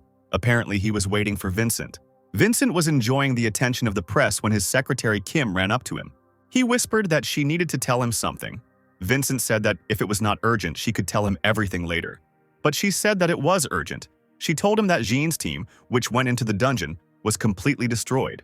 He didn't like this news at all, and Vincent called 2 employees over to him. The man quickly announced that the press conference was over because Mr. Vincent needed to visit the hospital for a medical examination. While the staff was talking to the press about the press release, Vincent and Secretary Kim were already leaving, and Vincent demanded details. In the car, she explained that a few days ago, an anonymous informant had sent them a bank statement to the office, and Vincent had asked if they could trust a source they didn't know. She said she didn't know the reason why they sent us this information, but it seemed to be partially true. According to the investigation team's report, most of the team members died from stab wounds, so it's possible that they weren't killed by monsters. Jean's team was the only one that went into the dungeon, so other guilds can't be involved. Vincent was completely overcome with anger and said that she meant that there was a rat among his royal guards. Vincent broke his tablet in half out of great anger. He realized that the Skull Guild had deceived them. At the same time, in the building of the Messiah Guild, where the players sat as if at a Sabbath, they decided what they would do with Vincent in the future. Paula said she was going to leave him to the mercy of public opinion, and remarked that it was all a bit late in the day for them to remember. The Master Swordsman said that he is currently working with the Skull Guild, trying to get rid of this mess. But Paula didn't like it. She hit the table and said that now was not the time for rash actions, and asked what happened to the last dungeon of the Lizard Warrior. She said that if he was going to do something, he should do it properly. And she also reminded them about Cole, who was missing, and probably dead because he got caught up in his mess. The girl said, "Is he really going to show the whole world their relationship with the Skull Guild? It's not my business to interfere with how he does his job, but it can't be ignored," Paula said. While one of the members thought that Cole didn't even have any special skills, but he had already been mentioned several times, Paula suddenly declared that they could no longer work with the Skull Guild anymore. She said that she was stopping any business related to her, but the Master Swordsman said that he would not accept it since there was not even a guild leader, and he was not going to obey her decision. But Paula looked at him with a terrible look and confidently said that he did not understand her because this was the head's decision. The Skull Guild leaders looked at her with displeasure but said nothing. They stood up and walked out of the building and headed to the car, and one of the participants asked his partner what he thought about it. With a fierce look, they looked back, and one of them said that they could not stand this any longer, and the other replied that it was time for them to part ways with the Messiah Guild. At Vincent's house, Ken was standing next to him. He was blatantly lying to Vincent, asking in surprise if Jean's team was not a highly qualified team and that he would never have thought that something like this could happen. Still angry, Vincent honestly admitted to Ken that he wanted to create a business with these skull bastards to get benefits.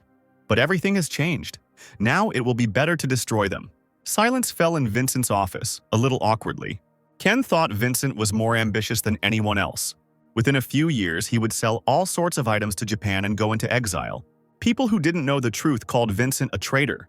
But the real reason he moved to Japan was because Vincent was afraid that the Messiah Guild would take away everything he had created.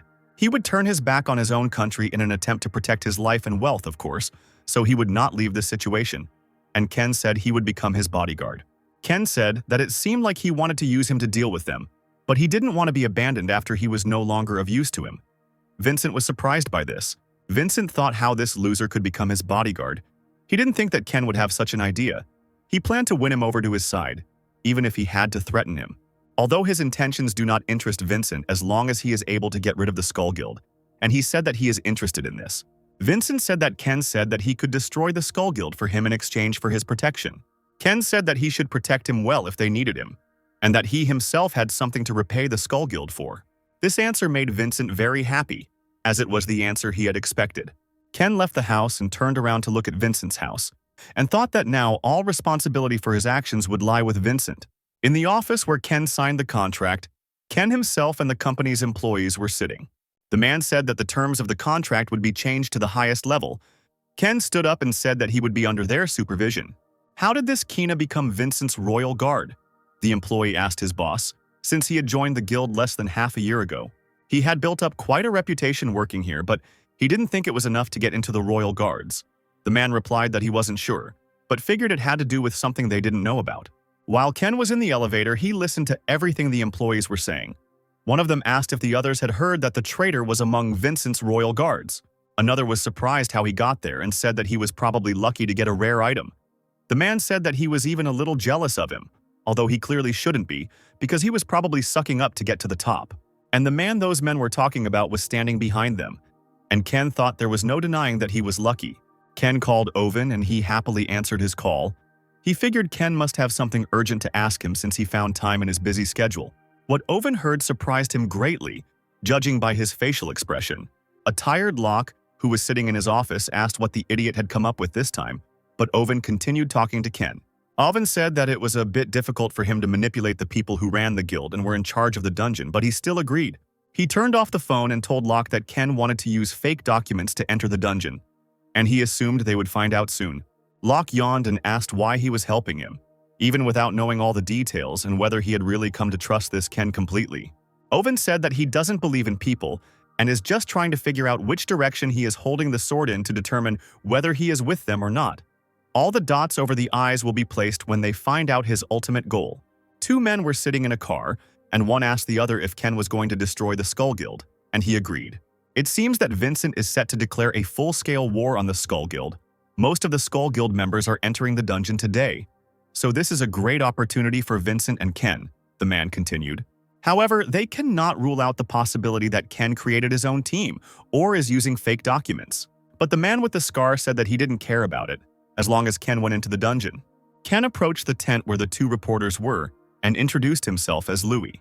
The man asked Ken if he came here alone and asked him to sign some papers and said that they were not giving a dungeon briefing. Instead, he could read this.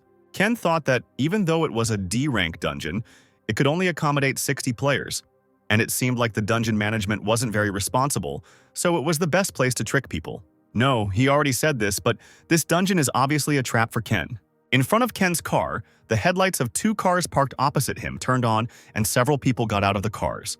When they got together, Ken was surprised to see these guys because he expected experienced people. But this guy. Owen was surprised when he saw Jan's name on the list. Secretary Lee said that she also checked the list and she thinks he joined the dungeon under an alias. This caught Locke's attention, and Owen said with displeasure that this was the same dungeon that Ken went to. Unsuspecting, Locke asked who Ian was. A troublesome guy from the newbies with a level below 50. He is one of the Knights of the Round Table. Owen said that they screwed up. Jan is a member of the Messiah Guild, the one who looks like a big gorilla. Ken didn't think the Messiah Guild would send Ian away so soon. Come to think of it, this guy is one of them, a Knight of the Round Table. a group of players who wield legendary items related to the legend of King Arthur, as well as those under their command. The Knights of the Round Table took up arms on behalf of the fallen government to protect the suffering, just like the Messiah Guild. Over time, the weakened Knights of the Round Table became guardians and took root in the Messiah Guild. Much later, he learned that it was all planned. The Knights of the Round Table were weakened by none other than the King of Deadly Poisoning. Many knights became his victims. Gawain's necklace, which Ian now possesses, may have been taken from one of them. If they were knights, it would not be difficult for them to do something similar if there were any left. However, it is still a dangerous item no matter who wields it. There is no need to conserve your strength. Ken got out of the car to enter the dungeon. Immediately, a notification appeared to get rid of 3,000 monsters to move on to the next level. Everyone immediately became sad and began to whine that it would be better if they killed 1 or 2 monsters stronger than this. The man said that 3,000 monsters were not particularly dangerous, but it might take some time. Ian said that was a good thing. In the midst of this chaos, it would be easier to stab Ken in the back and pretend it was an accident. He ordered him not to waste any more time and find him, as one player noticed some guys. The Skull Guild just entered the dungeon in such clothes? Don't they understand the situation they're in? Yan thought. Unable to handle the situation on their own, but still continuing to ruin everything around them, Ian decided that they were incompetent bastards. Ian is sure they were warned not to interfere in this personally, and how dare they disobey the leader. He decided to kill them after he leaves the dungeon. He ordered to ignore the guys from the Skull Guild because they were here to do their job. No matter what happens, they have to deal with Ken themselves. Creepy Yang said that they should report to him once they found him. The target's skill was blood poisoning, so they had to act carefully. And also, they could kill anyone who got in their way. Yang would take responsibility. One player was running through the forest and he thought he didn't know they were going to attack the Skull Guild on level 1. He hid behind a tree when he saw Vincent's royal guards. He didn't know that they had also entered here. In front of him, people from the Skull Guild were fighting with skeleton warriors. He decided that someone had brought a necromancer with them. He continued to wonder why he still hadn't seen Ken when something rushed past him. It was Ken who suddenly appeared behind the player. He looks quite menacing. Ken immediately dealt him the first blow, and he fell and began to justify himself, saying that he had nothing to do with the Skull Guild. But Ken said that the guy above said that he was from the Skull Guild and pointed up. The man looked up and saw a body hanging from a tree. He thought that the guy couldn't have said that. He remembered the previous conversation with this guy. That guy said that Mike failed, so even if they were in danger, he should not interfere, no matter what. He must survive and report everything that happened in the dungeon to the leader. But of course, he lied to Ken, saying that he was seeing this guy for the first time in his life.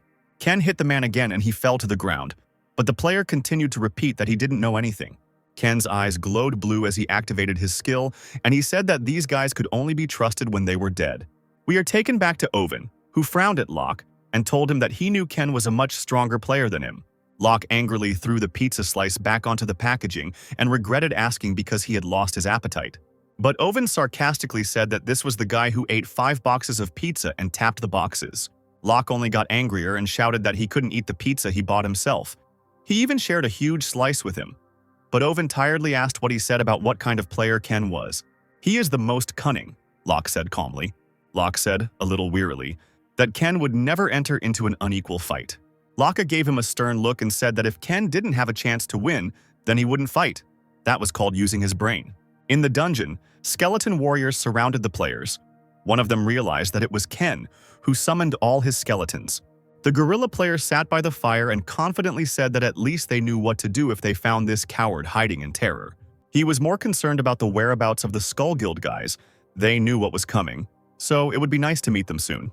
The next day, as they were running through the forest, one of them was wondering why they hadn't seen that bastard yet, even though he had also moved on to the second level.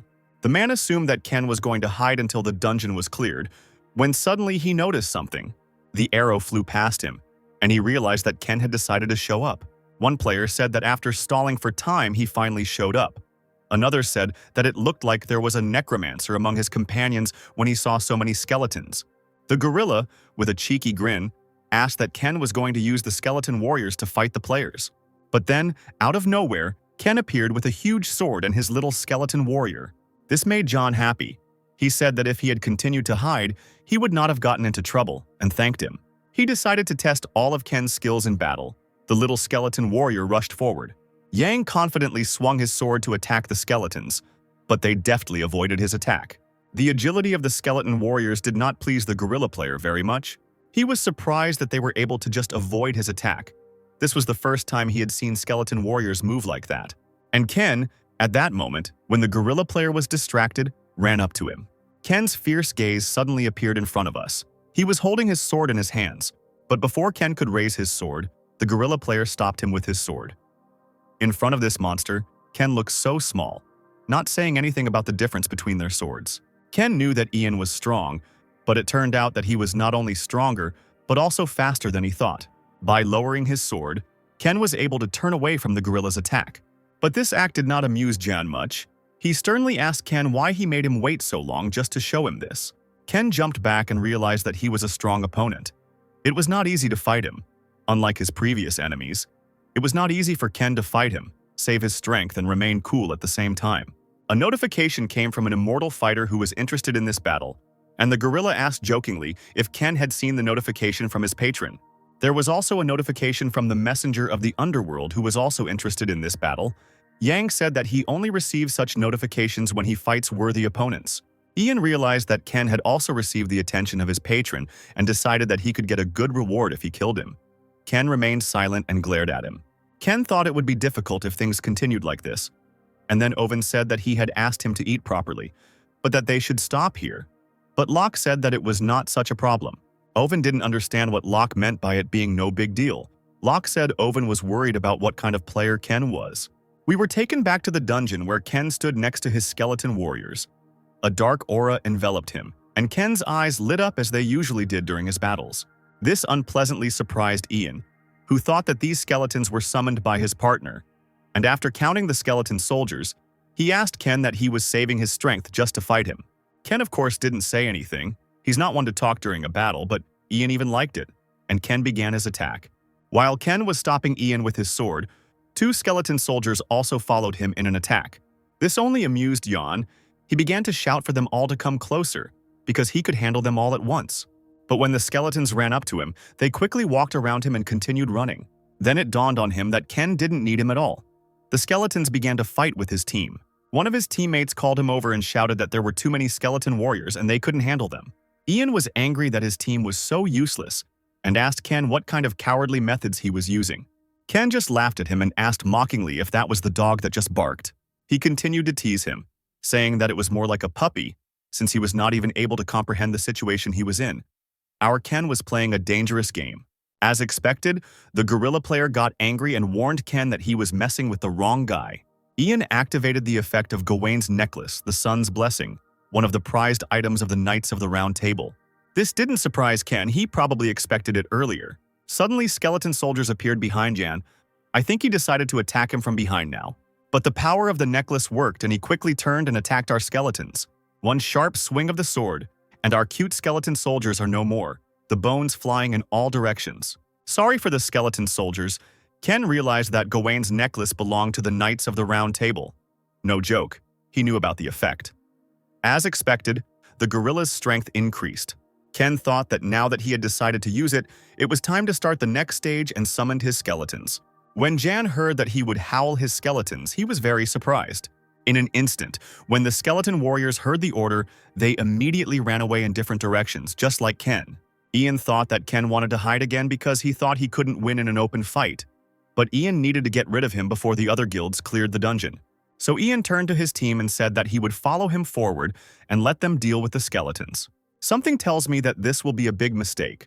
While Ken was running away, he thought that Ian had not changed at all. He still does not care about his subordinates, probably because of his self-confidence. Ken thought that of course Gawain's necklace would not help him in any way now. This item greatly increases all of the owner's stats, but this gorilla has no idea how to properly use this magnificent item. In his hands, it's the same as glasses in the hands of a monkey. It only plays into Ken's hands. While Ken was running away, Ian was catching up with him. There were pillars of dust around him. It must be admitted that he is fast. Ken himself also thought that it was impossible not to notice the difference in characteristics. Yan himself thought only that no matter how far Ken ran, he would catch him and kill him. He thought that Ken would not be able to escape from him now that he had used the Sun's Blessing. But while he was concentrating on the fleeing Ken, there was a pile of orcs lying at his feet. Activating the effect of the Messenger of the Earth World, Corpse Explosion, Ken used this trick again. The explosion was so big that it was noticed by players from Jan's team, who were in another part of the forest. One of the players became noticeably worried and asked what the explosion was. But another player immediately told them not to panic because their commander could not be defeated with a simple explosion, and that they needed to quickly get rid of the remaining skeleton warriors and join. Before he could finish the sentence, something flew at him. The arrow. It was an arrow. The player was exposed to poisoned blood. He cut off the arrow and told his companions that these pawns were not to be underestimated. They were stalling for time very well and ordered everyone to gather. Ian survived the explosion and started screaming vilely for the coward to stop running away and come out to fight him. Ken stood behind a tree and took out his mask. Ken came out with an interesting expression on his face and said, "So what if it was cowardly? It was obvious that he would lose to him in an open fight," and teasingly said that if he wanted to catch him, then let him run faster. The trick worked, and Jan thought that when he caught it, he would tear it apart with his bare hands. And the Tom and Jerry scene continued. Ken ran away again, and Ian tried to catch up with him. However, Jan had now activated the Immortal Fighter effect. Hurry. He ran up to Ken and pulled out his sword, ready to cut Ken, even though he had just said he would kill him with his bare hands. Before he struck, he said, and I quote, "Let the filthy rat die." But before he could hit him, he fell into the ground. One could understand that the whole path was filled with such tricks. While he served, our Jerry continued to run away. In the hole that Ken dug, there were orc corpses. And again, an explosion. Jan fell into the same trap twice. In vain I called him a gorilla. They are smarter. He got angry but still survived, and told Ken to stop playing these games. But Ken, who was standing over the pit, said that he was not playing, and began to tease Ian again, asking him if he still did not understand what strategy was. "Do you think I play tag with you because I am bored?" said Ken. Ken decided to give a lecture, saying that developing a strategy based on your opponent's weaknesses, topography, taking into account all possible scenarios. All this is the basics of combat. People like Yang are rowdy and useless leaders who rely only on their own strength and bring nothing but harm to their comrades. Then he remembered how everyone said that he was a famous killer from the Messiah's guild, who was returning alone once again. Jan shouted out who had just told him this and ordered that if they had anything to say, they should come out and say it to his face. A man in the crowd said that from the way he spoke, he did not regret the deaths of his subordinates at all. Although this is not surprising because instead of brains he has muscles that are incapable of emotions. Why now everyone called John a dumbass?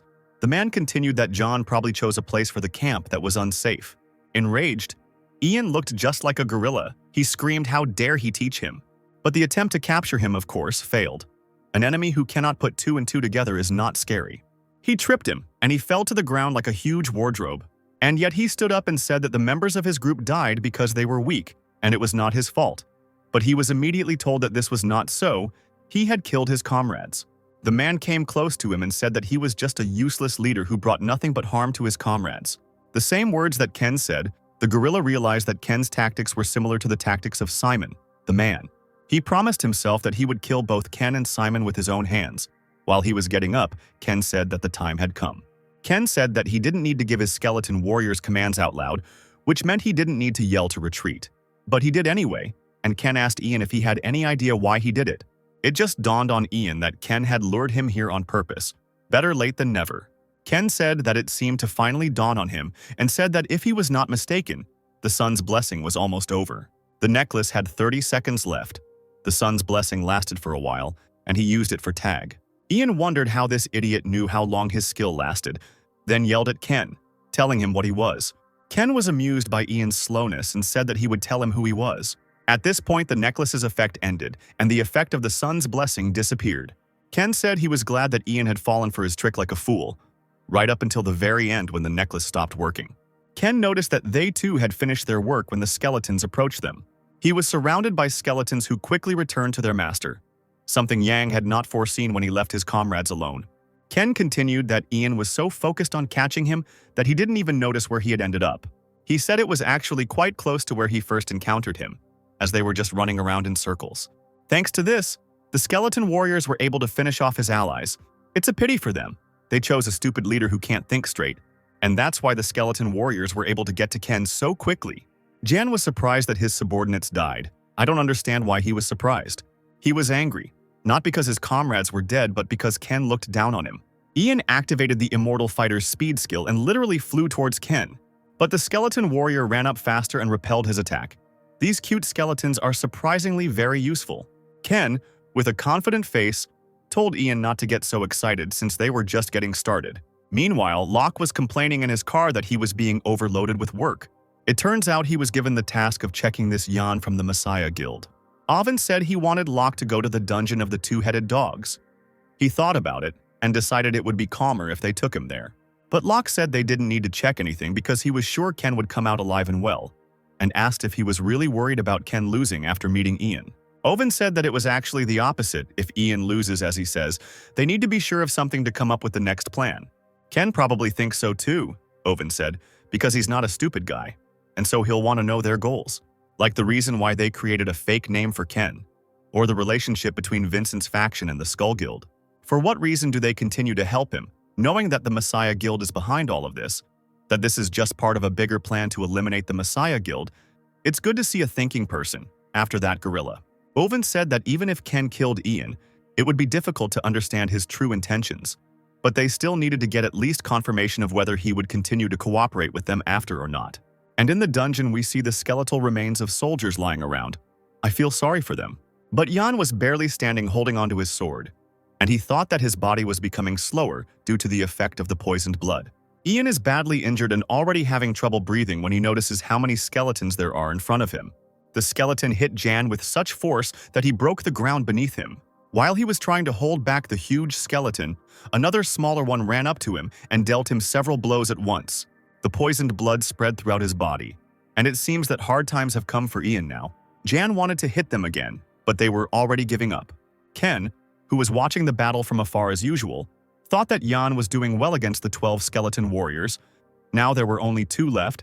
It would have been much worse if he hadn't increased the number of skeleton warriors with the skill stone.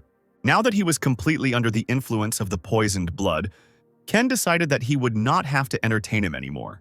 Ian kept yelling at Ken to fight him and not stand by. Even when he was already lying on the ground, unable to stand, he continued to order Ken to fight him. With a shaking hand, he said that he still had the strength to fight him. But a second later, his hand falls and Jan dies. And that's the end of one of the Knights of the Round Table. The messenger of the underworld smiles at Ken's easy victory. The messenger of the underworld shared some of his influence with him. Now Gawain's necklace belongs to Ken. An item that belonged to Gawain, one of the Knights of the Round Table, contains the blessing of the sun. Ken said this was his first item that belonged to a Knight of the Round Table. If it's someone like Ian, he'll definitely show himself, Ken said, activating the Eye of Anubis. Ian and Simon appear in front of us, who says he bets it wasn't easy getting here, with his brain. He said that of course he meant his subordinates, not him. Ian said that if Simon was a bloodhound, then he should just bark. Jan said that since he was going to the master, he would let him go this time, but when he saw him next time, he would break his mouth. Simon just laughed and said he would look forward to it. Jan entered the office and bowed, introduced himself, and said that it was an honor for him to meet the great hero. Here we saw the face of Lei, who was sitting and looking at him with an arrogant look. Ken got really angry when he saw Lei. He thought that the Messiah Guild wouldn't just let it go after learning that Jan had died like this. Ken decided that anyone who supported Lei's ambitions over justice would be made to pay for it. Meanwhile, the players were busy with the dungeon, and one of the players said that the two-headed dog cannot be caught by acting thoughtlessly.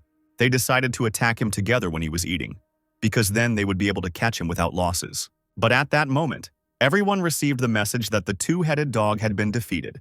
The dungeon was cleared. There was no need to guess who killed the dog. Ken calmly walked out of the dungeon gates. As he approached his car, Locke was already standing there, greeting him as soon as he saw Ken. Ken asked what Locke was doing there, and Locke said that he was running errands and had come here because he had heard something interesting. Locke picked up the envelope and said he had something to give him and decided to talk on the way. In the car, Locke handed Ken an envelope and said that Owen wanted them to enter another dungeon together. Locke asked Ken how things went with Ian. Ken had half expected it, that they had already found out by the time he opened the envelope. According to Ian's recollection, he entered the dungeon under a fake name, meaning Owen knew why he asked for a fake identity and still agreed. Locke asked what he had fought him in the dungeon, hadn't he? And what he had been like. Ken didn't think twice before saying that Ian was much stronger than Locke. Locke is easily angered, and this time he was also angry and said that Ken, instead of working, was measuring the strength level of other players, and asked how he knew about his real skills, and maybe he should show him his real strength. Ken said that Ian encountered 12 skeletons and took out 10 of them by himself. And if Locke wants to show his true abilities, he can just ask him, and he will arrange everything. Locke immediately deflated and said that a real man should not boast about his strength, and decided to move on to really important things. The Horned Fox Dungeon. There were 12 failed attempts, Ken said. Locke decided to skip the explanation since Ken already knew everything. It should be obvious. But he still said that Ken would go there in his mask, and it was obvious why. Ken thought that he would be sent to the Dungeon of the Horned Fox right after he defeated Ian. He began to think about what this could mean. But he still agreed to this proposal. Locke got out of the car and Ken drove away. He immediately called Owen and told him that he had just broken up with him. And didn't he tell him not to worry about anything because he never chooses a losing option? Owen asked what he said about their offer, and Locke said that Ken immediately agreed and already knew about the characteristics of the dungeon. This news made Owen happy, and he told Locke to make a final choice for himself. Since Ken accepted their offers, there would be no turning back. Owen still didn't fully trust Ken, but he knew that if they wanted to take on the Messiah Guild, they needed to act now, because they had little time left unless a group capable of holding off the Messiah Guild appeared in the meantime. Then they will not hesitate to bare their fangs. And Ken has already reached the abandoned building where he usually hangs out. Ken thought about his past. Now he will remove that it happened after he cleared the Horned Fox's dungeon. A moment from the past, a girl approached Ken and said that she had been watching him in the dungeon. And since his skills were excellent, why shouldn't he join the Messiah Guild? But Ken said that if they wanted to recruit him, they should tell their master to do it personally. And at that moment, a man got out of the car. He said he liked Ken's audacity and that they needed him to help them cleanse this world. First meeting with Lei, when he asked to become his ally. Ken received a message that he was accepted into the dungeon and wrote to him not to forget to show his skills.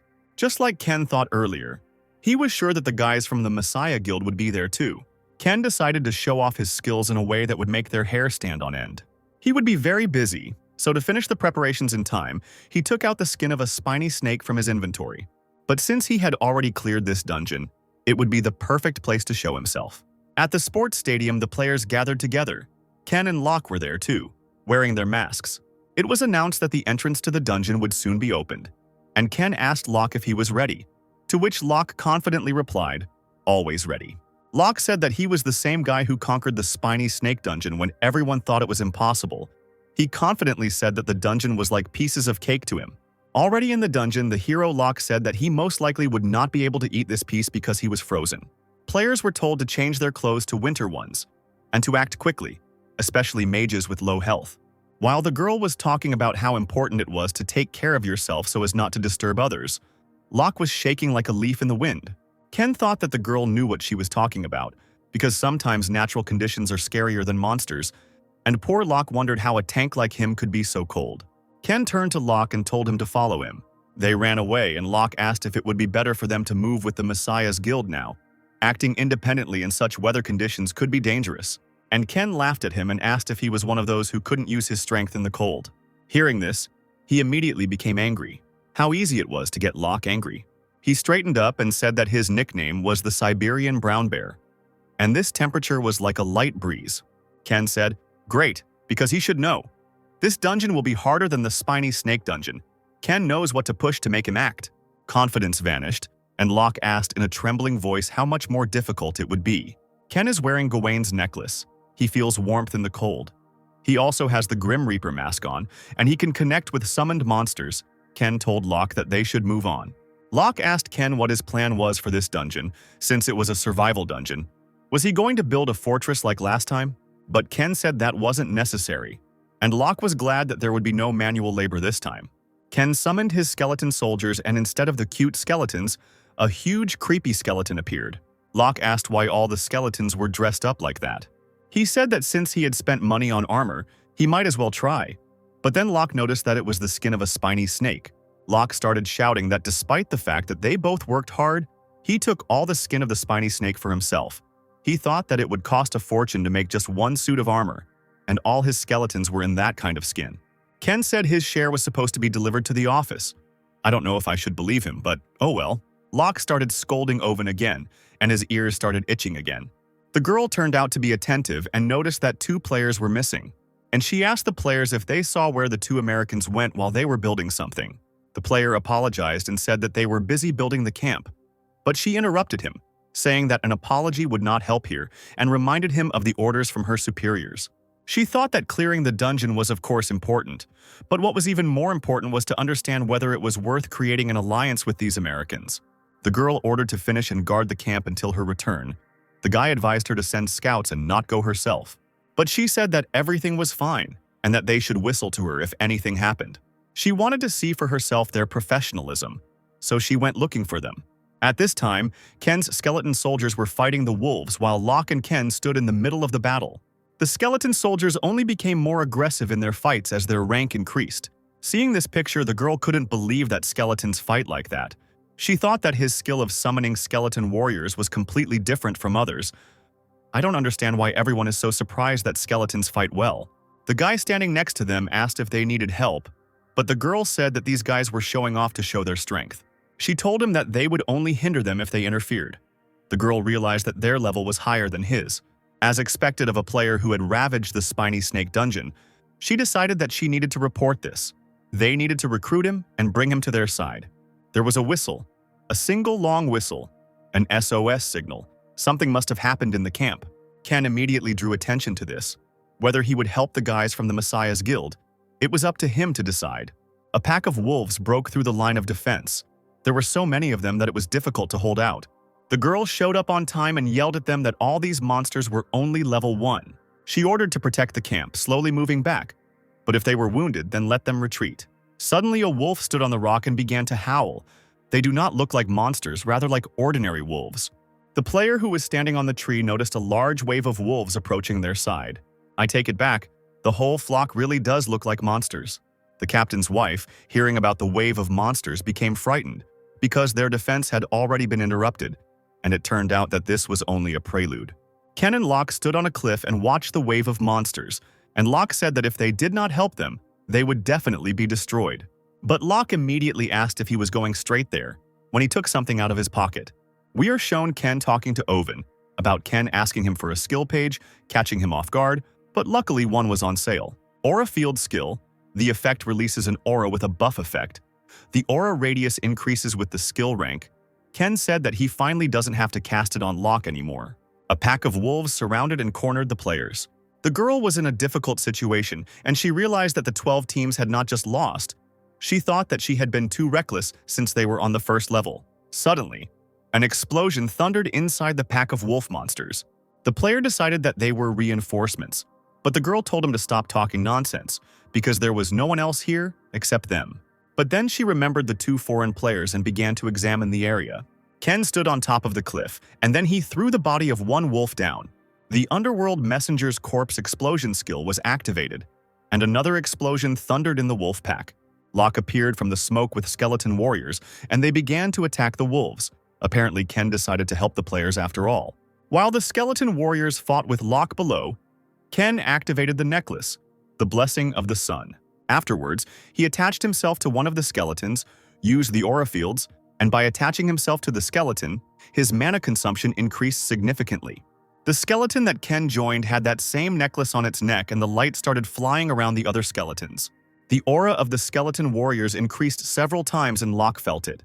This is the first time Locke has seen skeleton warriors act like this. Literally every skeleton acted like they'd been given a dose of steroids and gone crazy. One of the skeletons slammed his sword into the ground. Locke thought they were berserkers. Ken used some incredible magic to achieve this. It's not even suppression. Try to imagine that you are hunting a large number of monsters, and instead of using the buff, the Sun's Blessing alone, you activate an aura field that allows others to benefit from its effect as well. Of course, this is much more effective than using the necklace alone. Ken watched as his skeleton soldiers fought and then threw down another wolf, causing the corpses to explode. The girl watched in shock as it happened.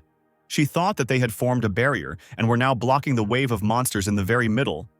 She realized how strong the player was, who was able to defeat the needle snake. She turned to her teammates and said that now that the waves of monsters had stopped, their chance had come. At this time, in Owen's office, he was asked if they would really help the Messiah's Guild avoid arrest. Owen replied that this was true. They were being hailed as heroes, and they would not be able to openly oppose their rescuers. And under public pressure, the Messiah would be forced to reward his rescuers. In other words, they will be able to kill 2 birds with 1 stone, with just 1 blow. But Secretary Lee pessimistically said that the Messiah Guild had many players in that level range, all with excellent skills. And for the plan to work, they needed players whose skills were far superior. She asked him if Ken was really that strong. Oven answered definitely, based on the speed at which he had developed his abilities recently. Oven was even willing to lend him money. I think this is the highest form of trust for Oven, and it seems that Lee was also surprised to hear about money. He said that they should make every effort to ensure that their identities were not revealed so that they could gain benefits while hiding behind the mask for as long as possible. And in the dungeon, the players finally dealt with the pack of wolves. The players said that they definitely wouldn't have managed without these two here, and I can say for sure that he's right. A girl approached Ken and Locke and thanked them, because thanks to them, no one from the guild was killed. She extended her hand, but Ken just looked at her. She remembered that they were foreigners, even though they weren't, and tried to translate when they told her in broken Korean that their work was finished. After these words they left, Ken looked confident as always, and Locke, of course, did not understand anything. Moving a little further, Locke asked him if he remembered their plan and why the Dean were leaving. But Ken calmly replied that they killed a bunch of monsters, and it was no longer dangerous here, and that by staying with him, they would only increase the chances of being discovered, and now that they had demonstrated their skills, they would not dare to claim that they had carried out the cleanup on their own. This dungeon just became a great place to level up. Locke felt uneasy at these words and asked if they were really going to do everything they did in the last dungeon again. And unfortunately for Locke, this time he was right. Locke was scolding himself for teaming up with this crazy guy. But his level increased, and nearby lay the corpses of wolf monsters. Ken said that he had reached level 35. There was no point in thinking about more, unless he could destroy the main target. The messenger of the underworld used his authority to impart great power to him. The rank of the poisoned blood skill increased by 1. The poisoned blood of X and the dark blood will allow Ken to realize his plans faster. Locke tensed when he saw the expression on Ken's face, and immediately asked what was wrong this time. But Ken said that everything was fine, but before they went to the second level, there was one more thing they had to do together. Locke was not happy with this news. However, Ken said that they needed to have a snack because they would need more energy on the second level. And finally, Locke heard these long-awaited words. Happy Locke had already started to devour his food, and said happily that now he really felt like they were a team. How cute he was. Ken said that he wanted to ask him something before they went to catch the horned fox. Even with an immortal body, he still feels pain. And Ken asked if he was going to pass out in the middle of a battle. And a happy Locke began to boast that the courageous Locke does not pass out during battles. And Ken asked in a serious voice, if the fox pierced him with its horn, how long could he stand it, poor Locke? Out of fear, even dropped his piece of meat. Poor Locke, frightened, asked if he had done something wrong and whether he should beg for forgiveness right now. The second day came and all the players came to the second level. The atmosphere was not very good. One held his bow in his hands, but they said that the target was too fast and they could not catch it. Before the poor player could turn around, the monster's mouth suddenly opened right in front of him.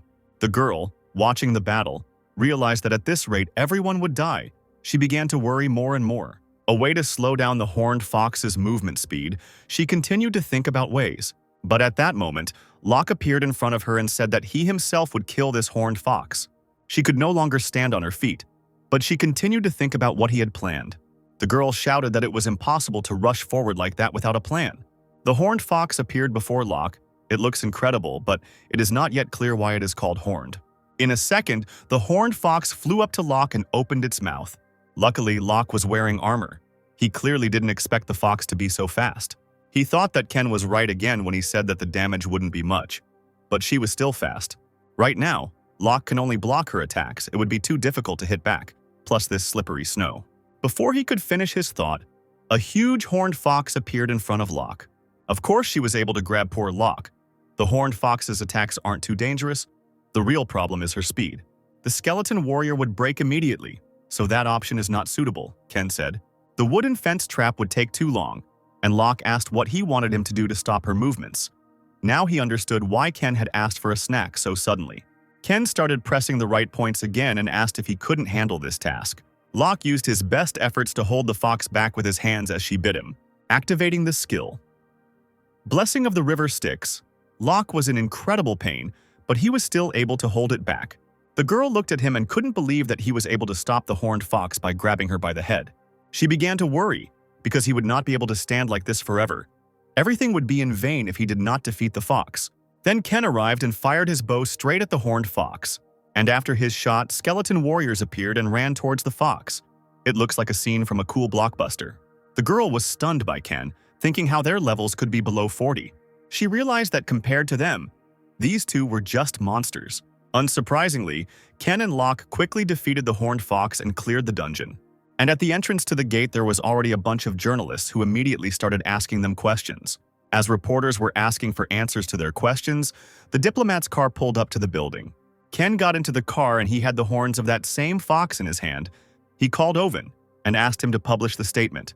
Alvin said that they returned earlier than he expected and asked why Ken needed to make a statement. Ken replied that he wanted to let them know that if the Messiah Guild was eager to get it, they were willing to sacrifice the horned fox horn, which Locke didn't like since they had worked so hard to get it. Alvin realized that Ken had a pretty serious plan, and Locke continued to shout that if he didn't need him, then let him give him to him. Ken, of course, was not paying attention to Locke and asked Oven to emphasize if the Messiah was eager to get him. Ares agreed and immediately published an article. The girl who was with them admitted that without the Americans, the cleanup would have been impossible. Ken looked at the article and thought that they could always be relied upon in this matter. They did as he asked and quite quickly. At that moment, Vincent called Ken. I had already forgotten about him. Ken arrived at Vincent's house where he was watching the news about unknown Americans who cleared out the dungeon. Vincent was unhappy that lately everyone was only talking about the Americans.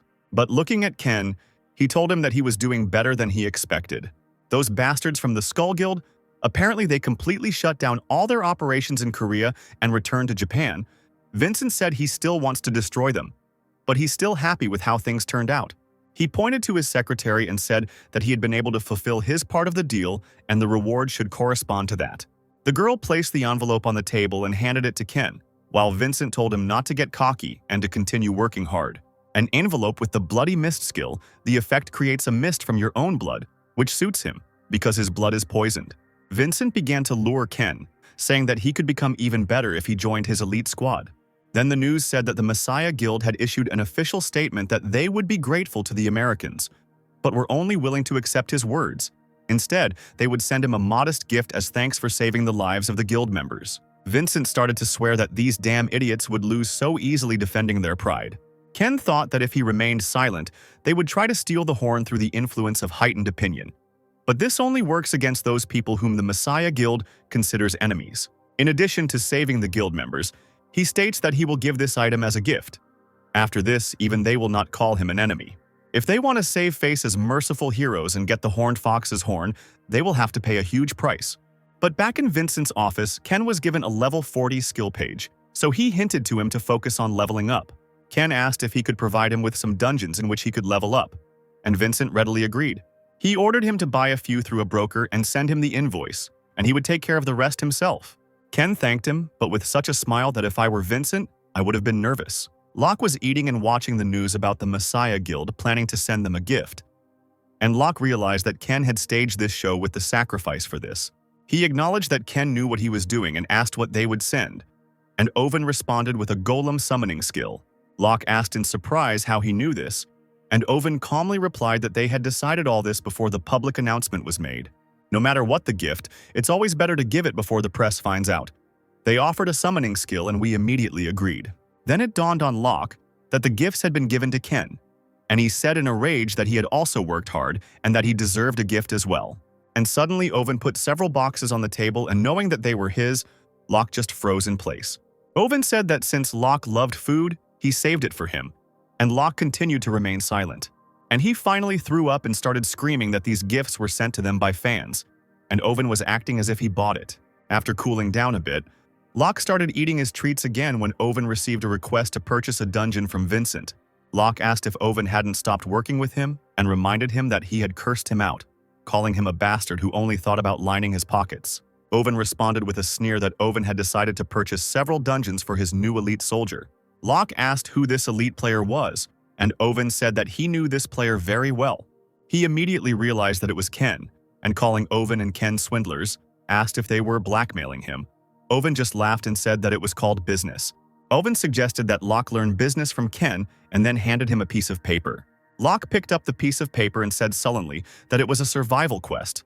Dungeons that immediately made it clear that they were a survival quest were quite rare, so Oven would get to make some money.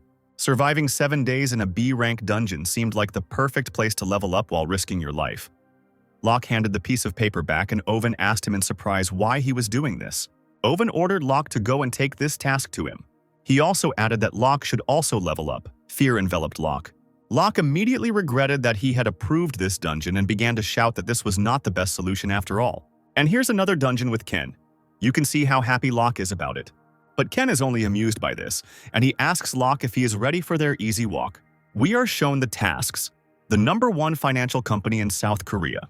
They became the most influential company in the world by sponsoring the Messiah Guild. Someone asked about Ian's death. Another person said that he entered the dungeon with words about catching Ken, but never returned. The girl did not understand why he needed to do something that no one asked him to do. She also learned that Gawain's necklace had been stolen, and she ordered it to be returned, no matter what the cost. All this time Paula, whom we know very well, was talking. I thought that replacing Ian is not such a problem for the guild, but they do not have an item that can replace Gawain's necklaces. At first, the Skull Guild's frequent failures didn't seem like a big deal to her, but that small spark turned into a flame, creating tension between us, both the Master Swordsman and the Master Archer. The union, which was considered ideal, began to crack at the seams. She decided that the source of their problems was that bastard Vincent, which is partly true. Paula bit her lip nervously, thinking that if she had known how things would turn out, she would have dealt with him earlier. But now that his powers had grown so much, she would have to act gradually. She asked her subordinate what happened to Vincent's new elite squad. He gave his name. The guy, stuttering and nervous, said that they were doing everything possible to get rid of Ken. But Vincent was protecting him with all his might, so they couldn't even get close to him. He continued to say that besides protection, he gives Ken as many items and skill pages as possible to level him up. But then Paula stopped him. She doesn't need his excuses.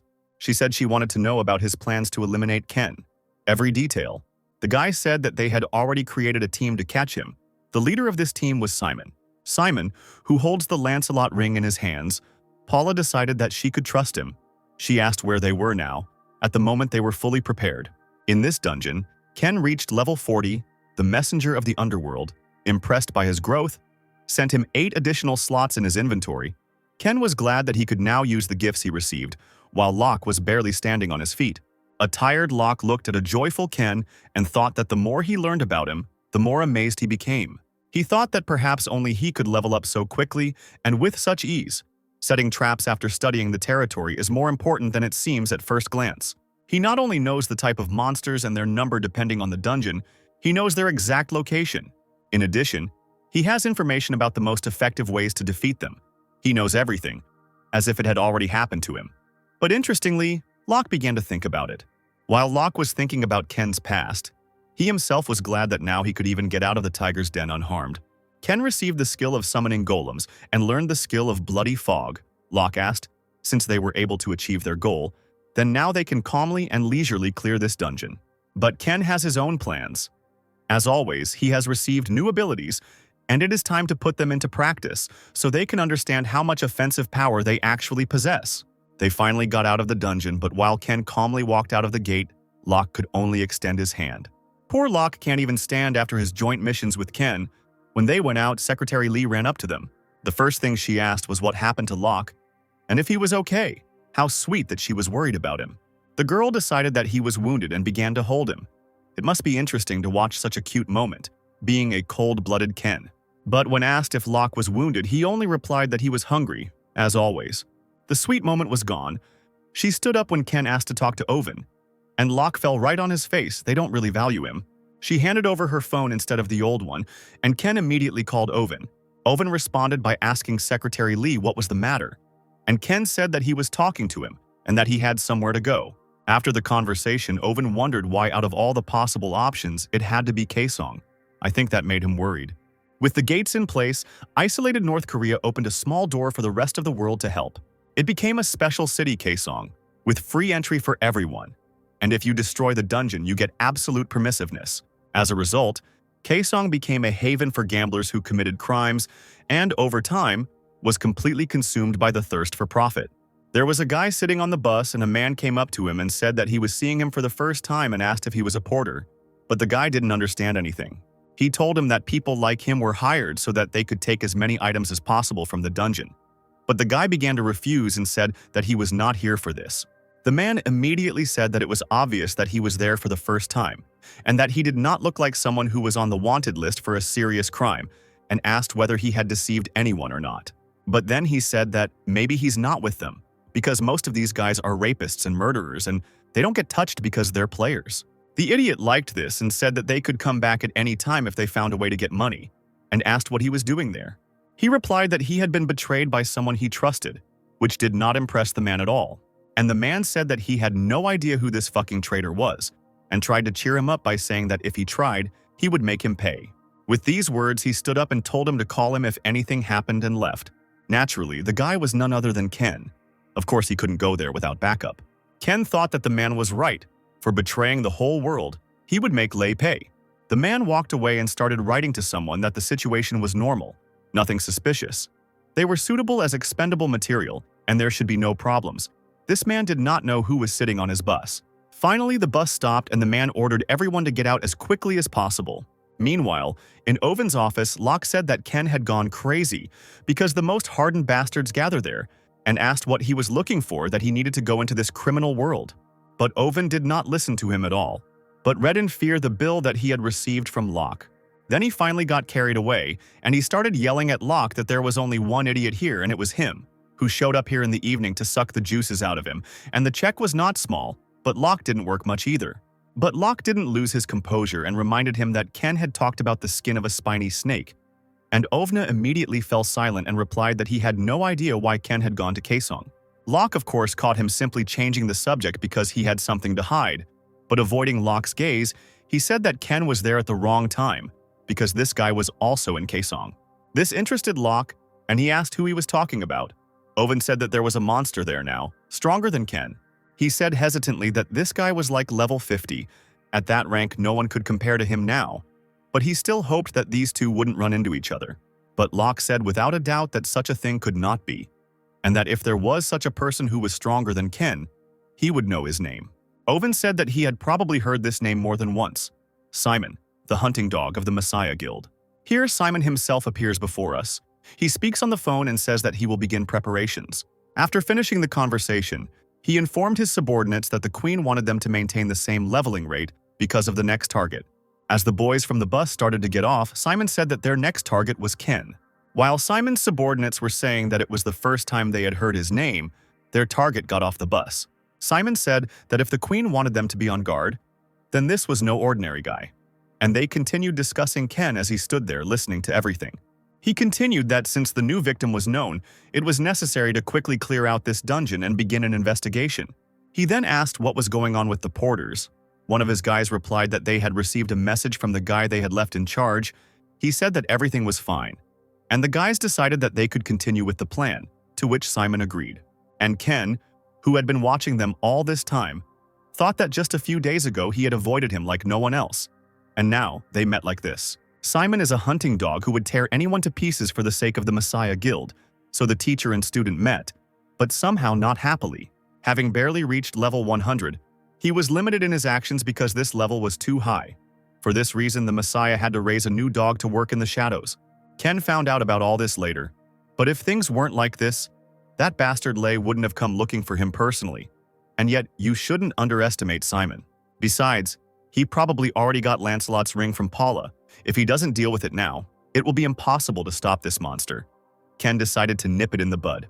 They finally entered the dungeon and everyone received a notification that they had to defeat the Red Orc to move on to the next level. But as soon as they entered the dungeon, one of the porters killed one of the people and escaped. Simon walked over to inspect the dead man's body and his subordinate asked if they needed to run after him. The porter had killed him without hesitation, delivering a single, precise blow to the vital places, Simon thought. He realized that this guy had killed before. I think I can guess who the killer is. Simon stood up and told his subordinates that their plans were changing and ordered him to take care of the remaining porters. As soon as Simon left, all his subordinates took out their weapons and surrounded the porters. The man immediately became nervous and began to tell them that they were just porters and that they didn't even have weapons. Before he could finish saying that he had a separate contract, one of the players attacked him. Seeing this horror, the rest of the porters began to run away in fear. But there was no success in this. After finishing the order, the player returned and reported this. He asked Simon if they needed to split up and find him. Simon said that he escaped after killing one guy because he was buying time. He himself was most likely planning to eliminate everyone one by one when they split up. Then he asked if they should follow his plans. While Simon was ordering his men to find all the information about the murdered man, a tree suddenly fell near them. A huge golem came out of the forest. I remind you that Ken recently received the skill of summoning golems. Seeing the golem, Simon realized that his patrons were a messenger from the underworld. Simon thought that since he couldn't use the other summoning skills without making a sacrifice, the golem was obviously just a distraction to buy time. Simon was a dangerous opponent because he could think clearly. He ordered his men to start pursuing him and quickly deal with the golem. One of the players used the Fountain of Knowledge Keeper skill conclusion. Roots emerged from the ground and captured the golem. Golems have high resistance to cutting weapons, so all participants use impact weapons. One ran up to him and kicked him in the leg, saying that they weren't so dangerous if you took away their legs first. Ken watched the battle and was impressed by the players' ability to switch weapons without orders, and how well they worked as a team, as well as knowing where to aim first. Having deprived the golem of its legs, the player jumped up to finish off the golem. Having finished with the golem, a cloud of dust surrounded the entire area, and the healer heard some sound. And at that very second, an arrow appeared in front of him, and he couldn't move. But Simon, as a good leader, immediately reacted and saved his subordinate. The doctor, trembling, began to apologize to her captain. Simon said with displeasure that he shouldn't be underestimated just because he was alone. He himself thought that the guy was aiming directly at the healer, while the others were busy with the golem. Not only does he know what a healer looks like, he must have incredibly good skills, be capable of long-range attacks and summon monsters. While Simon was pondering Ken's abilities, his player shouted that another attack was coming their way. They decided that they were players, so they began to wonder where they came from, since they were the only ones in the dungeon.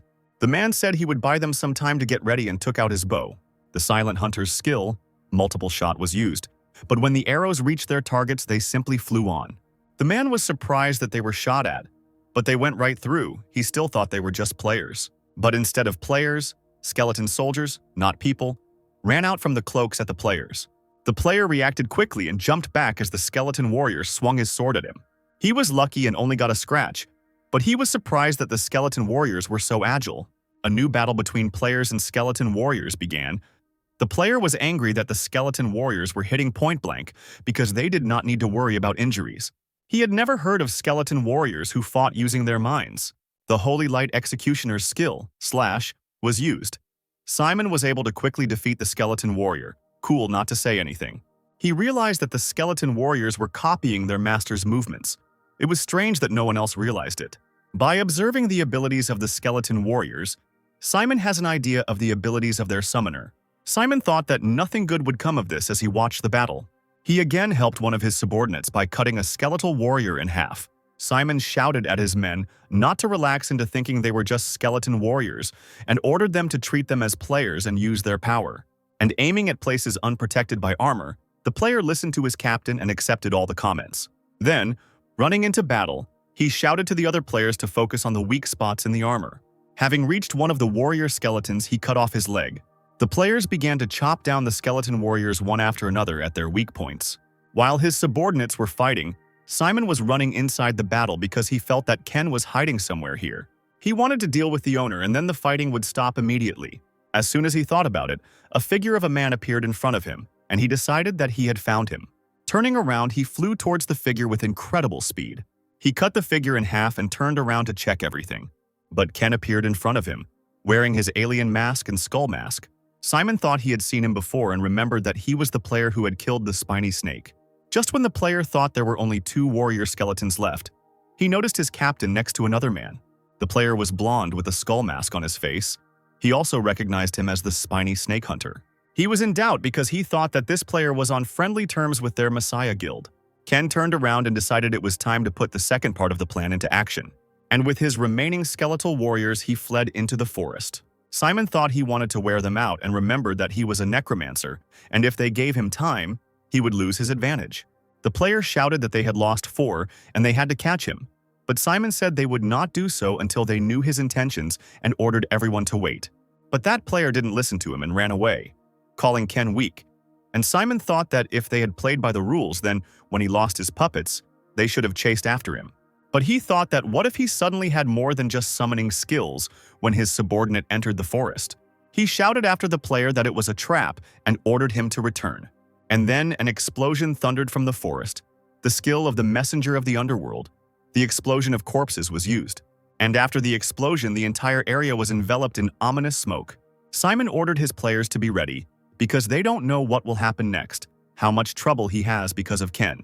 Out of the smoke appeared the guy who ran headlong after Ken, still alive, although wounded.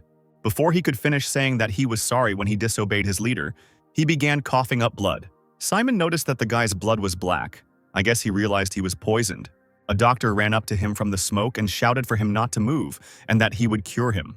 But Simon stopped him as soon as he ran up and said that it was too late, because the color of his blood had completely changed. The guy fell to his knees and in a panic began to say that he was fine because it was just poison and asked to help him. The picture was really terrible. The hysterical boy stood up and ran towards the doctor, shouting that he didn't want to die here. But when he just ran up to him, Simon took out his sword and cut him, cruelly, although he would have died in agony if he had poisoned him. Simon thought that the source did not say that this guy uses poison, but he still used it, and it was so deadly that the player died immediately. He wondered why he hadn't used this deadly poison from the beginning. And then it dawned on him, and he turned around, seeing that all the players were already injured. One player said that due to the explosion, he didn't notice that the fog was dark red and didn't disappear. And Simon activated his Lancelot ring. Lancelot's ring activates high resistance to blood poisoning. Then he shouted for everyone to move away from the fog because it was poisoned. The player said that he felt no poison. But without finishing, he was poisoned. Their health will gradually decrease due to the effect of the poison. Then all the players started coughing and fell to their knees. Simon realized that everyone had been poisoned, and that this was exactly what he wanted. He wanted the poisonous fog to deprive Simon and his subordinates of their protection. While he was thinking about this, a huge skeleton warrior appeared from behind. Simon quickly jumped back, but the skeleton ran past him towards his players. He also realized that he was not his target, but his subordinates. While Simon was distracted by this skeleton warrior, Ken quietly ran up to him. Of course, Simon was able to block his attack and they jumped aside together. He received a notification from his patron. The executioner of the Holy Light became interested in this battle. And Ken noticed that Simon managed to hit him in that moment. Of course, the messenger of the underworld also became interested in this battle. Ken, as he expected, realized that his level was very different from Ian's. He wanted to distract him and defeat him with one blow. He thought that if he was not careful, he himself might die, and activated Gawain's necklaces, the blessing of the sun. This time, it would be difficult for him to win. Meanwhile, in Owen's office, Secretary Lee reported that she had managed to track down Ken's location. As they had predicted, he had gone to that dungeon, and Owen realized that he had gone there to get rid of Simon. If that meant he was targeting the Messiah Guild, Owen decided that Ken could be a good ally. Of course, if he returns from there alive and told the secretary to start preparing. What the secretary had been working on for many months was the power of the pharaoh. All of Simon's subordinates were dead and lying on the ground, and Ken fell to the ground while Simon destroyed another warrior skeleton. I think we should start worrying. After killing the last skeleton, Simon said that now only they were left and asked if he was done with his tricks. Ken looked terribly tired. Even though he had applied all the effects of the sun's blessing to himself, there was still a huge difference between him and Simon. Simon was stronger than Ken remembered. The situation was dire. Ken was already at the limit, while Simon was still standing on his feet. He realized that he had been too confident when he decided that he was ready to face Simon. Ken had already been hurt many times. Simon admitted that he was the first one he had to deal with, and said that he himself had to understand that he had lost too much blood and did not have much left. He was poisoned again, but thanks to the ring he was able to resist the poison. Simon himself knew that if it weren't for the ring, he would have been dead long ago, like his subordinates. Simon continued to confidently approach Ken, who knew that if he lost any more blood, he would die. Walking up to Ken and raising his sword, he said goodbye to him. The first time Ken had been in such a difficult situation. Ken watched as Simon raised his sword, unsure of what to do. Luckily, Ken remembered what Vincent had told him. Since the blood was poisonous because it was running through his veins, they would not be able to provide him with adequate surgery or a transfusion if he was mortally wounded. Secretary Kim handed over the envelope and said that the boss had prepared it especially for him. Vincent said that it might be useless once he became stronger, but until then, she had to save his life at least once. Ken remembered the envelope he gave him. I have never been so happy about Vincent. Then Ken jumped on Simon. Apparently, he had come up with something. Simon thought that this bastard was fighting to the last. Of course, everyone wants to live. Ken reached for Simon's stomach and the underworld messenger's blood absorption skill was used. After that, Simon flew in the opposite direction. However, like Ken, they both fell to the ground. Simon suffered from profuse bleeding. All of his stats were sharply reduced. Ken sat on the ground and he had restored 5% of his health, better than nothing, and his bleeding had stopped. He then stood up and walked towards Simon and asked that someone like him should know Lei's true nature. So why was he still subservient to that bastard? Simon laughed and asked if that was his real reason for attacking, and said that, although everyone says the world has gone crazy, it is far from true. For those who have the power, the players, to rule the world, that is justice. To end the game stupidly, that is the law of nature, Simon said. Ken took out Lancelot's ring, and the ring's effect disappeared. Simon was poisoned, and his resistance was sharply reduced due to profuse bleeding. Justice, the laws of nature, Ken began. I am stronger than you, and therefore you should easily accept death at my hands, Ken said, as Simon died. When Ken cleared the dungeon and came out, there were 2 cars and 1 man standing in front of him. The man handed him a radio saying that they had been waiting for him, and Owen's voice came through the radio, unable to believe that he had defeated Simon. Owen said that Ken wasn't going to spout nonsense about not knowing who he was killing. And Ken asked if there was any problem with him killing the Messiah Guild's watchdog. To this, Owen said that he personally had no problems with this, but he did not think that Ken would be so much trouble, because at first he thought that Ken was just an eccentric customer. He continued by saying that they were interested in what he was going to do next, so he suggested that they meet when he arrived from Kaesong to discuss business. This is an important issue that needs to be discussed in person. This is a serious step. Owen decided to meet with Ken, which means he began to trust him. Ken replied that everything suited him and he saw no reason to refuse this offer, and that if he wanted to talk to him about destroying the Messiah, then he was with them. I personally like this alliance. Let's see what happens next. Early in the morning, Lei came to the storage lockers looking very sad. Opening the drawer, she saw a photograph that was kept there. In the photograph, she was with some person. But unable to bear the pain, she closed the locker and began to leave. We were shown a small part of Lei's past. There was a battle in the dungeon, and when the players heard the signal to retreat, they began to run away. While all the players were running away, the guy walked straight ahead. Of course, that man was Locke. Locke wore a foreigner's mask and thanked the other players. On Locke's finger, Lancelot's ring that Ken had taken from Simon was glittering. Locke was asking what Ken wanted him to grab that burning thing. Ken started teasing him again, asking if he was so insecure that he was afraid of getting a small burn, having such a body. And Locke, of course, started saying that he was not afraid, but just worried about whether they would be able to carry out the plan in principle. Then Ken told him that he had to endure 5 seconds for her to remain immobile, and he would take care of the rest. After these words, he threw him the rings and told him to put it on just in case. Locke thanked him hesitantly and said he respected his preferences. It seemed the fool thought Ken had proposed to him. Ken told him to stop being a fool and that it was Lancelot's ring, and it protected the wearer from almost everything except burns. And Locke asked what good it was if it couldn't protect against simple burns. He replied that if the Firefox's flames had any negative effects on him, the ring would save his life, and that in A-rank dungeons, such risks were unavoidable. Locke was thinking about how he had promised to buy him as much food as he wanted if he could hold off the Firefox for 5 seconds.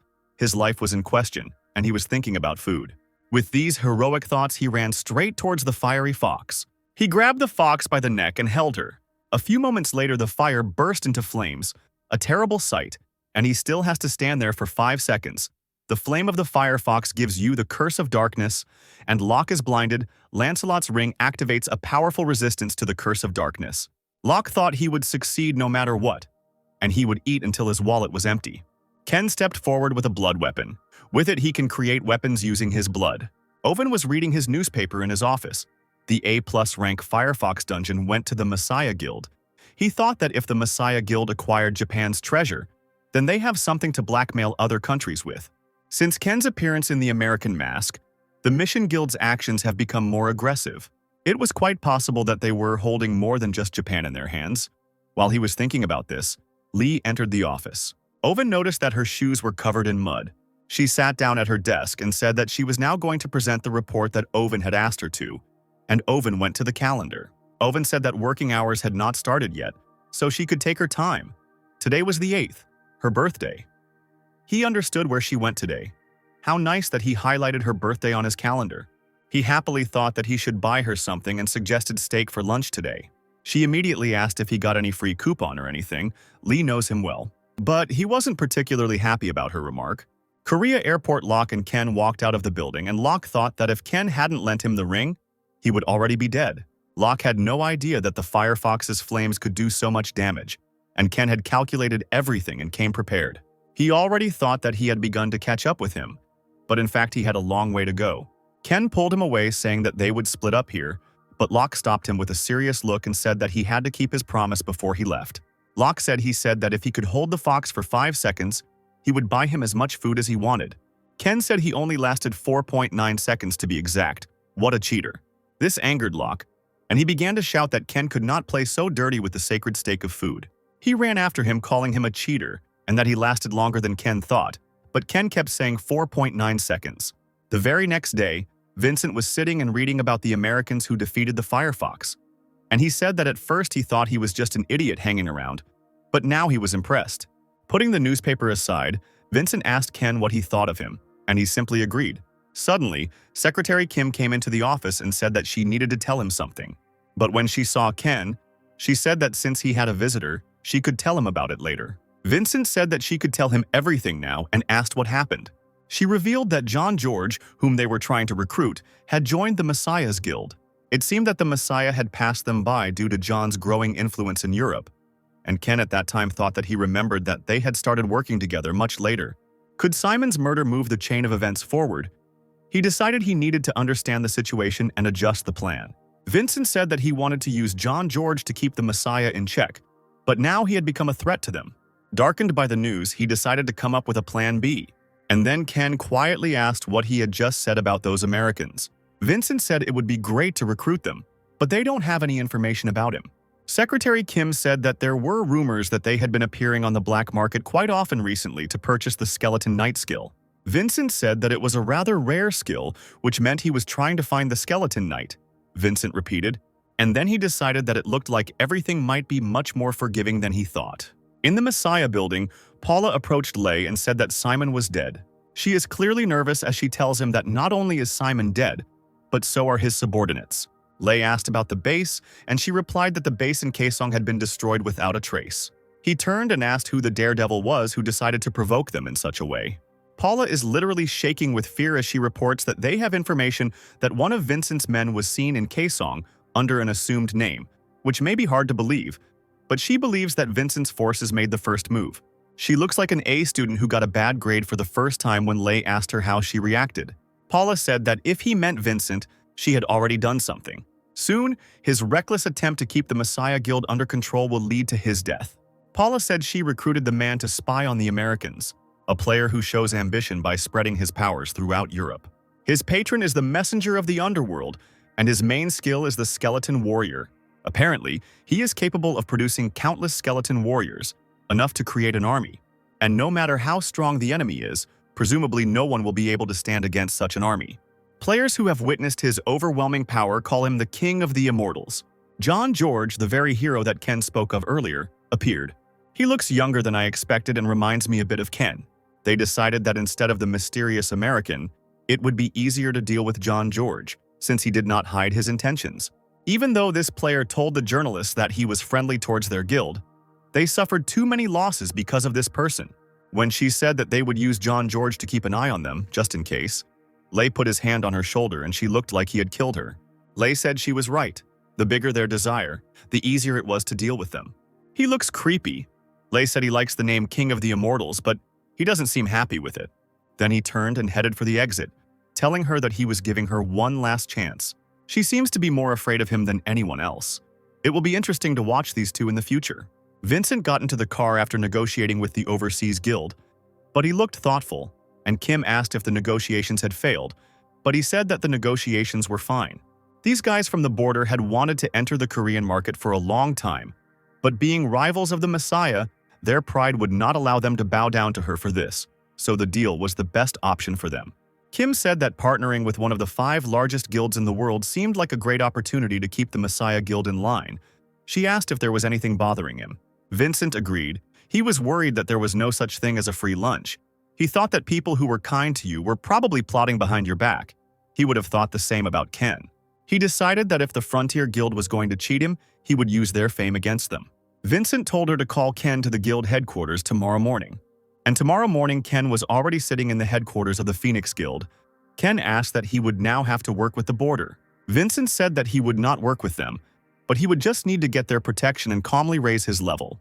He continued and said that they were preparing to enter the dungeon in 2 days and Ken needed to be ready by then. Ken walked out of the office and took off his cute suit. He thought that in order to continue to control the Messiah, he had to involve third parties, but these actions seem a little obvious. This fox, Paula, probably already foresaw all of Vincent's plans to cooperate with another American mega guild now. Judging by the situation, it is very likely that the Frontier and the Messiah are working together behind the scenes, but relying on guesswork is a bad idea. And then Ken received a call from Owen. The day of entering the dungeon arrived.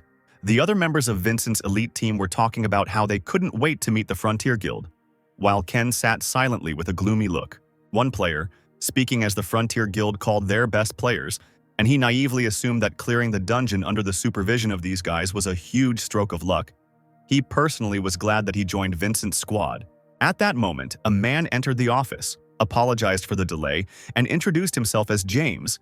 He is a member of the Frontier Guild's team of lawyers, asked everyone to sit down so that he could begin to bring them up to speed. James ended by saying that the Frontier Guild was doing everything they could to keep them safe. How funny it was that no one was sitting next to Ken. He added that from now on they were forbidden to enter any dungeon without a boundary escort. Bad news for our Ken. And in the dungeon they are generally forbidden to do anything. They are definitely in cahoots with the Messiah's guild. The man, who was happy about this union, became nervous and asked what it meant that they couldn't do anything. James picked up the contract and pointed to it, saying that it looked like they were mistaken. This contract stated that they were only supposed to ensure their safety during the level up. It was not an offer, it was an order. He said that the contract did not contain a single word about respecting their rights and freedoms. James said that if they didn't honor the terms of the contract, both parties would suffer, and he literally sat him down in a chair and said that he would make sure they understood everything. The sick bastard began to threaten them not to even think about taking any action in the dungeon, and his guild would spoon-feed them like little children. James said that if they had any complaints, he would personally convey the news to Vincent that the contract was cancelled due to their unwillingness to cooperate. The crazy man, leaving the office, said that silence would be considered consent, and reminded that they were leaving for the dungeon in 30 minutes. Ken thought that they were going to control Vincent's people, under the guise of fulfilling the terms of the contract. Suddenly he received a call and Ken asked how he could help. The voice said that they needed to radically change their plans. Alvin said that maybe entering this dungeon is not the best idea. After some searching, he thinks that the Messiah and the Frontier are in cahoots as expected. The Messiah's recent actions had been strange, and now they had joined forces with a large guild, and Owen said he needed to look into the matter further to find out for sure if they were working with the entire guild or just a part of it. And he suggested to Ken that they leave this dungeon. He could find him a safer one, but Ken said that he underestimated him. To catch the tiger, you need to go into his den. Owen began to shout that going there, knowing that they were plotting, was recklessness. Ken said that if he hadn't been reckless, they wouldn't be talking to him now. And he thought now that they knew they were working together, it wasn't the best time to talk. Owen agreed and said that they needed to come up with a new plan as soon as possible. Ken said he wanted to ask for 2 things. First, to keep him updated on any new information about these guys on their frontier. And second, he needed him to deal with the aftermath. Owen, after a short silence, agreed and said that he could rage as much as he liked since he had already made up his mind. He will deal with the consequences. The whole team entered the dungeon. But Team Phoenix just sat next to each other and did absolutely nothing. The level increased. One of them asked how many times they had already increased the level. The other answered that it was the 2nd time. This was already the 3rd dungeon, but he still couldn't get used to the fact that they were just sitting and doing nothing. One said it wasn't that bad. They were making money without working hard, and the cleanups were over pretty quickly. At this rate, they could clear the dungeon with Vincent soon enough. He heard that Vincent was preparing for a raid on the 6th level. He had already started recruiting players for the elite squad. Ken thought that it seemed like the Frontier Guild was speeding up their cleansing to weaken Vincent, since it would be much easier to carry out their plan once Vincent entered the dungeon. The dungeon was successfully cleared and the guys were already relaxed. Some weirdo came out of the woods and said he wasn't allowed to move, so why did he stand up? Ken turned around to look at this weirdo. The man said that a notification about clearing the dungeon had popped up. The guy told them not to forget themselves. They were not here to make friends. He said they were not allowed to do anything unless they were ordered to. Ken looked at this strange guy, silently, with a menacing look. Alvin said mockingly that he probably felt bad because they didn't let him do anything. But Vincent was an amazing person. He was vigilant enough to prevent them from doing shady things behind his back. Although it might end soon, he threw the newspaper on the table. It said that Vincent was going to the 6th-level dungeon. He must be losing his patience because he issued a press release earlier than expected. Ken said it was extremely important to him to lay the foundation as soon as possible, so he didn't have much of a choice. The moment Vincent entered the dungeon, those bastards from the frontier would show their true colors. Ken asked, "What about the information he requested?" Owen told him not to worry. She should be with him tomorrow. A disgruntled Ken said that he thought Owen himself would come here. But Secretary Lee came and said that quite a lot of time had passed. Owen said that he should meet Ken in person at least once. But he noticed that Secretary Lee wanted to say something, and she said that the meeting was scheduled for tomorrow and she could go instead of him. He asked if she really wanted this, and she said that it was important to her too. She was interested in how Lee would develop. At the cafe, she apologized to Ken, saying that at the last minute the boss had some important things to do. She took out documents from her briefcase and said that the plan would be implemented without any problems. Ken was surprised when he looked at the documents. There was not only information about the main members of the Messiah, but also the guilds with which she is in close relations. She reported that according to the information found, the Messiah Guild has infiltrated not only the frontier, but also the 5 leading guilds in the world. Lee looks quite mysterious. Lee said that first they need to destroy the hands that are helping the Messiah. Ken asked if she was suggesting he start trimming the branches, and Lee replied that was exactly what she said, because only then will they be able to see a glimmer of hope. Then she handed over an envelope, saying that there would be more than enough to pay for this. The information contained in this document is invaluable. It provides a list of items used by the Messiah Guild, as well as the supposed rat Messiah in the top 5 guilds. She is uniquely good at her job. Ken was pleased and said that she was right, and that this payment was more than enough. He flipped through the document and found that guy from the dungeon, Sam Oliver, the guy who was following him. He heard his name, but that he owned Percival's spear. Ken put the document on the table and asked to pass on the message to the busy Mr. Oven. He pointed to the document with Sam and told him to get him the same one as last time. Lee didn't understand and asked what he meant by the same one. In the evening, in the office where the guys met with James, someone called Sam. The huge man said he asked him how many there would be today, then asked why he was disconnecting. The weirdo replied that he was just thinking, and said that today there would only be one. It didn't matter whether to kill or spare the other 4. The main thing was to eliminate only that guy. His partner replied that he thought there would be a lot of them. That's why he was so disconnected. He said that he started working with him on the team because his name was Lucky Sam and he really was lucky. The weirdo continued that he heard how other teams had to deal with 4 and 7 people. He also thought that he was lucky until he got the call. Chief Naomi told him that Vincent was in the dungeon, so they needed to make a move today, and Sam said that he was probably the only one called in for a reason. She asked if he was taking good care of Percival's spear, and told him that Ken, whom he had been following, had survived several assassination attempts by other guilds and was at the top of the hit list.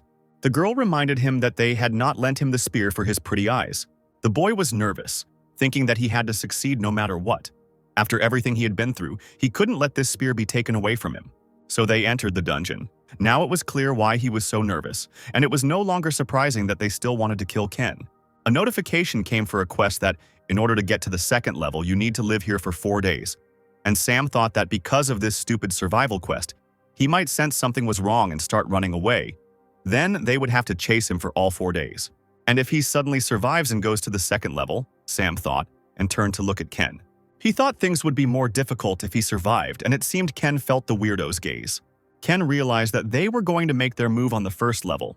But this only amused him, and he decided that it was time for him to make his move. Sam was asked in a whisper when they planned to take action. Sam also whispered back that they didn't need to carry him around all the time and that it would be better to finish him off quickly. He said they just needed to take him aside and then make it look like an accident. And suddenly someone started yelling, "Where are you going?"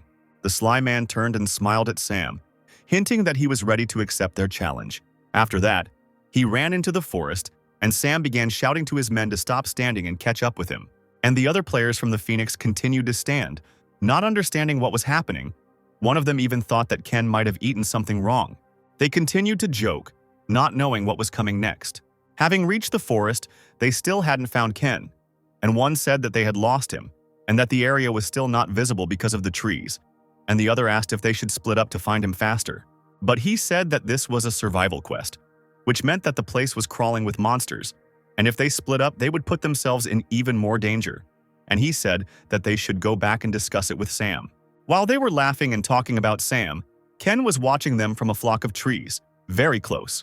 When they left, Ken came down and said that due to the increased security, he never had a chance to try his moves, but now such an opportunity presented itself, he took out a ring from his inventory. In the A+ rank Firefox dungeon, the War Trophy Ultra Plus ring was obtained. Ken put on the ring. This ring helps to go beyond your capabilities. Its value is immeasurable. The ranks of all skills have been increased by 1. The rank of the Skeleton Warrior skill has become outstanding. Now he can summon skeleton warriors using the corpses of any monsters. Ken was delighted that he could finally summon a new skeleton warrior when suddenly guests arrived. The unexpected guests were wolf monsters. Ken decided that it was worth increasing his strength a little. The players returned to Sam and told him that he had managed to escape, and he was angry that everything was not going according to plan. The man asked Sam if it was possible that someone had leaked the information or if there was a traitor among them. But Sam replied that if someone had leaked the information, he would have rather brought help than run away. No, he wouldn't have come here at all. The naive one doesn't know how crazy Ken is. Another player asked what he was going to do since they couldn't just wait for him to show up. Sam told them to calm down and that they would have to use all the possibilities of this quest. He decided that they would not kill monsters and focus on finding him quietly. But the player asked why he killed these guys, to which Sam began to complain that he had no other choice, and he got rid of them before everything got out of control, then ordered everyone to leave before the monsters were drawn to the smell of blood. All the guys were running away, and Sam thought that so far everything was going according to the information from Chief Naomi.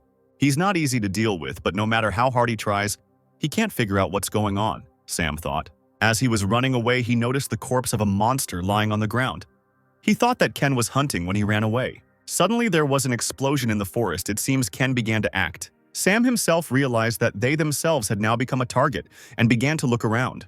He shouted that it looked like a trap and that they needed to prepare for the impending attack. The man screamed that he had been wounded in the arm and asked to be treated quickly. But from the smoke, a skeleton warrior appeared and quickly attacked this player. The other one was also shouting at Sam to do something. He wanted to say that he couldn't see anything because of the dust, but he didn't finish. An arrow flew out of nowhere and hit him, killing another player. Sam was panicking, thinking that at this rate he would get rid of them faster than they could strike back. The Silent Hunter's wind wall skill was used. Sam slammed his spear into the ground. The dust cleared and a skeleton warrior began to appear. Sam could have done it right away, so he could have helped his partners. A huge skeleton warrior appeared behind Sam and was already swinging at him. He was able to jump back further, but his spear was damaged. Sam said, disgruntled, that he never thought he would use it here. The boy took out his spear Percival. This spear belongs to the Knight of the Round. Percival, the wound inflicted by this spear will not heal so easily. Percival's spear is the 3rd legendary item in the Knights of the Round Table item set. Ken has already encountered a player wielding this spear. Since it has the effect of enhanced penetration, its attack cannot be blocked by unique rank armor. Moreover, the wounds inflicted by this spear cannot be healed for a certain period of time. The skeleton warriors quickly retreated, and Sam wondered why they were retreating so quickly. When all the skeleton warriors had fled, a huge skeleton of some kind of beast emerged from the depths of the forest. Sam noticed that this skeleton was moving too fast, and so the skeleton began to run at incredible speed. Sam thought that he had decent speed. He stood there unable to do anything and decided that all he could do was wait until he struck again. Then at least he would be able to reach him. Sam relied on his spear, which only needed 1 strike, and as the skeleton approached, he prepared himself. The Silent Hunter skill dealt the final blow, and the skeleton and Sam began the battle. But when Sam struck with his spear, the skeleton managed to turn away from the blow. Sam was of course in shock. He couldn't understand how he was able to dodge the spear. The skeleton turned around and grabbed Sam's arm, and he continued to wonder how any skeleton could jump away at the right moment. And Ken, who was standing behind the tree, he took off his mask and his connection was broken. Despite its sharp fangs and claws, a skeleton warrior in beast form is no different in strength from a skeleton in human form. Human-type skeleton warriors who walk on 2 legs can freely use various types of weapons, such as swords, bows, and axes, while beast-type skeletons are unable to do so. However, on the other hand, due to the human body structure, human-shaped skeleton warriors do not move as fast as animal-shaped skeleton warriors, who do so on all fours. The skeleton warrior squeezed Sam tightly in his mouth, and Sam thought that he could not die here. Even without an arm, while he was still able to lift Percival's spear, he reached for the spear that was very close. But then Ken came along and said that no matter how good the spear was, until he could strike it, it was useless. Ken said he didn't know why they were targeting him, but since things had gotten this way, any further conversation would be pointless. Sam began to panic and scream that he was just following orders and that he had no choice, and that if he spared him, he would cooperate with him. And if he kills him, he will become an enemy of all the frontier guilds, and he asked arrogantly if he thinks he can deal with everyone. In the real-world building, James walked into the office and shouted that they had a serious problem. The girl at the table calmly asked what he was talking about, and James said that she urgently needed to check something. He reported that all their agents defending the entrance were destroyed, but the identity of the person who killed all the agents, she inserted a flash drive into her laptop. In the video, someone was shouting, "Stop, bastard!" And then there were screams. The girl looked at all this in horror. And we are shown a video in which Sam Oliver himself killed 2 soldiers who were standing at the entrance. She asked in horror what the hell was going on here. Now she was worried that she had been too cruel to him. She wondered why he did it. After Sam killed everyone, he told Ken that it was over and so that he wouldn't forget about their deal. James said that he didn't expect Sam to betray them. The girl was shaking. She thought that this was an emergency. If Sam Oliver betrayed them, knowing who was behind him, then she was finished. She decided to personally get rid of them before they found out about it. We are shown someone's car parked on the street. In the car, Locke said he had nothing to worry about. The cleanup had been successful. Sam said he was glad to hear that, and since the current task was finished, it was time to move on to the next step. Locke asked if he was planning on doing anything else, and if he was going to make so much noise in the Frontier Guild, then it would be better for him to lie low for a while. And Ken, who had been wearing Sam's mask all this time, said that he knew everything himself, because there was no better place to hide in the dungeon. We are shown a past conversation between Ken and Lee, where he asked for one thing he had spoken about earlier. This thing turned out to be a mask with Sam Oliver's face. It's a little creepy to make such a mask, but okay. Ken in the car said that the right scene for the release from the second-level dungeon appeared just in time. He took out his phone and told Locke to get ready. Locke asked him angrily why he needed it. Locke started shouting that he didn't even need to hide. Why should he go with him into this dungeon? But Ken was already on the phone and asked how things were with the border. Alvin replied that so far no movement had been noticed. It seemed that Chief Naomi was trying to finish this matter on his own, without reporting to his superiors. Ken replied that if that was the case, then it could be said that not the entire Frontier Guild was involved. Owen agreed, but said that while they couldn't be sure of that, she could be an informant for the Messiah Guild they were hunting. The Frontier Guild is one of the 5 largest guilds in the world. It seems that the Messiah's dirty paws have not yet reached the foundations of the frontier. Even in Sam's memories, there is no information about the leaders, except for Naomi. Owen said that in any case, everything had already gone wrong because Sam Oliver had betrayed them, and Chef Naomi would try to resolve the incident on her own before Vincent showed up. If Vincent found out the truth, it would be more than just a headache, so he asked him to hide in some dungeon. Meanwhile, Owen would be scaring Naomi with the ghost of Sam Oliver, and Ken said that he was just about to do it himself, and Owen asked if he had already chosen which dungeon he would go to. Of course, an A+ rank dungeon in Taiwan. Hearing this, Owen did not seem happy with his choice of dungeon, and asked why he chose this one out of all of them. Owen told him that there had been 23 unsuccessful attempts to clear this dungeon. Poor Locke had already begun to shake with fear, thinking that he was crazy, but Ken listened to him calmly. He continued that the Messiah had tried to clear it out 4 times, and none of the attempts had been successful, and that the other guilds had also temporarily stopped their attempts to clear it out. He asked if Ken, who already knew about it. Ken remembered that even before his trip to the past, it had not been completely cleared. The last number of failed attempts that he remembered was 43. Endless failures. Eventually, most of Taiwan's territory was filled with monsters because no one could close the dungeon gates. There is a level limit to enter this dungeon, so even Lei, the Messiah, couldn't do anything. Ken decided that he couldn't clear it either if his level was over 60. It was crazy that Ken wanted to go in there. So if there is anything in this dungeon that could help in the fight against the Messiah, it will pass by him unnoticed.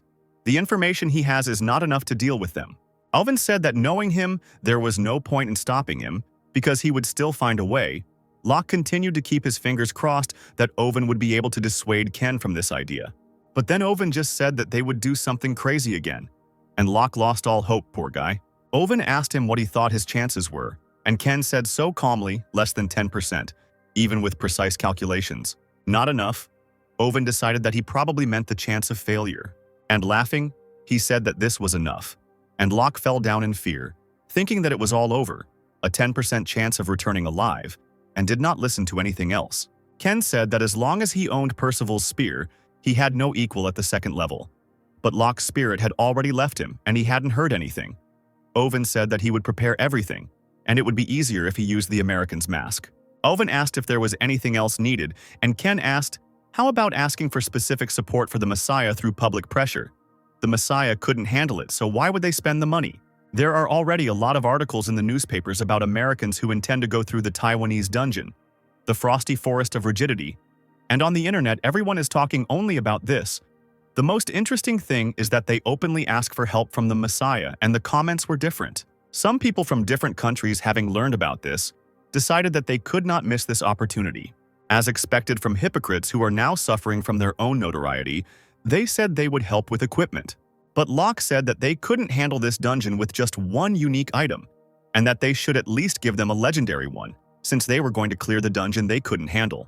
Owen reassured him that if things continued to go this way, the Messiah would have to fork out for more expensive items if they wanted to save face. But more importantly, due to this incident, the price has definitely gone down. Locke didn't understand anything, and when Lee entered the office, she said that the cost of clearing the 2-level dungeon of rank A+, which the Messiah failed to cope with, had changed to a unique class item. And now if someone else clears a dungeon of an even higher rank for the Messiah, they won't be able to get away with just unique items. Lee approached the guys with a suitcase on her back. At this point, Locke finally realized what they meant, and he happily said that they would now be able to get legendary items for clearing 3-level and higher dungeons that the Messiah had failed to handle. Owen thanked Lee for the explanation. Lee handed over the folder with the details they had requested, details of Sam Oliver's cover route, and the final expense report. And they leaked some clues to the frontier to find his false route. This should save them a decent amount of time. Owen thanked them for their excellent work and suggested that they should be on their way. Locke asked Lee if she was working in the field today. She pushed her suitcase forward, and Locke looked at it in surprise. Owen asked if he was joking. Why did Secretary Lee need to go there, since he was the one who had to go to the dungeon in Taiwan? That same evening, Locke and Ken set off for Taiwan.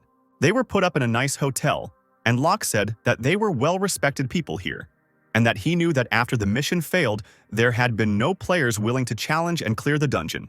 But still, they got together so quickly, Locke said happily. He turned to Ken and said that the support was encouraging and asked him what he thought about it. Ken replied that most of the players were in a guild that failed to carry out the cleanup, and from the outside it might seem like they were there to avenge their fallen comrades. But not everyone has good intentions if 23 attempts to clear the dungeon with a maximum of 80 players failed. This means that there are items buried there from about 2,000 players. Among them, there should be at least one legendary item. Ken is sure that there will be people who care more about their own gain than clearing the dungeon. A man entered the office and asked them to get ready. There was 1 hour left before entering the dungeon.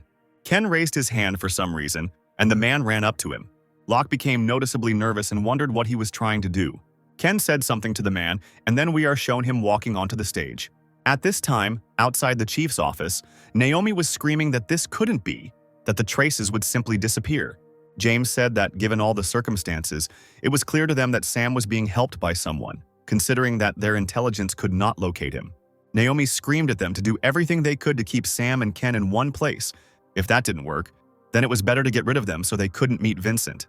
And in Owen's office, Secretary Lee approached him and told him to look at something and handed him a tablet. This was a video of Ken's statement to the world.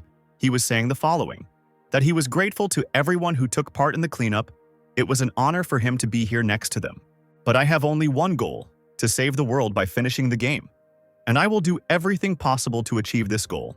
So don't stand in my way. The video has already spread around the world. Secretary Lee was nervous and asked what they should do, which was not in the plan. It is no longer possible to block the video. Owen said that he is not going to mess with those who interfere with him. This is an open statement of war.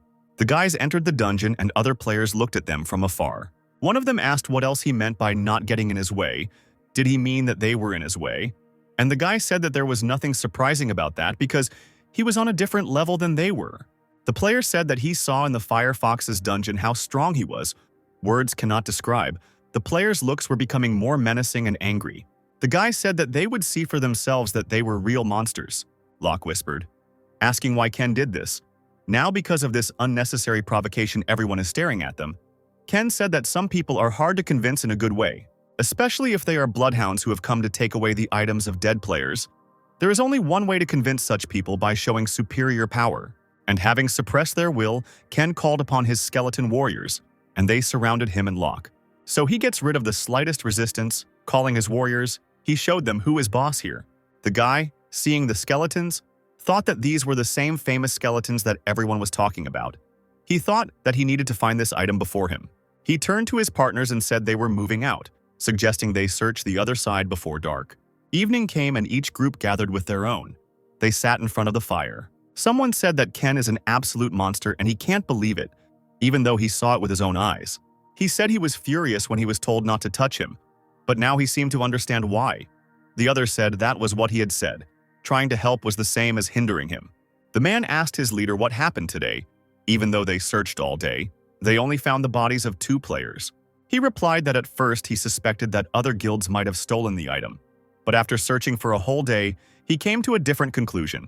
The scary guy said that there were a lot of monsters on the first level, but he didn't notice any strong ones. In other words, he doubts that a player of level 50 or higher could die here. The thing they are looking for should be on the 2nd level. Then Van Gogh's bracelet should be there. Seriously, they are looking for Van Gogh's bracelet. The guy heard something and jumped onto a tree. On one of the branches of this tree lay a skeleton. He was unhappy because he heard that the sounds were coming from here, but it couldn't have been his imagination. Enraged, he hit the skeleton. Apparently, he was not surprised that the skeleton was there. Their leader asked him what was the matter when the guy returned to Earth. He apologized to him and said that it must have been him making the sound, swaying in the wind, pointing to the skeleton. He then threw the skeleton aside and sat down by the fire. They continued to say that they had to find this item for the Kunlun Guild, even if they had to go up against this monster. Of course, this skeleton was Ken. He left it there just in case. But thanks to it, he had useful information. Van Gogh's bracelet. He had never heard of such an item before, but if the Chinese guild, one of the 5 strongest guilds, sent its bloodhound here. Ken broke the connection with the skeleton. He realized that Van Gogh's bracelet was not a simple object. Now Ken has also decided that he must find Van Gogh's bracelet. Locke complained that it was taking them longer than they expected and asked if they were the only ones fighting. Ken said his guess was correct, since more than half of them were hyenas who only wanted the treasure of the dead.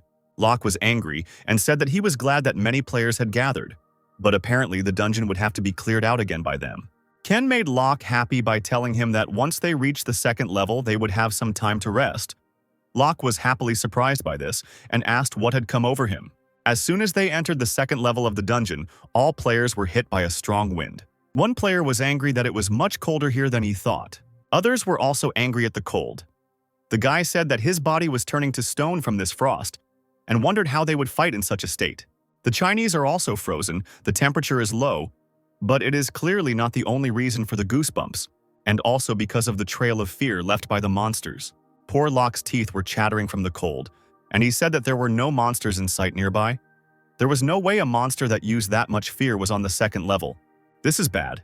Even Ken said it might be more difficult than he expected. The body of a living creature freezes when exposed to the fear of monsters. It doesn't last forever, but in a life or death struggle, a second's delay means death. It's not a dragon since they are in a 2-level dungeon, but if you exclude them, then there aren't many monsters that use fear. How strong would it have to be for the emanation to be felt from that distance? The man shouted that his guild would inspect the surrounding areas.